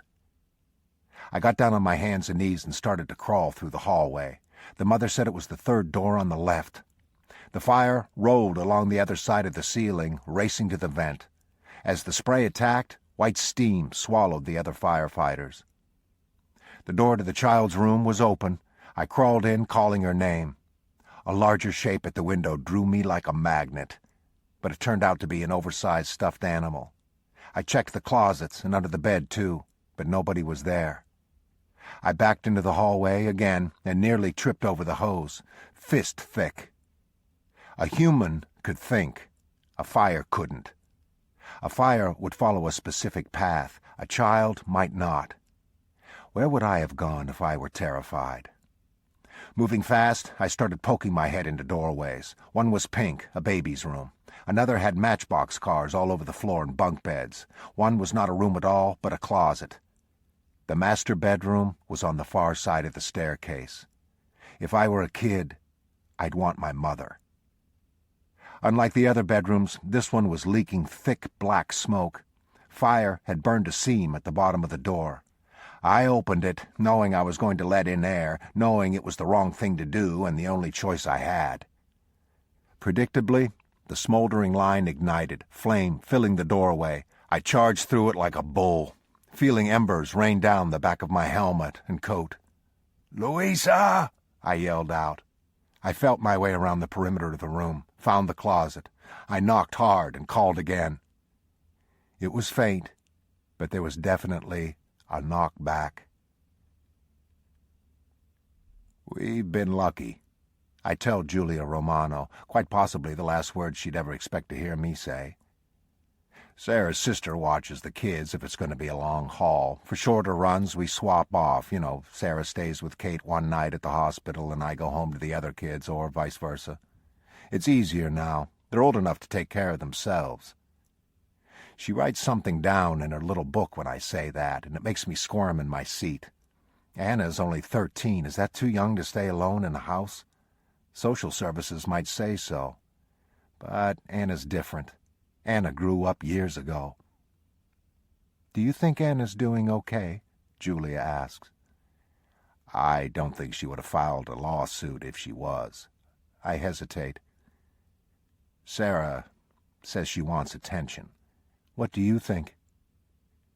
To buy time, I take a forkful of eggs. The horseradish turned out to be surprisingly good. It brings out the orange. I tell Julia Romano this. She folds her napkin next to her own plate. "You didn't answer my question, Mr. Fitzgerald." I don't think it's that simple. I very carefully set my silverware down. "Do you have brothers or sisters?" "Both. 6 older brothers and a twin sister." I whistle. "Your parents must have had a hell of a lot of patience." She shrugs. "Good Catholics. I don't know how they did it either, but none of us fell through the cracks." "Did you always think so?" I ask. "Did you ever feel when you were a kid that maybe they were playing favorites?" Her face tightens just the tiniest bit, and I feel bad about putting her on the spot. We all know you're supposed to love your kids equal, but that's not always how it works out. I get to my feet. "You got a little extra time? There's someone I'd like you to meet." Last winter, we got an ambulance call in the dead of winter for a guy who lived up a rural road. The contractor he hired to plow his driveway had found him and called 911. Apparently, the guy had gotten out of his car the night before, slipped, and froze right to the gravel. The contractor nearly ran over him, thinking he was adrift. When we got to the scene, he'd been outside for nearly 8 hours, and he was nothing more than an ice cube with no pulse. His knees were bent. I remember this because when we finally pried him out and set him on a backboard, there they were, sticking straight up in the air. We got the heat cranked in the ambulance and brought him inside, starting to cut off his clothes. By the time we had our paperwork in order for the hospital transport, the guy was sitting up and talking to us. I tell you this to show you that in spite of what you'd think, miracles happen. It's a cliché, but the reason I became a firefighter in the first place was because I wanted to save people. So the moment I emerged from the fiery arched doorway with Louisa in my arms, when her mother first saw us and fell to her knees, I knew I had done my job, and done it well. She swooped down beside the EMT from the second crew who got a line into the girl's arm and put her on oxygen. The kid was coughing, frightened, but she'd be fine. The fire was all but out. The boys were inside doing salvage and overhaul. Smoke drew a veil over the night sky. I couldn't make out a single star in the constellation Scorpio. I took off my gloves and wiped my hands across my eyes, which would sting for hours. "Good work," I said to Red as he packed up the hose. "Good save, Cap," he called back. It would have been better, of course, if Louisa had been in her own room, as her mother expected. But kids don't stay where they're supposed to. You turn around and find her not in the bedroom, but hiding in a closet. You turn around and see she's not 3, but 13. Parenting is really just a matter of tracking, of hoping your kids don't get so far ahead you can no longer see their next moves. I took off my helmet and stretched the muscles of my neck. I looked up at the structure that was once a home. Suddenly I felt fingers wrap around my hand. The woman who lived there stood with tears in her eyes. Her youngest was still in her arms. The other kids were sitting in the fire truck under Red's supervision. Silently, she raised my knuckles to her lips. A streak of soot came off my jacket to stripe her cheek. "You're welcome," I said. On our way back to the station, I directed Caesar the long way, so that we passed right down the street where I live. Jessie's Jeep sat in my driveway. The lights in the house were all off. I pictured Anna with the covers pulled up to her chin, like usual, Kate's bed empty. "We all set, Fitz?" Caesar asked. The truck was barely crawling, almost stopped directly in front of my driveway. "Yeah, we're set," I said. "Let's take it on home." I became a firefighter because I wanted to save people. But I should have been more specific. I should have named names. Julia. Brian Fitzgerald's car is filled with stars. There are charts on the passenger seat and tables jammed into the console between us. The back seat is a palette for Xerox copies of nebulae and planets. "Sorry," he says, reddening. "I wasn't expecting company." I help him clear off a space for me, and in the process pick up a map made of pinpricks. "What's this?" I ask. "A sky atlas," he shrugs. "It's kind of a hobby. When I was little, I once tried to name every star in the sky after one of my relatives. The scary part is I hadn't run out of names by the time I fell asleep." "Anna's named after a galaxy," Brian says. "That's much cooler than being named after a patron saint," I muse. Once, I asked my mom why stars shine. She said they were night lights, so the angels could find their way around in heaven. But when I asked my dad, he started talking about gas, and somehow I put it all together and figured that the food God served caused multiple trips to the bathroom in the middle of the night. Brian laughs out loud. And here I was trying to explain atomic fusion to my kids. "Did it work?" He considers for a moment. "They could all probably find the Big Dipper with their eyes closed." "That's impressive.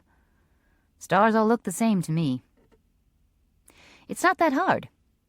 You spot a piece of a constellation, like Orion's belt, and suddenly it's easier to find Rigel in his foot and Betelgeuse in his shoulder." He hesitates. "But 90% of the universe is made of stuff we can't even see." "Then how do you know it's there?" He slows to stop at a red light. Dark matter has a gravitational effect on other objects. You can't see it. You can't feel it. But you can watch something being pulled in its direction. 10 seconds after Campbell left last night, Izzy walked into the living room, where I was just on the cusp of having one of those bone-cleansing cries a woman should treat herself to at least once during a lunar cycle. "Yeah," she said dryly. "I can see this is a totally professional relationship." I scowled at her. "Were you eavesdropping?" "Pardon me if you and Romeo were having your little tete-a-tete through a thin wall." "If you've got something to say," I suggested, "say it." Me? Izzy frowned. Hey, it's none of my business, is it? No, it's not. Right. So I'll just keep my opinion to myself. I rolled my eyes. Out with it, Isabel. Thought you'd never ask. She sat down beside me on the couch. You know, Julia, the first time a bug sees that big purple zapper light, it looks like God. The second time, he runs in the other direction. First, don't compare me to a mosquito. Second, he'd fly in the other direction, not run. Third, there is no second time. The bug's dead. Izzy smirked. You are such a lawyer. I am not letting Campbell zap me. Then request a transfer. This isn't the Navy. I hugged one of the throw pillows from the couch. And I can't do that. Not now. It'll make him think that I'm such a wimp I can't balance my professional life with some stupid, silly, adolescent incident. You can't. Izzy shook her head.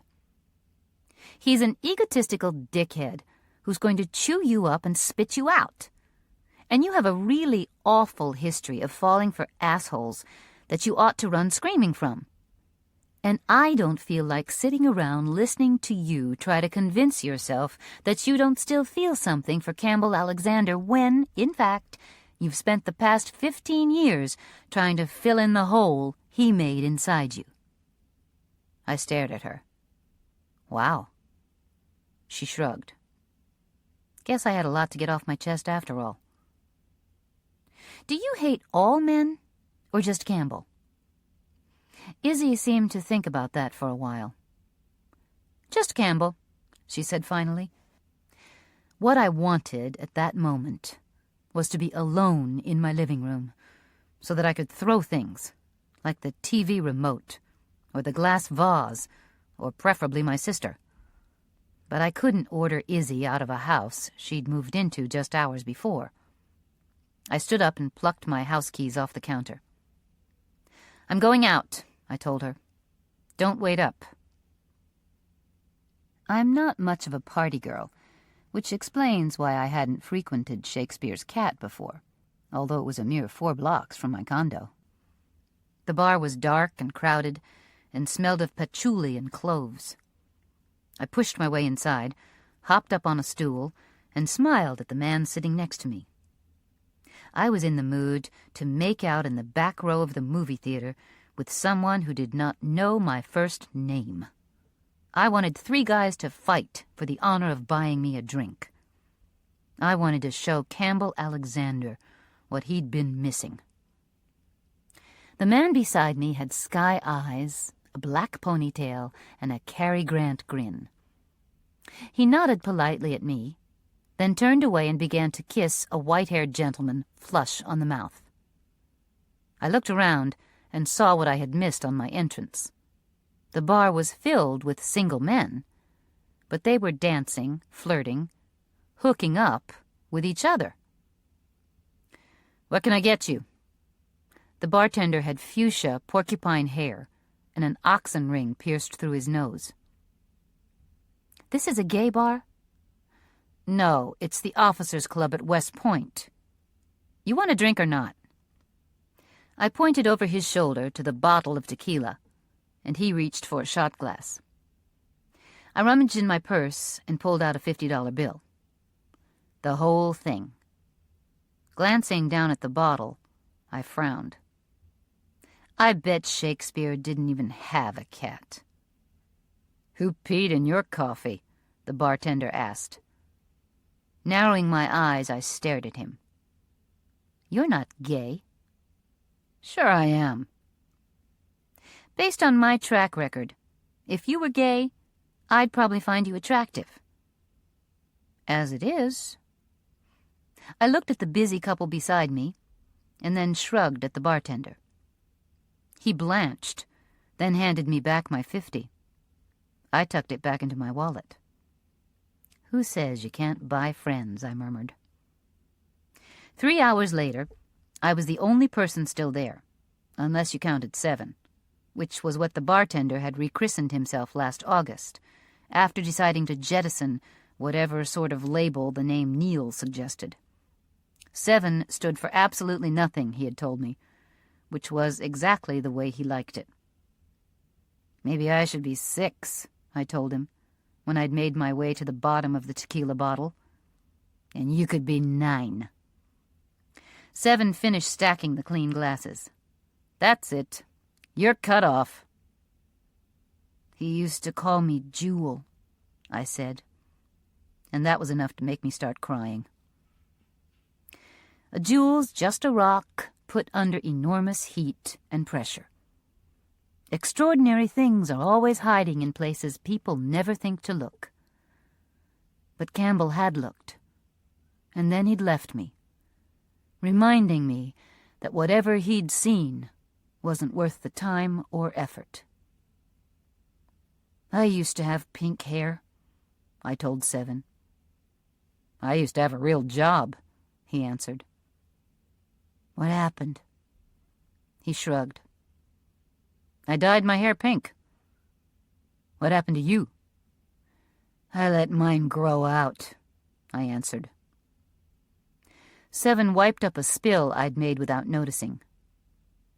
Nobody ever wants what they've got, he said. Anna sits at the kitchen table by herself, eating a bowl of golden grams. Her eyes widen, surprised to see me with her father, but that's as much as she'll reveal. Fire last night, huh? She says, sniffing. Brian crosses the kitchen and gives her a hug. Big one. The arsonist? She asks. Doubt it. He goes for empty buildings. And this one had a kid in it. Who you saved? Anna guesses. You bet. He glances at me. I thought I'd take Julia up to the hospital. Want to come? She looks down at her bowl.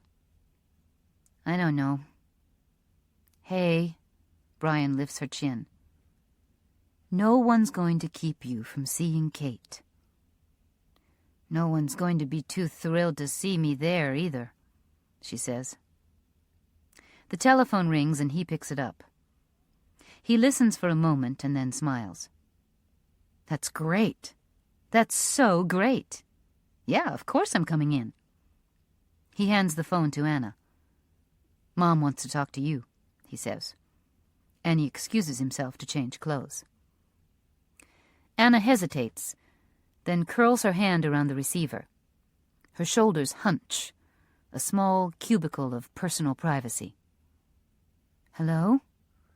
And then, softly, Really? She did? A few moments later, she hangs up. She sits down and takes another spoonful of cereal, then pushes away her bowl. Was that your mom? I ask, sitting down across from her. Yeah. Kate's awake, Anna says. That's good news. I guess. I put my elbows on the table. Why wouldn't it be good news? But Anna doesn't answer my question. She asked where I was. Your mother? Kate. Have you talked to her about your lawsuit, Anna?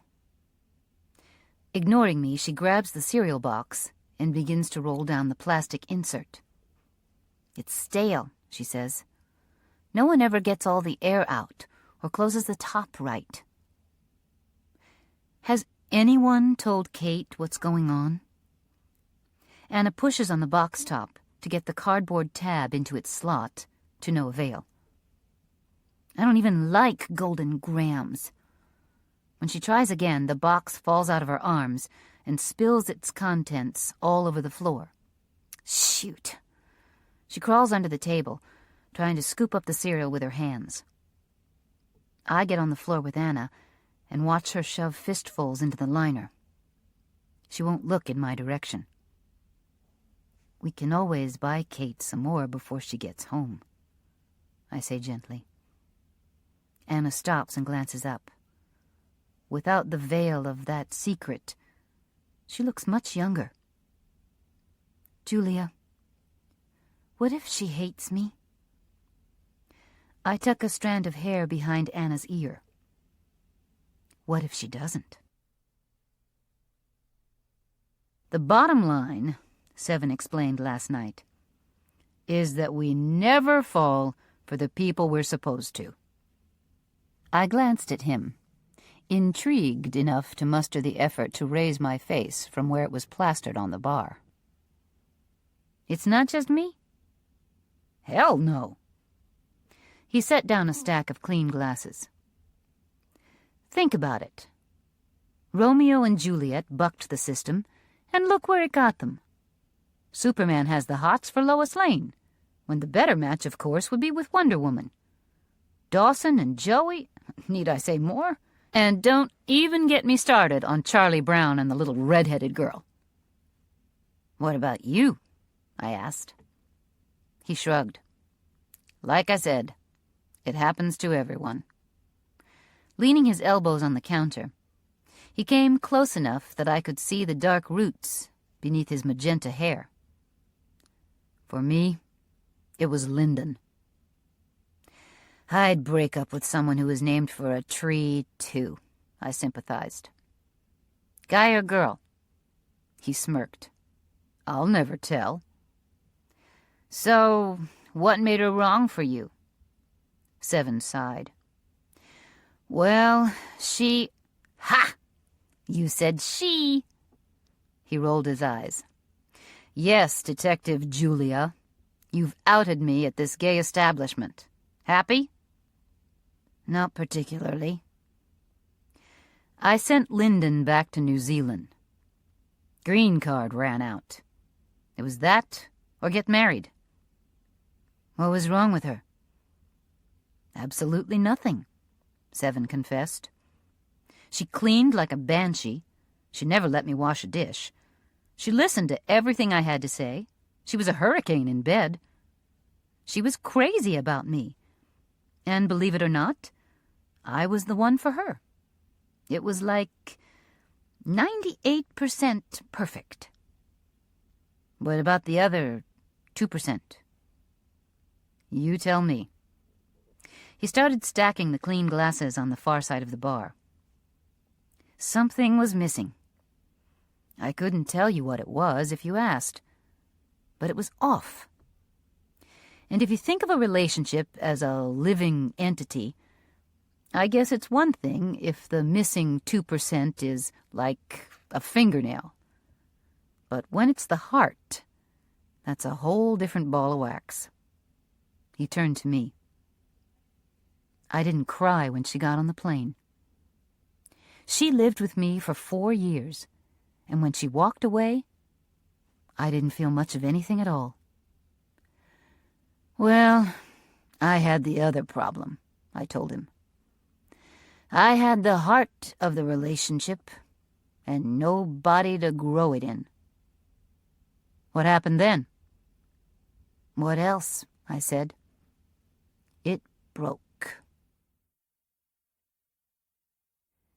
The ridiculous irony is that Campbell was attracted to me because I stood apart from everyone else at the Wheeler School. And I was attracted to Campbell because I desperately wanted a connection with someone. There were comments, I knew, and stares sent our way, as his friends tried to figure out why Campbell was wasting his time with someone like me. No doubt, they thought I was an easy lay. But we weren't doing that. We met after school at the cemetery. Sometimes we would speak poetry to each other. Once, we tried to have an entire conversation without the letter S. We sat back to back and tried to think each other's thoughts, pretending clairvoyance, when it only made sense that his whole mind would be full of me, and mine would be full of him.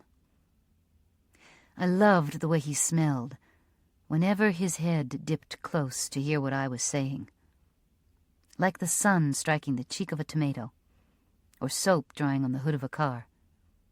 I loved the way his hand felt on my spine.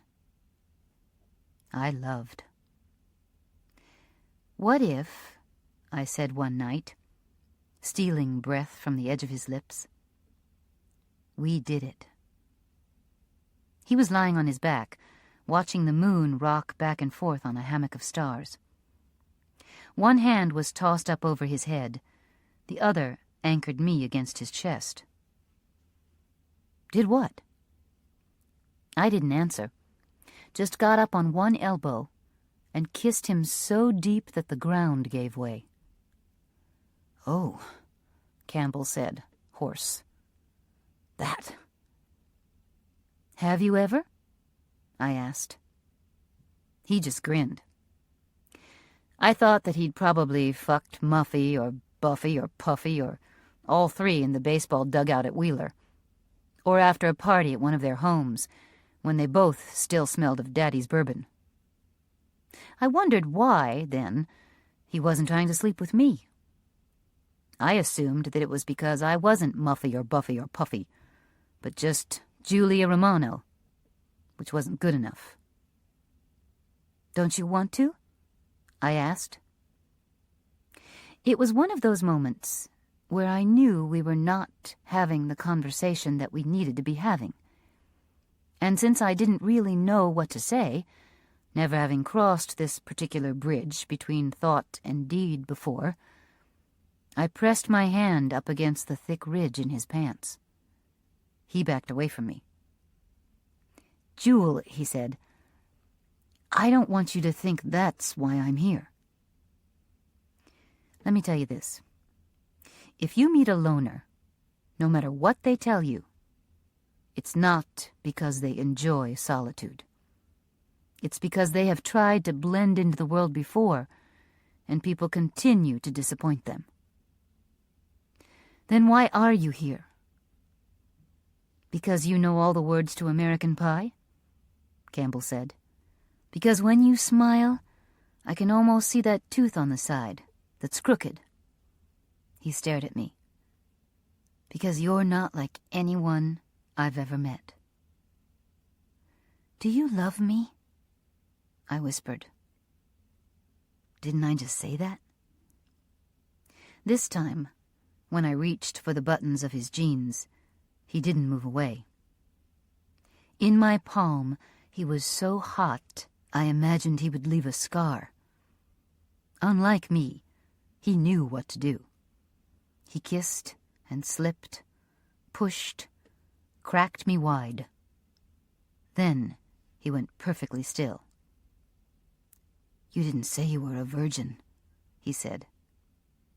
"You didn't ask."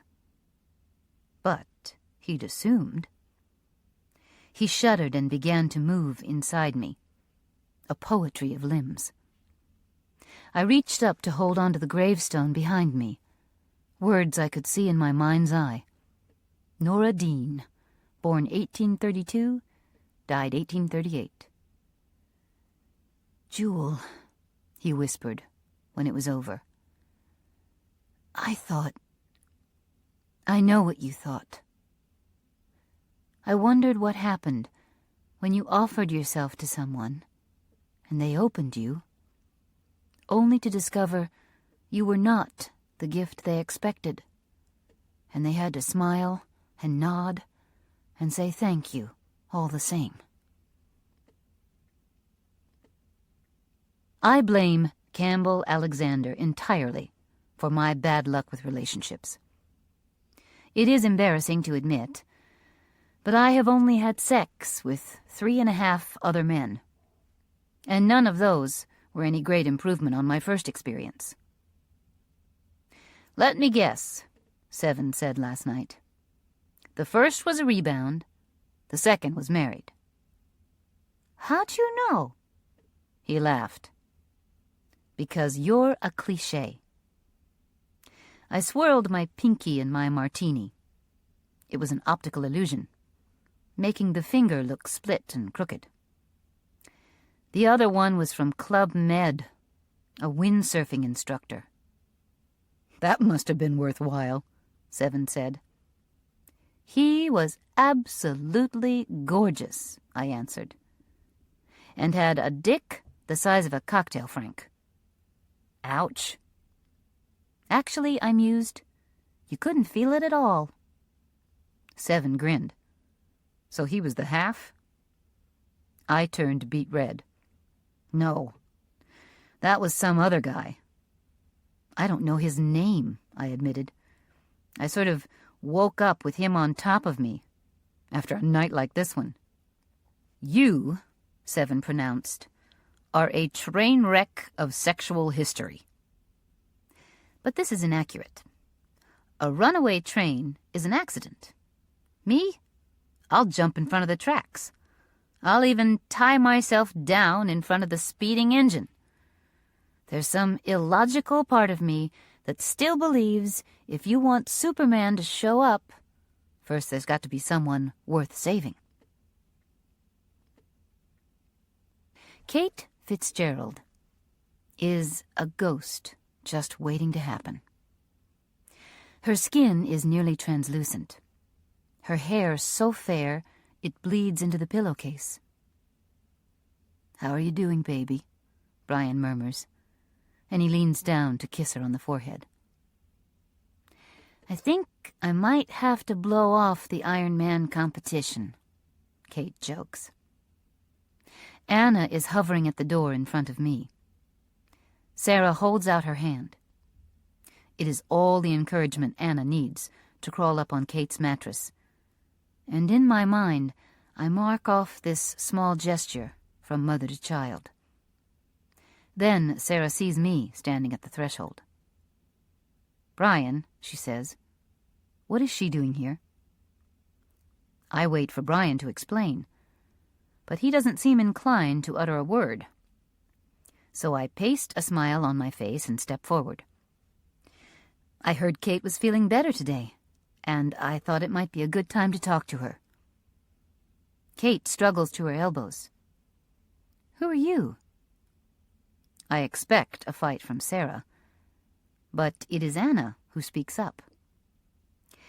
"I don't think this is such a good idea," she says, although she knows this is the very reason I've come here.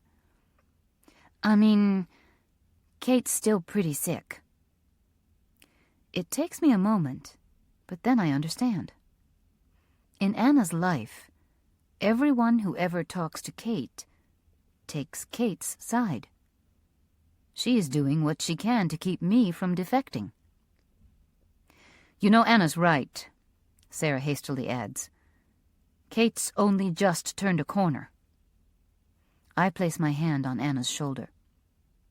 "Don't worry." Then I turn to her mother.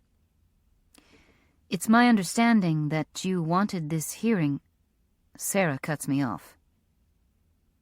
"Miss Romano, could we have a word outside?" We step into the hallway, and Sarah waits for a nurse to pass with a styrofoam tray of needles. "I know what you think of me," she says. "Mrs. Fitzgerald," she shakes her head. "You're sticking up for Anna, and you should. I practiced law once, and I understand. It's your job, and part of that is figuring out what makes us, us." She rubs her forehead with one fist. "My job is to take care of my daughters. One of them is extremely ill, and the other one's extremely unhappy. And I may not have it all figured out yet, but I do know that Kate won't get better any quicker if she finds out that the reason you're here is because Anna hasn't withdrawn her lawsuit yet. So I'm asking you not to tell her either. Please." I nod slowly, and Sarah turns to go back into Kate's room.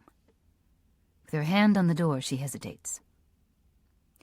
"I love both of them," she says.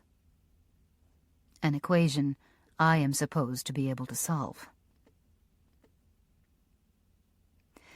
I told Seven, the bartender, that true love is felonious. "Not if they're over 18, he said, shutting the till of the cash register. By then, the bar itself had become an appendage, a second torso holding up my first. You take someone's breath away, I stressed. You rob them of the ability to utter a single word. I tipped the neck of the empty liquor bottle toward him. You steal a heart. He wiped up in front of me with a dish rag. Any judge would toss that case out on its ass. You'd be surprised. Seven spread the rag out on the brass bar to dry. Sounds like a misdemeanor if you ask me. I rested my cheek on the cool, damp wood. No way, I said. Once you're in, it's for life.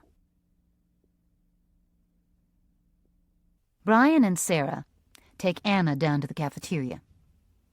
It leaves me alone with Kate, who is eminently curious. I imagine that the number of times her mother has willingly left her side is something she can count on two hands. I explain that I'm helping the family make some decisions about her health care. Ethics committee? Kate guesses. Or are you from the hospital's legal department? You look like a lawyer. What does a lawyer look like? Kind of like a doctor, when he doesn't want to tell you what your labs say. I pull up a chair. Well, I'm glad to hear you're doing better today.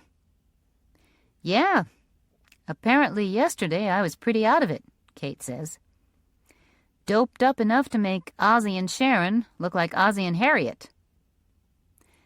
Do you know where you stand, medically, right now? Kate nods. After my BMT, I got graft versus host disease, which is sort of good because it kicks the leukemia's butt, but it also does some funky stuff to your skin and organs. The doctors gave me steroids and cyclosporine to control it, and that worked, but it also managed to break down my kidneys, which is the emergency flavor of the month. That's pretty much the way it goes. Fix one leak in the dike, just in time to watch another one start spouting. Something is always falling apart in me. She says this matter-of-factly, as if I've grilled her about the weather or what's on the hospital menu. I could ask her if she has talked to the nephrologists about a kidney transplant, if she has any particular feelings about undergoing so many different, painful treatments. But this is exactly what Kate is expecting me to ask, which is probably why the question that comes out of my mouth is completely different. What do you want to be when you grow up? No one ever asks me that. She eyes me carefully. What makes you think I'm going to grow up? What makes you think that you're not? Isn't that why you're doing all this? Just when I think she isn't going to answer me, she speaks. I always wanted to be a ballerina. Her arm goes up, a weak arabesque. You know what ballerinas have? Eating disorders, I think. Absolute control. When it comes to their bodies, they know exactly what's going to happen and when. Kate shrugs, coming back to this moment, this hospital room. Anyway, she says, tell me about your brother. Kate starts to laugh. You haven't had the pleasure of meeting him yet, I guess. Not yet. You can pretty much form an opinion about Jesse in the first 30 seconds you spend with him. He gets into a lot of bad stuff he shouldn't. You mean drugs? Alcohol? Keep going, Kate says. Has that been hard for your family to deal with? Well, yeah. But I don't really think it's something he does on purpose. It's the way he gets noticed, you know? I mean, imagine what it would be like if you were a squirrel living in the elephant cage at the zoo. Does anyone ever go there and say, hey, check out that squirrel? No, because there's something so much bigger you notice first. Kate runs her fingers up and down one of the tubes sprouting out of her chest. Sometimes it's shoplifting. Sometimes it's getting drunk. Last year, it was an anthrax hoax. That's the kind of stuff Jessie does. And Anna? Kate starts to pleat the blanket in folds on her lap. There was one year when every single holiday, and I mean even like Memorial Day, I was in the hospital. It wasn't anything planned, of course, but that's the way it happened. We had a tree in my room for Christmas, and an Easter egg hunt in the cafeteria, and we trick-or-treated on the orthopedic ward. Anna was around 6 years old, and she threw a total fit because she couldn't bring sparklers into the hospital on the 4th of July. All the oxygen tents. Kate looks up at me. She ran away. Not far or anything. I think she just got to the lobby before someone nabbed her. She was going to find herself another family, she told me. Like I said, she was only 6, and no one really took it seriously. But I used to wonder what it would be like to be normal. So I totally understood why she'd wonder about it too. When you're not sick, do you and Anna get along pretty well? We're like any pair of sisters, I guess. We fight over who gets to put on whose CDs. We talk about cute guys. We steal each other's good nail polish. She gets into my stuff and I yell. I get into her stuff and she cries down the house. Sometimes she's great. And other times I wish she'd never been born. That sounds so patently familiar that I grin. I have a twin sister. Every time I used to say that, my mother would ask me if I could really, truly picture being an only child. Could you? I laugh. Oh, there were definitely times I could imagine life without her. Kate doesn't crack a smile. See, she says. My sister's the one who's always had to imagine life without me. Sarah, 1996. At 8, Kate is a long tangle of arms and legs, sometimes resembling a creature made of sunlight and pipe cleaners more than she does a little girl. I stick my head into her room for the 3rd time that morning to find her in yet a different outfit. This one is a dress, white with red cherries printed across it. "You're going to be late for your own birthday party," I tell her. Thrashing her way out of the halter top, Kate strips off the dress. "I look like an ice cream sundae." "There are worse things," I point out. "If you were me, would you wear the pink skirt or the striped one?" I look at them both, puddles on the floor. "The pink one. You don't like the stripes? Then wear that one." "I'm going to wear the cherries," she decides, and she turns around to grab it. On the back of her thigh is a bruise the size of a $50, a cherry that has stained its way through the fabric. "Kate," I ask, "what's that?" Twisting around, she looks at the spot where I point. "I guess I banged it." For 5 years, Kate has been in remission. At first, when the cord blood transplant seemed to be working, I kept waiting for someone to tell me this was all a mistake. When Kate complained that her feet hurt, I rushed her to Dr. Chance, certain this was the bony pain of recurrence, only to find out that she'd outgrown her sneakers. When she fell down, instead of kissing her scrapes, I'd ask her if her platelets were good.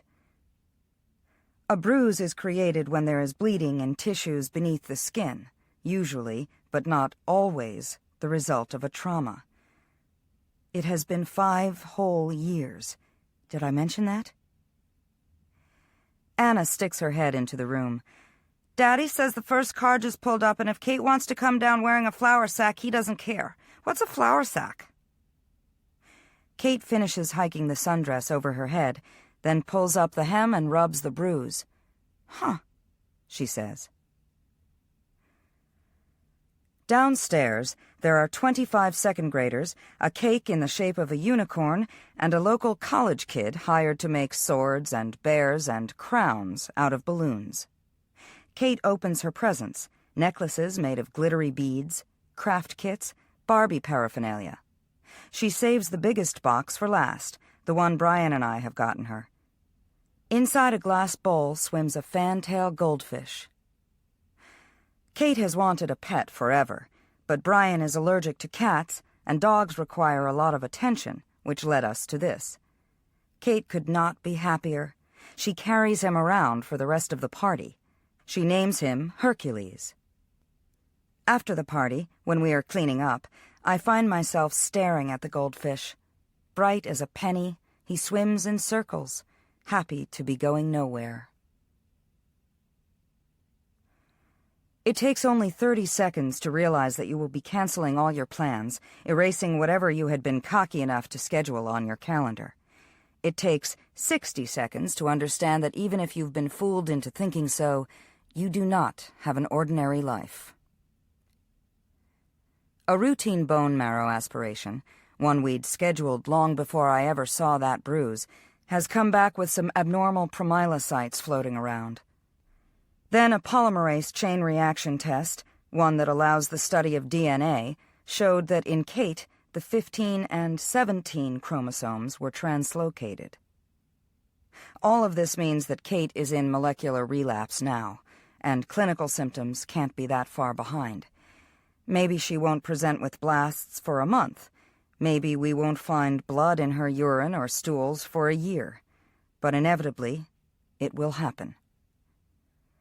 They say that word, relapse, like they might say birthday or tax deadline, something that happens so routinely it has become part of your internal calendar, whether you want it to or not.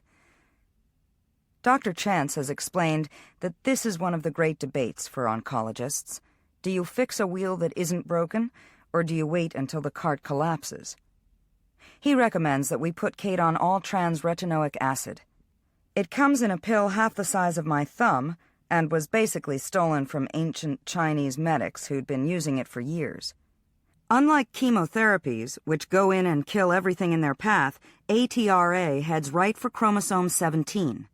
Since the translocation of chromosomes 15 and 17 is in part what keeps promyelocyte maturation from happening correctly, ATRA helps uncoil the genes that have bound themselves together and stops the abnormalities from going further. Dr. Chance says the ATRA may put Kate back into remission. Then again, she might develop a resistance to it. Mom? Jessie comes into the living room, where I am sitting on the couch. I've been there for hours now. I can't seem to make myself get up and do any of the things I am supposed to do, because what is the point of packing school lunches, or hemming a pair of pants, or even paying the heating bill? Mom, Jessie says again, you didn't forget, did you? I look at him as if he's speaking Greek. What? You said you'd take me to buy new cleats after we go to the orthodontist. You promised. Yes, I did. Because soccer starts 2 days from now, and Jesse's outgrown his old pair. But now, I don't know if I can drag myself to the orthodontist's, where the receptionist will smile at Kate and tell me, like she always does, how beautiful my children are. And there is something about the thought of going to Sports Authority that seems downright obscene. I'm canceling the orthodontist appointment, I say. Cool, he smiles, his silver mouth glinting. Can we just go to get the cleats? Now's not a good time. But, Jessie, let it go. I can't play if I don't get new shoes, and you're not even doing anything. You're just sitting here. Your sister, I say evenly, is incredibly sick. I'm sorry if that interferes with your dentist's appointment or your plan to go buy a pair of cleats, but those don't rate quite as high in the grand scheme of things right now. I'd think that since you're 10, you might be able to grow up enough to realize that the whole world doesn't always revolve around you. Jessie looks out the window, where Kate straddles the arm of an oak tree, coaching Anna in how to climb up. Yeah, right, she's sick, he says. Why don't you grow up? Why don't you figure out that the world doesn't revolve around her? For the first time in my life, I begin to understand how a parent might hit a child. It's because you can look into their eyes and see a reflection of yourself that you wish you hadn't. Jesse runs upstairs to slam the door to his bedroom. I close my eyes, take a few deep breaths. And it strikes me. Not everyone dies of old age. People get run over by cars. People crash in airplanes. People choke on peanuts. There are no guarantees about anything, least of all one's future. With a sigh, I walk upstairs, knock on my son's door. He has just recently discovered music. It throbs through the thin line of light at the base of the door. As Jesse turns down the stereo, the notes flatten abruptly. What? I'd like to talk to you. I'd like to apologize. There is a scuffle on the other side of the door, and then it swings open. Blood covers Jesse's mouth, a vampire's lipstick. Bits of wire stick out like a seamstress's pins. I notice the fork he is holding, and realize this is what he has used to pull off his braces. "Now you never have to take me anywhere," he says. 2 weeks go by with Kate on ATRA. "Did you know," Jessie says one day while I am getting her pill ready, "a giant tortoise can live for 177 years? He is on a Ripley's Believe It or Not kick. An Arctic clam can live for 220 years. Anna sits at the counter, eating peanut butter with a spoon. "What's an Arctic clam?" "Who cares?" Jessie says. "A parrot can live for 80 years. A cat can live for 30. "How about Hercules?" Kate asks. "It says in my book that with good care, a goldfish can live for 7 years. Jessie watches Kate put the pill on her tongue, take a swig of water to swallow it. "If you were Hercules," he said, "you'd already be dead." Brian and I slide into our respective chairs in Dr. Chance's office. 5 years have passed, but the seats fit like an old baseball glove. Even the photographs on the oncologist's desk have not changed. His wife is wearing the same broad-brimmed hat on a rocky Newport jetty. His son is frozen at age 6, holding a speckled trout, contributing to the feeling that, in spite of what I believed, we never really left here. The ATRA worked. For a month, Kate reverted to molecular remission, and then a CBC turned up more promyelocytes in her blood. "We can keep pulsing her with ATRA," Dr. Chance says, "but I think its failure already tells us she's maxed out that course." "What about a bone marrow transplant?" "That's a risky call, particularly for a child who still isn't showing symptoms of a full-blown clinical relapse." Dr. Chance looks at us. "There's something else we can try first. It's called a donor lymphocyte infusion, a DLI. Sometimes a transfusion of white blood cells from a matched donor can help the original clone of cord blood cells fight the leukemia cells. Think of them as a relief army supporting the front line." "Will it put her into remission?" Brian asks. Dr. Chance shakes his head. "It's a stopgap measure. Kate will, in all probability, have a full-fledged relapse, but it buys time to build up her defenses before we have to rush into a more aggressive treatment." "And how long will it take to get the lymphocytes here?" I ask. Dr. Chance turns to me. "That depends. How soon can you bring in Anna?" When the elevator doors open, there is only one other person inside it, a homeless man with electric blue sunglasses and 6 plastic grocery bags filled with rags. "Close the doors, damn it!" he yells as soon as we step inside. "Can't you see I'm blind?" I push the button for the lobby. "I can take Anna in after school. Kindergarten gets out at noon tomorrow." "Don't touch my bag!" the homeless man growls. "I didn't," I answer, distant and polite. "I don't think you should," Brian says. "I'm nowhere near him." "Sarah, I meant the DLI. I don't think you should take Anna in to donate blood." For no reason at all, the elevator stops on the 11th floor, then closes again. The homeless man begins to rummage in his plastic bags. When we had Anna, I remind Brian, we knew that she was going to be a donor for Kate. Once, and she doesn't have any memory of us doing that to her. I wait until he looks at me. Would you give blood for Kate? Jesus, Sarah, what kind of question? I would, too.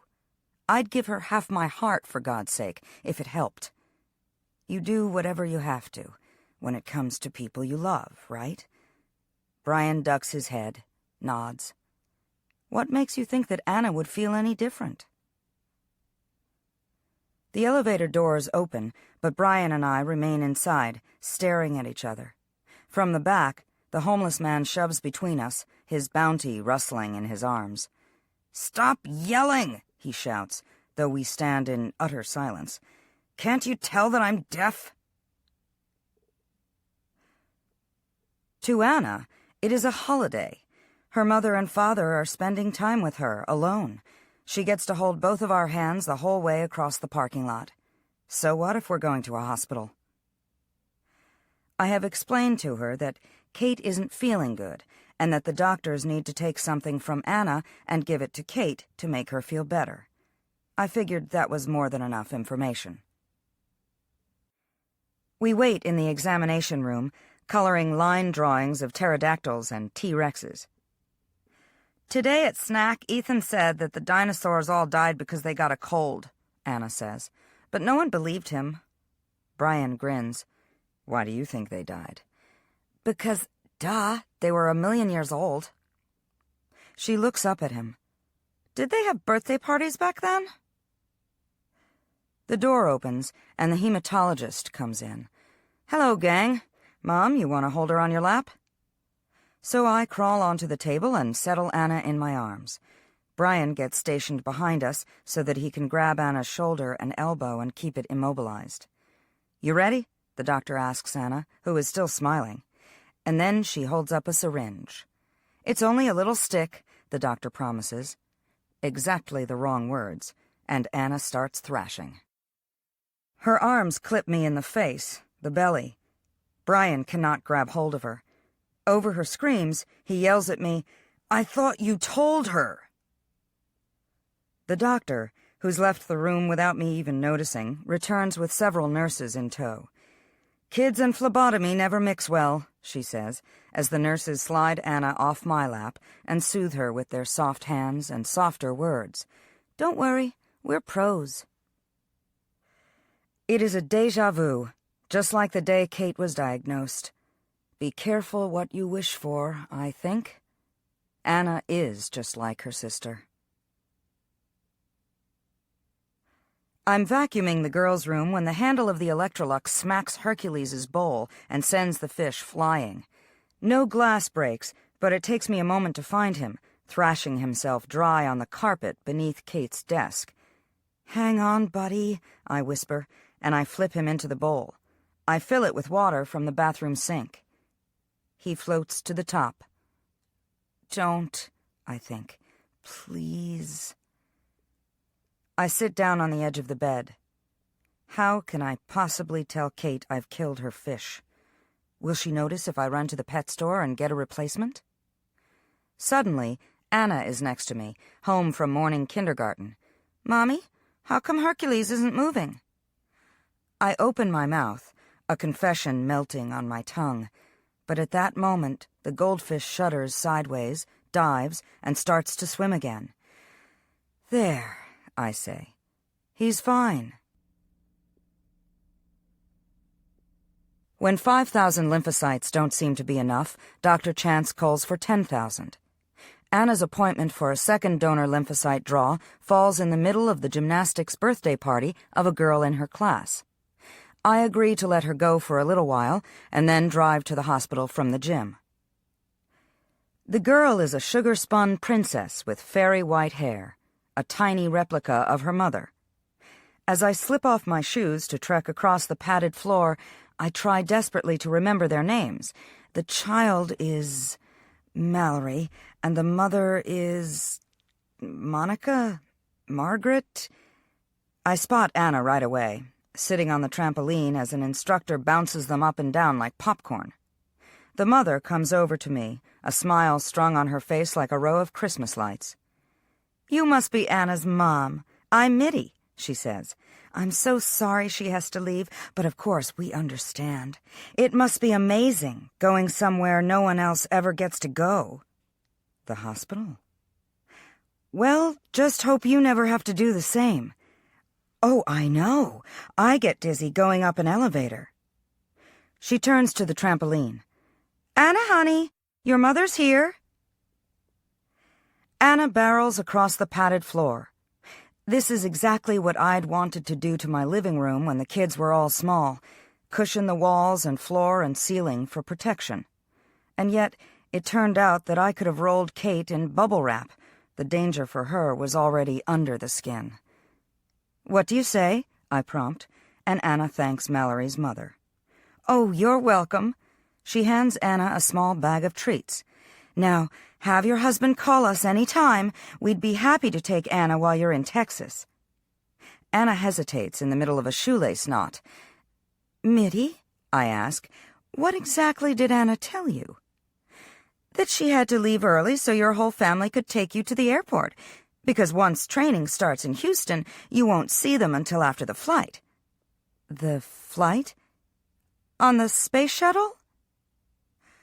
For a moment, I am stunned that Anna would make up such a ridiculous story, that this woman would believe it. "I'm not an astronaut," I confess. I don't know why Anna would even say something like that. I pull Anna to her feet, one shoelace still untied. Dragging her out of the gymnasium, we reach the car before I say a word. "Why did you lie to her?" Anna scowls. "Why did I have to leave the party?" "Because your sister is more important than cake and ice cream. Because I cannot do this for her. Because I said so." I'm so angry that I have to try twice before I can unlock the van. "Stop acting like a 5-year-old, I accuse, and then I remember that's exactly what she is.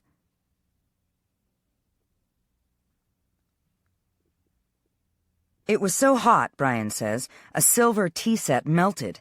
Pencils were bent in half. I look up from the newspaper. How did it start? Cat and dog chasing each other when the owners were on vacation.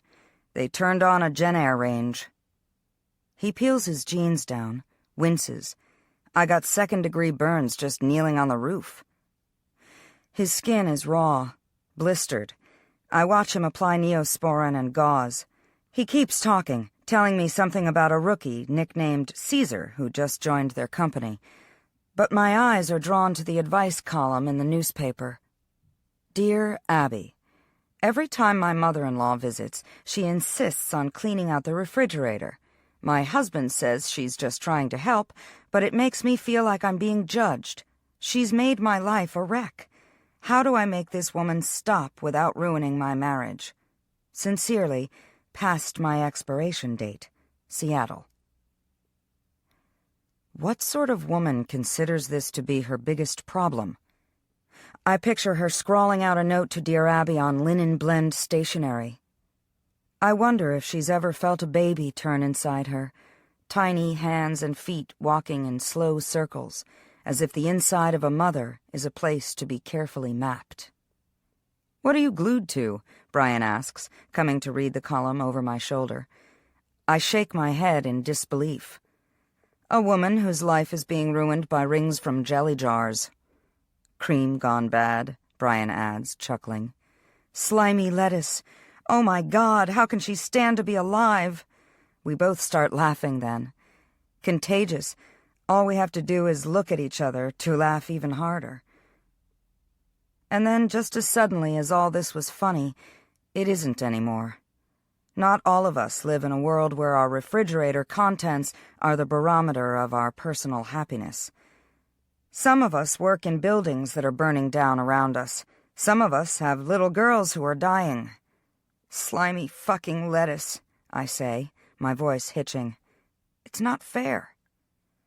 Brian is across the room in an instant. He folds me into his embrace. It never is, baby, he answers. 1 month later, we go back for a third lymphocyte donation. Anna and I take our seats in the doctor's office, waiting to be called. After a few minutes, she tugs on my sleeve. "Mommy," she says. I glance down at her. Anna is swinging her feet. On her fingernails is Kate's mood-changing nail polish. "What?" She smiles up at me. "In case I forget to tell you after, it wasn't as bad as I thought it was going to be." One day my sister arrives unannounced and, with Brian's permission, spirits me away to a penthouse suite at the Ritz-Carlton in Boston. "We can do anything you want," she tells me. "Art museums, Freedom Trail walks, dinners out on the harbor. But what I really want to do is just forget." And so, 3 hours later, I am sitting on the floor beside her, finishing our second $100 bottle of wine. I lift the bottle by its neck. I could have bought a dress with this. Zan snorts. "At Filene's basement, maybe." Her feet are on a brocade chair. Her body is sprawled on the white carpet. On the TV, Oprah counsels us to minimize our lives. Plus, when you zip up a great Pinot Noir, you never look fat. I look over at her, suddenly feeling sorry for myself. "No, you're not doing the crying thing. Crying is not included in the room rate." But suddenly all I can think of is how stupid the women on Oprah sound, with their stuffed filofaxes and crammed closets. I wonder what Brian made for dinner. If Kate's all right. "I'm going to call home." She comes up on an elbow. "You are allowed to take a break, you know. No one has to be a martyr 24/7. But I hear her wrong. I think once you sign on to be a mother, that's the only shift they offer. I said martyr, Zan laughs, not mother. I smile a little. Is there a difference? She takes the telephone receiver out of my hand. "Did you want to get your crown of thorns out of the suitcase first? Listen to yourself, Sarah, and stop being such a drama queen. Yes, you drew a bad lot of fate. Yes, it sucks to be you." Bright color rises on my cheeks. "You have no idea what my life is like." "Neither do you," Zan says. "You're not living, Sarah. You're waiting for Kate to die." "I am not—" I begin, but then I stop. The thing is, I am. Zan strokes my hair and lets me cry. "It is so hard sometimes," I confess. Words I have not said to anyone, not even Brian. "As long as it's not all the time," Zan says. "Honey, Kate is not going to die sooner because you have one more glass of wine, or because you stay overnight in a hotel, or because you let yourself crack up at a bad joke. So sit your ass back down and turn up the volume and act like you're a normal person."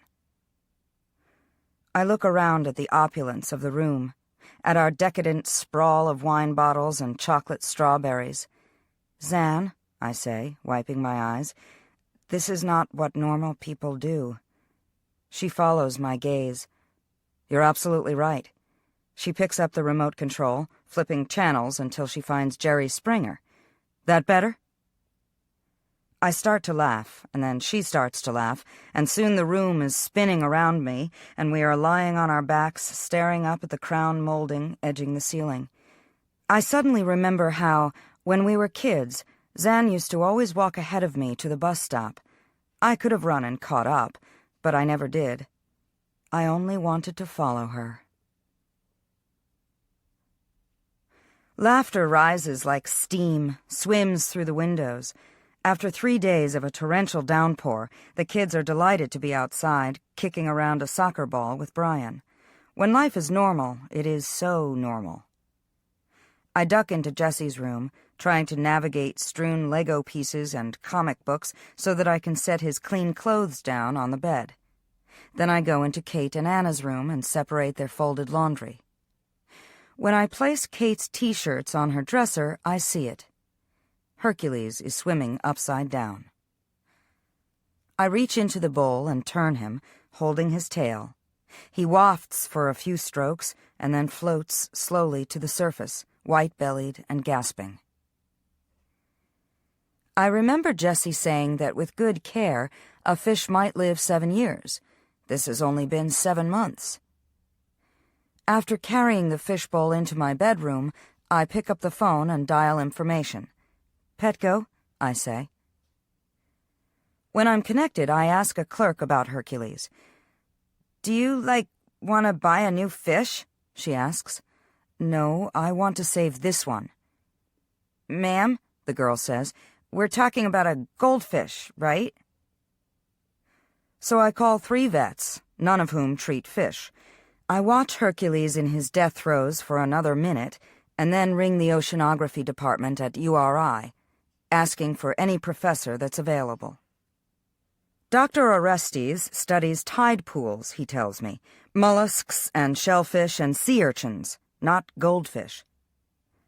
But I find myself telling him about my daughter, who has APL, about Hercules, who survived once against all odds. The marine biologist is silent for a moment. "Have you changed his water?" "This morning." "You get a lot of rain down there the past couple of days?"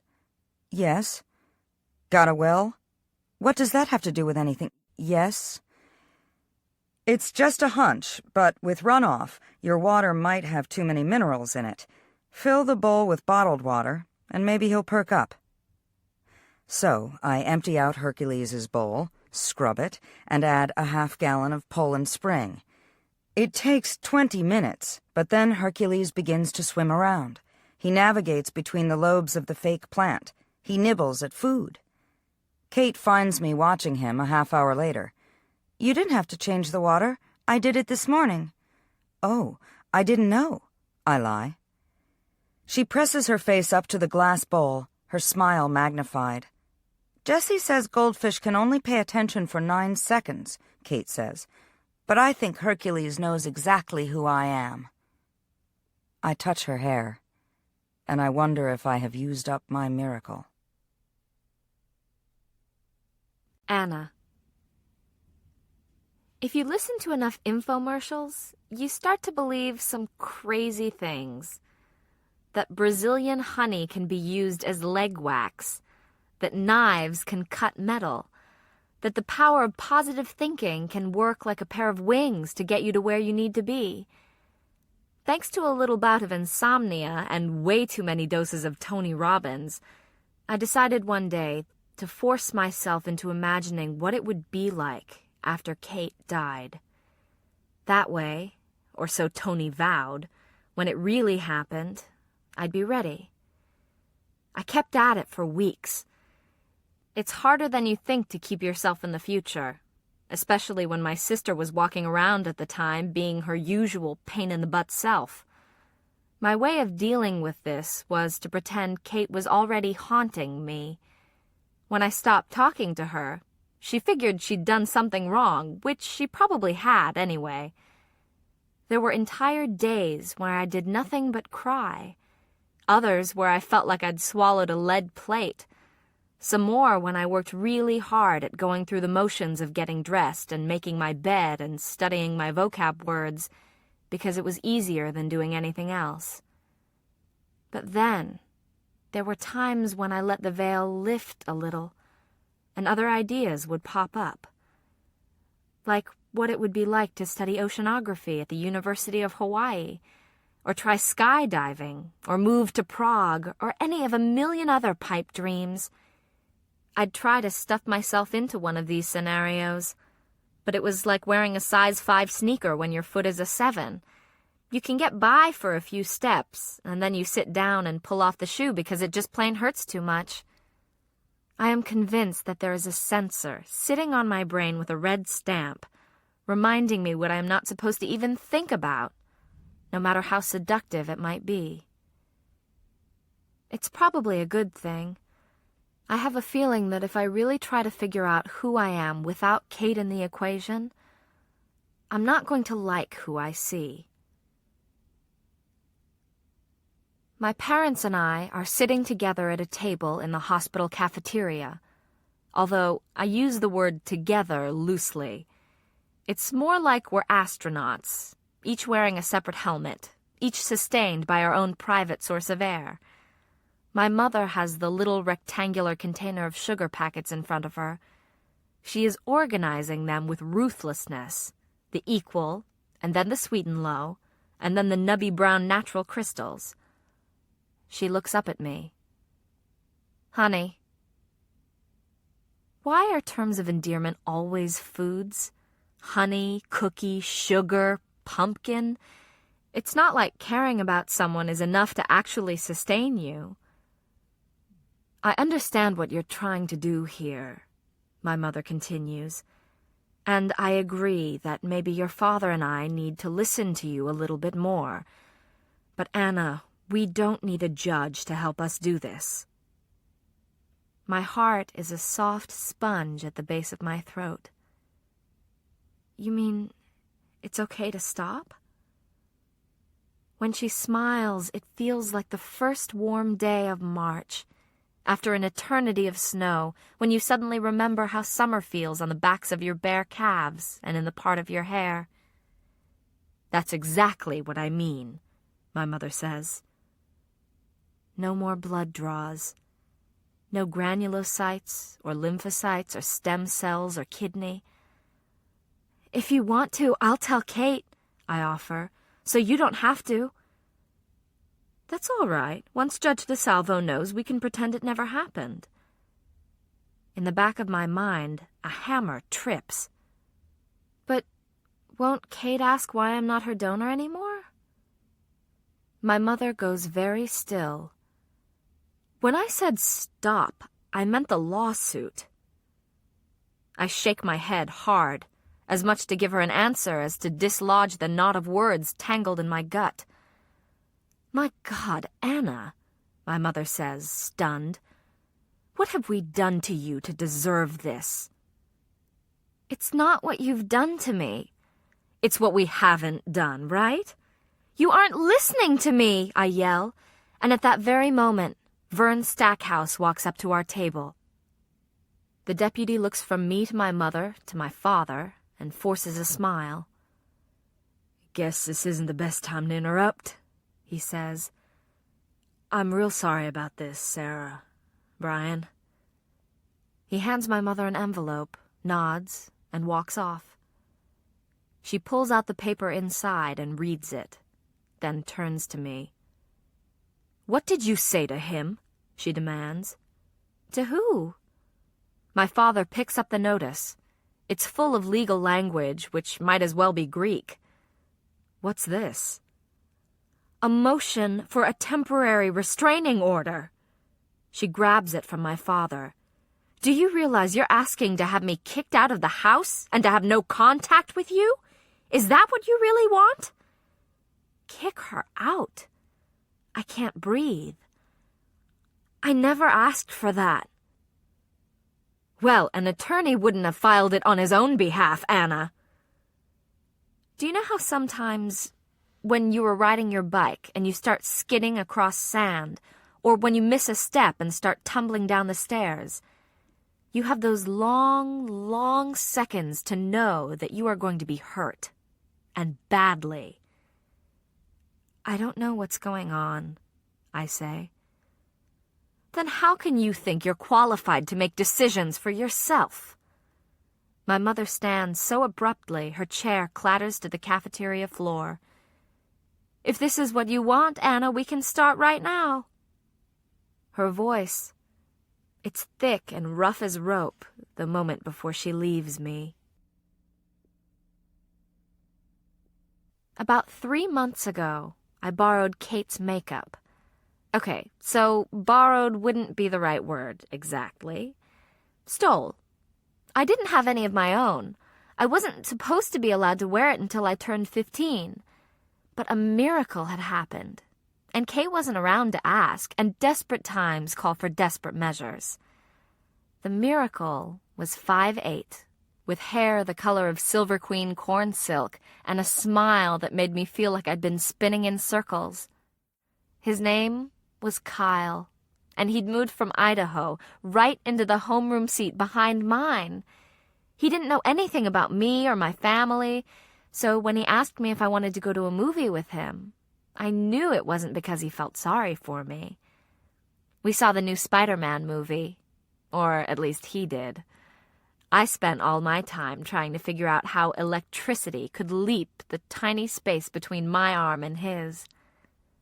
When I came home, I was still walking about 6 inches above the ground, which is why Kate was able to blindside me.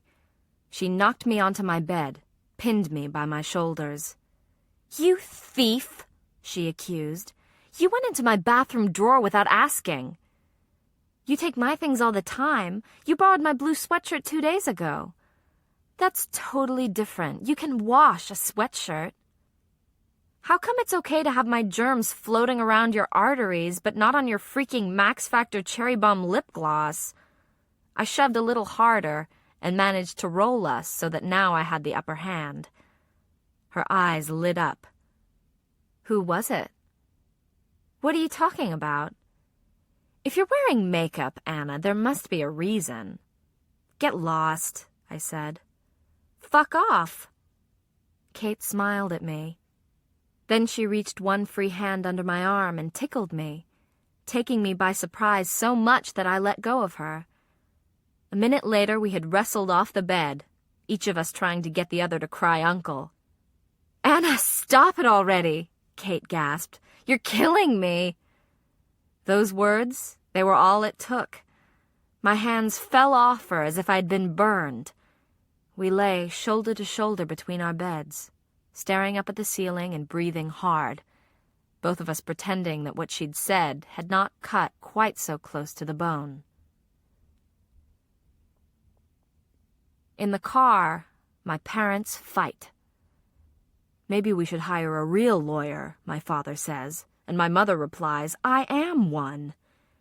"But Sarah," my father says, "if this isn't going to go away, all I'm saying is—" "What are you saying, Brian?" she challenges. "What are you really saying? That some man in a suit whom you've never met would be able to explain Anna better than her own mother?"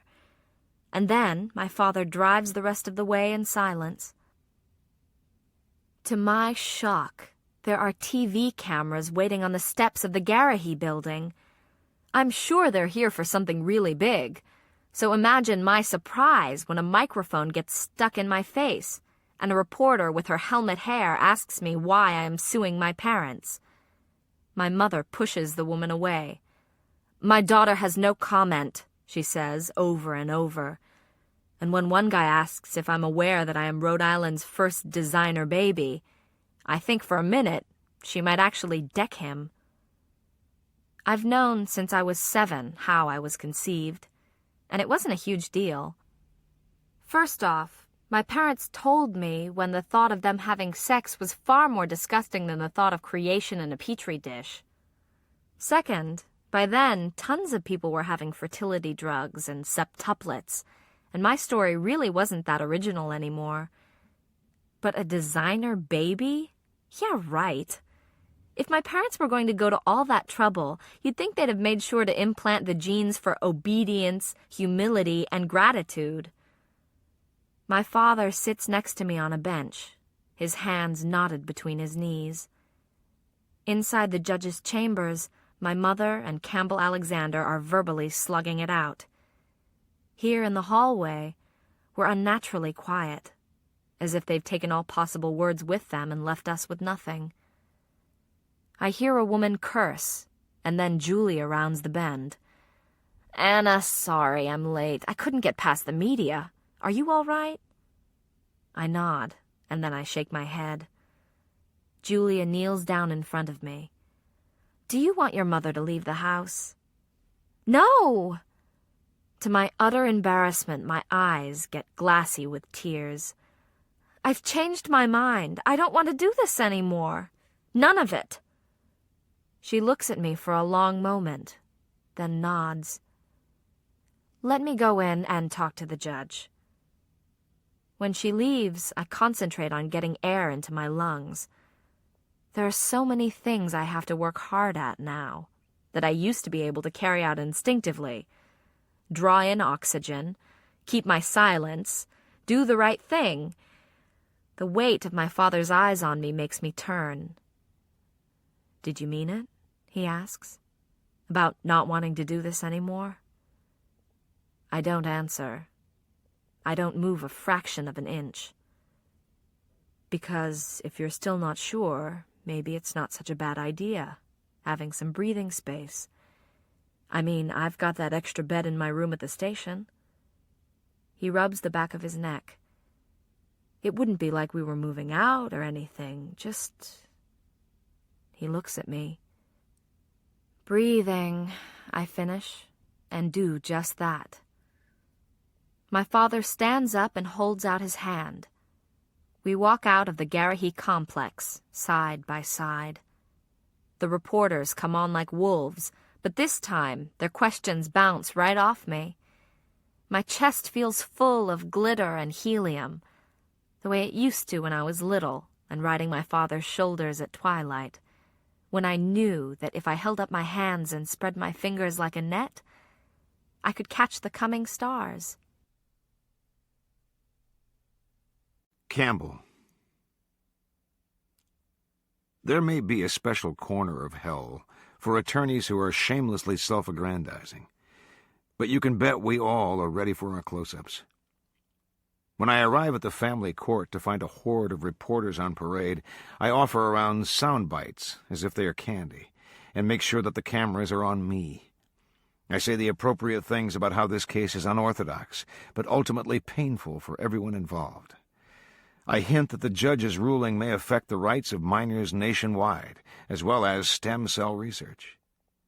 Then I smooth the jacket of my Armani suit, tug on Judge's leash, and explain that I really must go speak to my client. Inside, Vern Stackhouse catches my eye and gives me a thumbs up. I'd run into the deputy earlier and very innocently asked whether his sister, a reporter for the Projo, would be coming down today. "I can't really say anything," I hinted, "but the hearing, it's going to be pretty big." In that special corner of hell, there's probably a throne for those of us who try to capitalize off our pro bono work. Minutes later, we are in chambers. "Mr. Alexander," Judge DeSalvo lifts up the motion for a restraining order, "would you like to tell me why you filed this, when I explicitly addressed the issue yesterday?" "I had my initial meeting with the guardian ad litem, Judge," I reply. "While Ms. Romano was present, Sarah Fitzgerald told my client the lawsuit was a misunderstanding that would work itself out." I slide my glance towards Sarah, who shows no emotion but a tightening of her jaw. "This is a direct violation of your order, Your Honor. Although this court tried to fashion conditions that would keep the family together, I don't think it's going to work until Mrs. Fitzgerald finds it possible to mentally separate her role as parent from her role as opposing counsel. Until then, a physical separation is necessary." Judge DeSalvo taps his fingers on the desk. "Mrs. Fitzgerald, did you say those things to Anna?" "Well, of course I did," Sarah explodes. "I'm trying to get to the bottom of this." The admission is a circus tent collapsing, leaving all of us in utter silence. Julia chooses that moment to burst through the door. "Sorry I'm late," she says, breathless. "Ms. Romano," the judge asks, "have you had a chance to speak to Anna today?" "Yes, just now." She looks at me and then at Sarah. "I think she's very confused." "What's your opinion of the motion Mr. Alexander's filed?" She tucks an errant coil of hair behind one ear. "I don't think I have enough information to make a formal decision, but my gut feeling says it would be a mistake for Anna's mother to be removed from the house."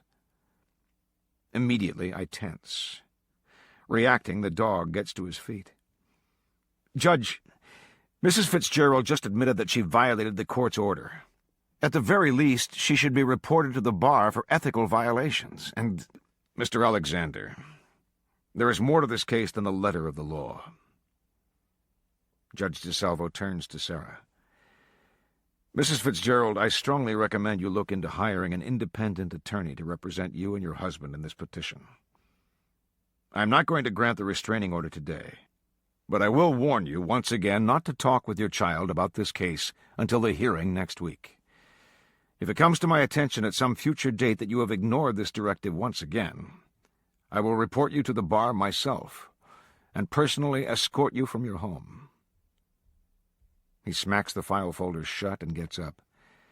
"Do not bother me again until Monday, Mr. Alexander." "I need to see my client," I announce, and I hurry out to the hallway where I know Anna is waiting with her father. Sarah Fitzgerald, predictably, is right at my heels. Following her, intent on keeping the peace, no doubt, is Julia. All three of us come to an abrupt stop at the sight of Vern Stackhouse dozing on the bench where Anna was sitting. "Vern?" I say. He immediately leaps to his feet, clearing his throat defensively. It's a lumbar problem. Got to sit down every now and then to take the pressure off." "You know where Anna Fitzgerald went?" He jerks his head toward the front door of the building. "She and her dad took off a while ago." From the look on Sarah's face, this is news to her, too. "Do you need a ride back to the hospital?" Julia asks. She shakes her head and peers through the glass doors where the reporters have rallied. "Is there a back way out?" At my side, Judge begins to stick his muzzle into my hand. Damn! Julia steers Sarah Fitzgerald toward the rear of the building. "I need to talk to you," she calls over her shoulder to me. I wait for her to turn her back, then I promptly grab Judge's harness and haul him down a corridor. "Hey!" A moment later, Julia's heels strike the tile behind me. "I said I wanted to talk to you." For a minute, I seriously considered ducking out a window. Then I stop abruptly, turn, and offer up my most engaging smile. "Technically speaking, you said you needed to talk to me. If you'd said you wanted to talk to me, I might have waited around." Judge sinks his teeth into the corner of my suit, my expensive Armani suit, and tugs. "Right now, though, I have a meeting to get to." "What the hell is wrong with you?" she says. "You told me you talked to Anna about her mother and that we were all on the same page." "I did, and we were. Sarah was coercing her, and Anna wanted that to stop. I explained the alternatives." "Alternatives? She's a 13-year-old girl. Do you know how many kids I see whose take on a trial is completely different from their parents'? A mother comes in and promises that her child will testify against a child molester because she wants the perp put away for life. But the child doesn't care what happens to the perp as long as he never has to be in the same room as the guy again. Or he thinks that maybe the perp should get another chance, just like his parents give him when he's bad. You can't expect Anna to be like a normal adult client. She doesn't have the emotional capability to make decisions independent of her home situation." "Well, that's the point of this whole petition," I say. As a matter of fact, Anna told me not a half hour ago that she's changed her mind about this whole petition. Julia raises a brow. "Didn't know that, did you?" "She hasn't talked to me about it." "That's because you're talking about the wrong things. You had a conversation with her about a legal way to keep her from being pressured to call off the lawsuit. Of course she jumped all over that. But do you really think she was considering what it might truly mean? That there would be one less parent home to cook or drive or help her with homework? That she wouldn't be able to kiss her mother good night? That the rest of the family would most likely be very upset with her? All she heard when you talked were the words "no pressure." She never heard separation. Judge begins to whine in earnest. "I have to go." She follows me. "Where?" "I told you I have an appointment." The corridor's lined with rooms, all locked. Finally, I find a knob that turns in my hand. I walk inside and bolt the door behind me. "Gentlemen," I say heartily. Julia rattles the knob. She bangs on the smoky, postage-stamped square of glass. I feel sweat break out on my forehead. "You're not getting away this time," she yells through the door at me. "I'm still waiting right here." "I'm still busy," I yell back. When Judge pushes his snout in front of me, I sink my fingers into the thick fur at his neck. "It's okay," I tell him. And then I turn around to face the empty room. Jesse.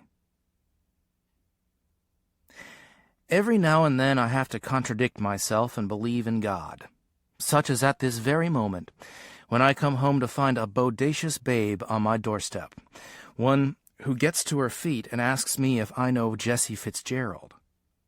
"Who's asking?" I say. "Me?" I give her my most charming smile. Then here I am. Let me just step back for a moment and tell you that she's older than me. But with every glance, that makes less and less of a difference. She's got hair I could get lost in, and a mouth so soft and full I have a hard time tearing my eyes away to check out the rest of her. I'm itching to get my hands on her skin, even the ordinary parts, just to see if it feels as smooth as it looks. "I'm Julia Romano," she says. "I'm a guardian ad litem." All the violins soaring in my veins screech to a stop. Is that like a cop? No, I'm an attorney, and I'm working with a judge to help your sister. You mean Kate? Something in her face tightens. I mean Anna. She filed a lawsuit for medical emancipation from your parents. Oh, yeah, I know about that. Really? This seems to surprise her, as if defiance is something Anna's cornered the market on. Do you happen to know where she is? I glance at the house, dark and empty. Am I my sister's keeper? I say. Then I grin at her. If you feel like waiting, you can come up and see my etchings. To my shock, she agrees. Actually, that's not a bad idea. I'd like to talk to you. I lean against the door again and cross my arms so that my biceps flex. I give her the grin that stopped half the female population of Roger Williams University in their tracks. You got plans for tonight? She stares at me like I've just spoken Greek. No, damn, she'd probably understand Greek, Martian, or freaking Vulcan. Are you asking me out on a date? I'm sure as hell trying, I say. You're sure as hell failing, she responds flatly. I'm old enough to be your mother. You have the most fantastic eyes. By eyes, I mean tits, but whatever. Julia Romano chooses that moment to button her suit jacket, which makes me laugh out loud. Why don't we just talk here? Whatever, I say, and I lead her up to my apartment. Given what it usually looks like, the place isn't so bad. The dishes on the counter are only a day or two old, and spilled cereal isn't nearly as bad to come home to after a full day as spilled milk. On the middle of the floor is a bucket and rag and a container of gas. I'm working up some fire sticks. There are clothes all over the floor, some artfully arranged to minimize the effect of a leak in my moonshine still. What do you think? I smile at her. Martha Stewart would love it, huh? Martha Stewart would make you her life project, Julia murmurs. She sits down on the couch, leaps up, and removes a handful of potato chips that have, holy God, already left a grease print in the shape of a heart on her sweet ass. You want a drink? Don't let it be said my mother never taught me manners. She glances around, then shakes her head. I'll pass. Shrugging, I pull a Labatt's out of the fridge. So there's been a little fallout along the home front? Wouldn't you know? I try not to. How come? Because it's what I do best. Grinning, I take a nice long pull of my beer. Although this is one blowout I would have loved to see. Tell me about Kate and Anna. What am I supposed to tell you? I swing down next to her on the couch, way too close, on purpose. How do you get along with them? I lean forward. Why, Ms. Romano, are you asking me if I play nice? When she doesn't so much as blink, I knock off the act. They survive me, I answer, like everyone else. This answer must interest her because she writes something down on her little white pad. What was it like, growing up in this family? A dozen flip responses work their way up my throat, but the one that comes out is a totally dark horse. When I was 12, there was this time Kate got sick. Not even big sick, just an infection, but she couldn't seem to get rid of it by herself. So they took Anna in to give granulocytes, white blood cells. It wasn't like Kate planned it or anything, but it happened to be Christmas Eve. We were supposed to all go out as a family, and get a tree. I pull a pack of smokes from my pocket. "You mind?" I ask, but I never give her a chance to answer before I light up. I was shuttled over to some neighbor's house last minute, which sucked, because they were having a nice Christmas Eve with their relatives and kept whispering about me like I was a charity case, and deaf to boot. Anyway, that all got lame pretty fast, so I said I had to pee, and I snuck out. I walked home and took one of my dad's axes and a handsaw and chopped down this little spruce in the middle of the front yard. By the time the neighbor figured out I was gone, I had the whole thing set up in our living room, in the tree stand, garland, ornaments, you name it. In my mind, I can still see those lights, red and blue and yellow, blinking over and over on a tree as overdressed as an Eskimo in Bali. So, Christmas morning, my parents come to the neighbors to collect me. They look like hell, both of them. But when they bring me home, there are presents under the tree. I'm all excited, and I find one with my name on it, and it turns out to be this little wind-up car. Something that would have been great for a 3-year-old, but not me. And that I happened to know was on sale in the hospital gift shop, as was every single other present I got that year. Go freaking figure. I stabbed my cigarette butt out on the thigh of my jeans.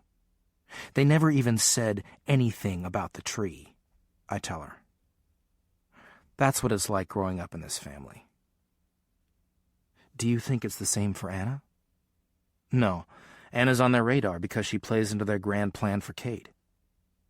How do your parents decide when Anna will help Kate medically? She asks. You make it sound like there's some process involved, like there's actually a choice. She lifts her head. Isn't there? I ignore her, because that's a rhetorical question if I've ever heard one, and stare out the window. In the front yard, you can still see the stump from that spruce. No one in this family ever covers up their mistakes. When I was 7, I got it in my head to dig to China. How hard could it be, I figured? A straight shot. A tunnel? I took a shovel out of the garage, and I started a hole just wide enough for me to slip into. Every night I would drag the old plastic sandbox cover across it, just in case of rain. For 4 weeks I worked at this, as the rocks bit into my arms to make battle scars, and roots grabbed at my ankles. What I didn't count on were the tall walls that grew around me, or the belly of the planet, hot under my sneakers. Digging straight down, I'd gotten hopelessly lost. In a tunnel, you have to light your own way, and I've never been very good at that. When I yelled out, my father found me in seconds, although I'm sure I waded through several lives. He crawled into the pit, torn between my hard work and my stupidity. "This could have collapsed on you," he said, and lifted me onto solid ground. From that point of view, I realized that my hole was not miles deep after all. My father, in fact, could stand on the bottom, and it only reached up to his chest. Darkness, is relative. Brian. It takes Anna less than 10 minutes to move into my room at the station. While she puts her clothes into a drawer and sets her hairbrush next to mine on the dresser, I go out to the kitchen where Polly is chefing up dinner. The guys are all waiting for an explanation. "She's going to stay with me here for a while," I say. "We're working some things out." Caesar looks up from a magazine. She gonna ride with us? I haven't thought of this. Maybe it'll take her mind off things to feel like she's an apprentice of sorts. You know, she just might. Paulie turns around. He's making fajitas tonight, beef. Everything okay, Cap? Yeah, Paulie, thanks for asking. If there's anyone upsetting her, Red says, they'll have to go through all four of us now. The others nod. I wonder what they would think if I told them that the people upsetting Anna are Sarah and me. I leave the guys finishing up dinner preparations and go back to my room where Anna sits on the second twin bed with her feet pretzeled beneath her. Hey, I say, but she doesn't respond. It takes me a moment to see that she's wearing headphones, blasting God knows what into her ears. She sees me and shuts off the music, pulling the phones to rest on her neck like a choker. Hey. I sit down on the edge of the bed and look at her. So, you, want to do something? Like what? I shrug. I don't know. Play cards? You mean like poker? Poker, go fish, whatever. She looks at me carefully. Go fish? Want to braid your hair? Dad, Anna asks, are you feeling all right? I'm more comfortable rushing into a building that is going to pieces around me than I am trying to make her feel at ease. I want you to know you can do anything you want here. Is it okay to leave a box of tampons in the bathroom? Immediately my face goes red, and as if it's catching, so does Anna's. There's only one female firefighter, a part-timer, and the women's room is on the lower level of the station, but still. Anna's hair swings over her face. I didn't mean... I can just keep them... You can put them in the bathroom, I announce. Then I add with authority, if anyone complains, we'll say they're mine. I'm not sure they'll believe you, Dad. I wrap an arm around her. I may not do this right at first. I've never bunked with a 13-year-old girl. I don't shack up with 42-year-old guys too often either. Good, because I'd have to kill them. Her smile is a stamp against my neck. Maybe this won't be as hard as I think. Maybe I can convince myself that this move will ultimately keep my family together, even though the first step involves breaking it apart. Dad? Just so you know, no one plays Go Fish after they're potty trained. She hugs me extra tight, the way she used to when she was small. I remember, in that instant, the last time I carried Anna. We were hiking across a field, the five of us, and the cattails and wild daisies were taller than her head. I swung her up into my arms, and together we parted a sea of reeds. But for the first time we both noticed how far down her legs dangled, how she was too big to sit on my hip, and before long she was struggling to get down and walk on her own. Goldfish get big enough only for the bowl you put them in. Bonsai trees twist in miniature. I would have given anything to keep her little. They outgrow us so much faster than we outgrow them.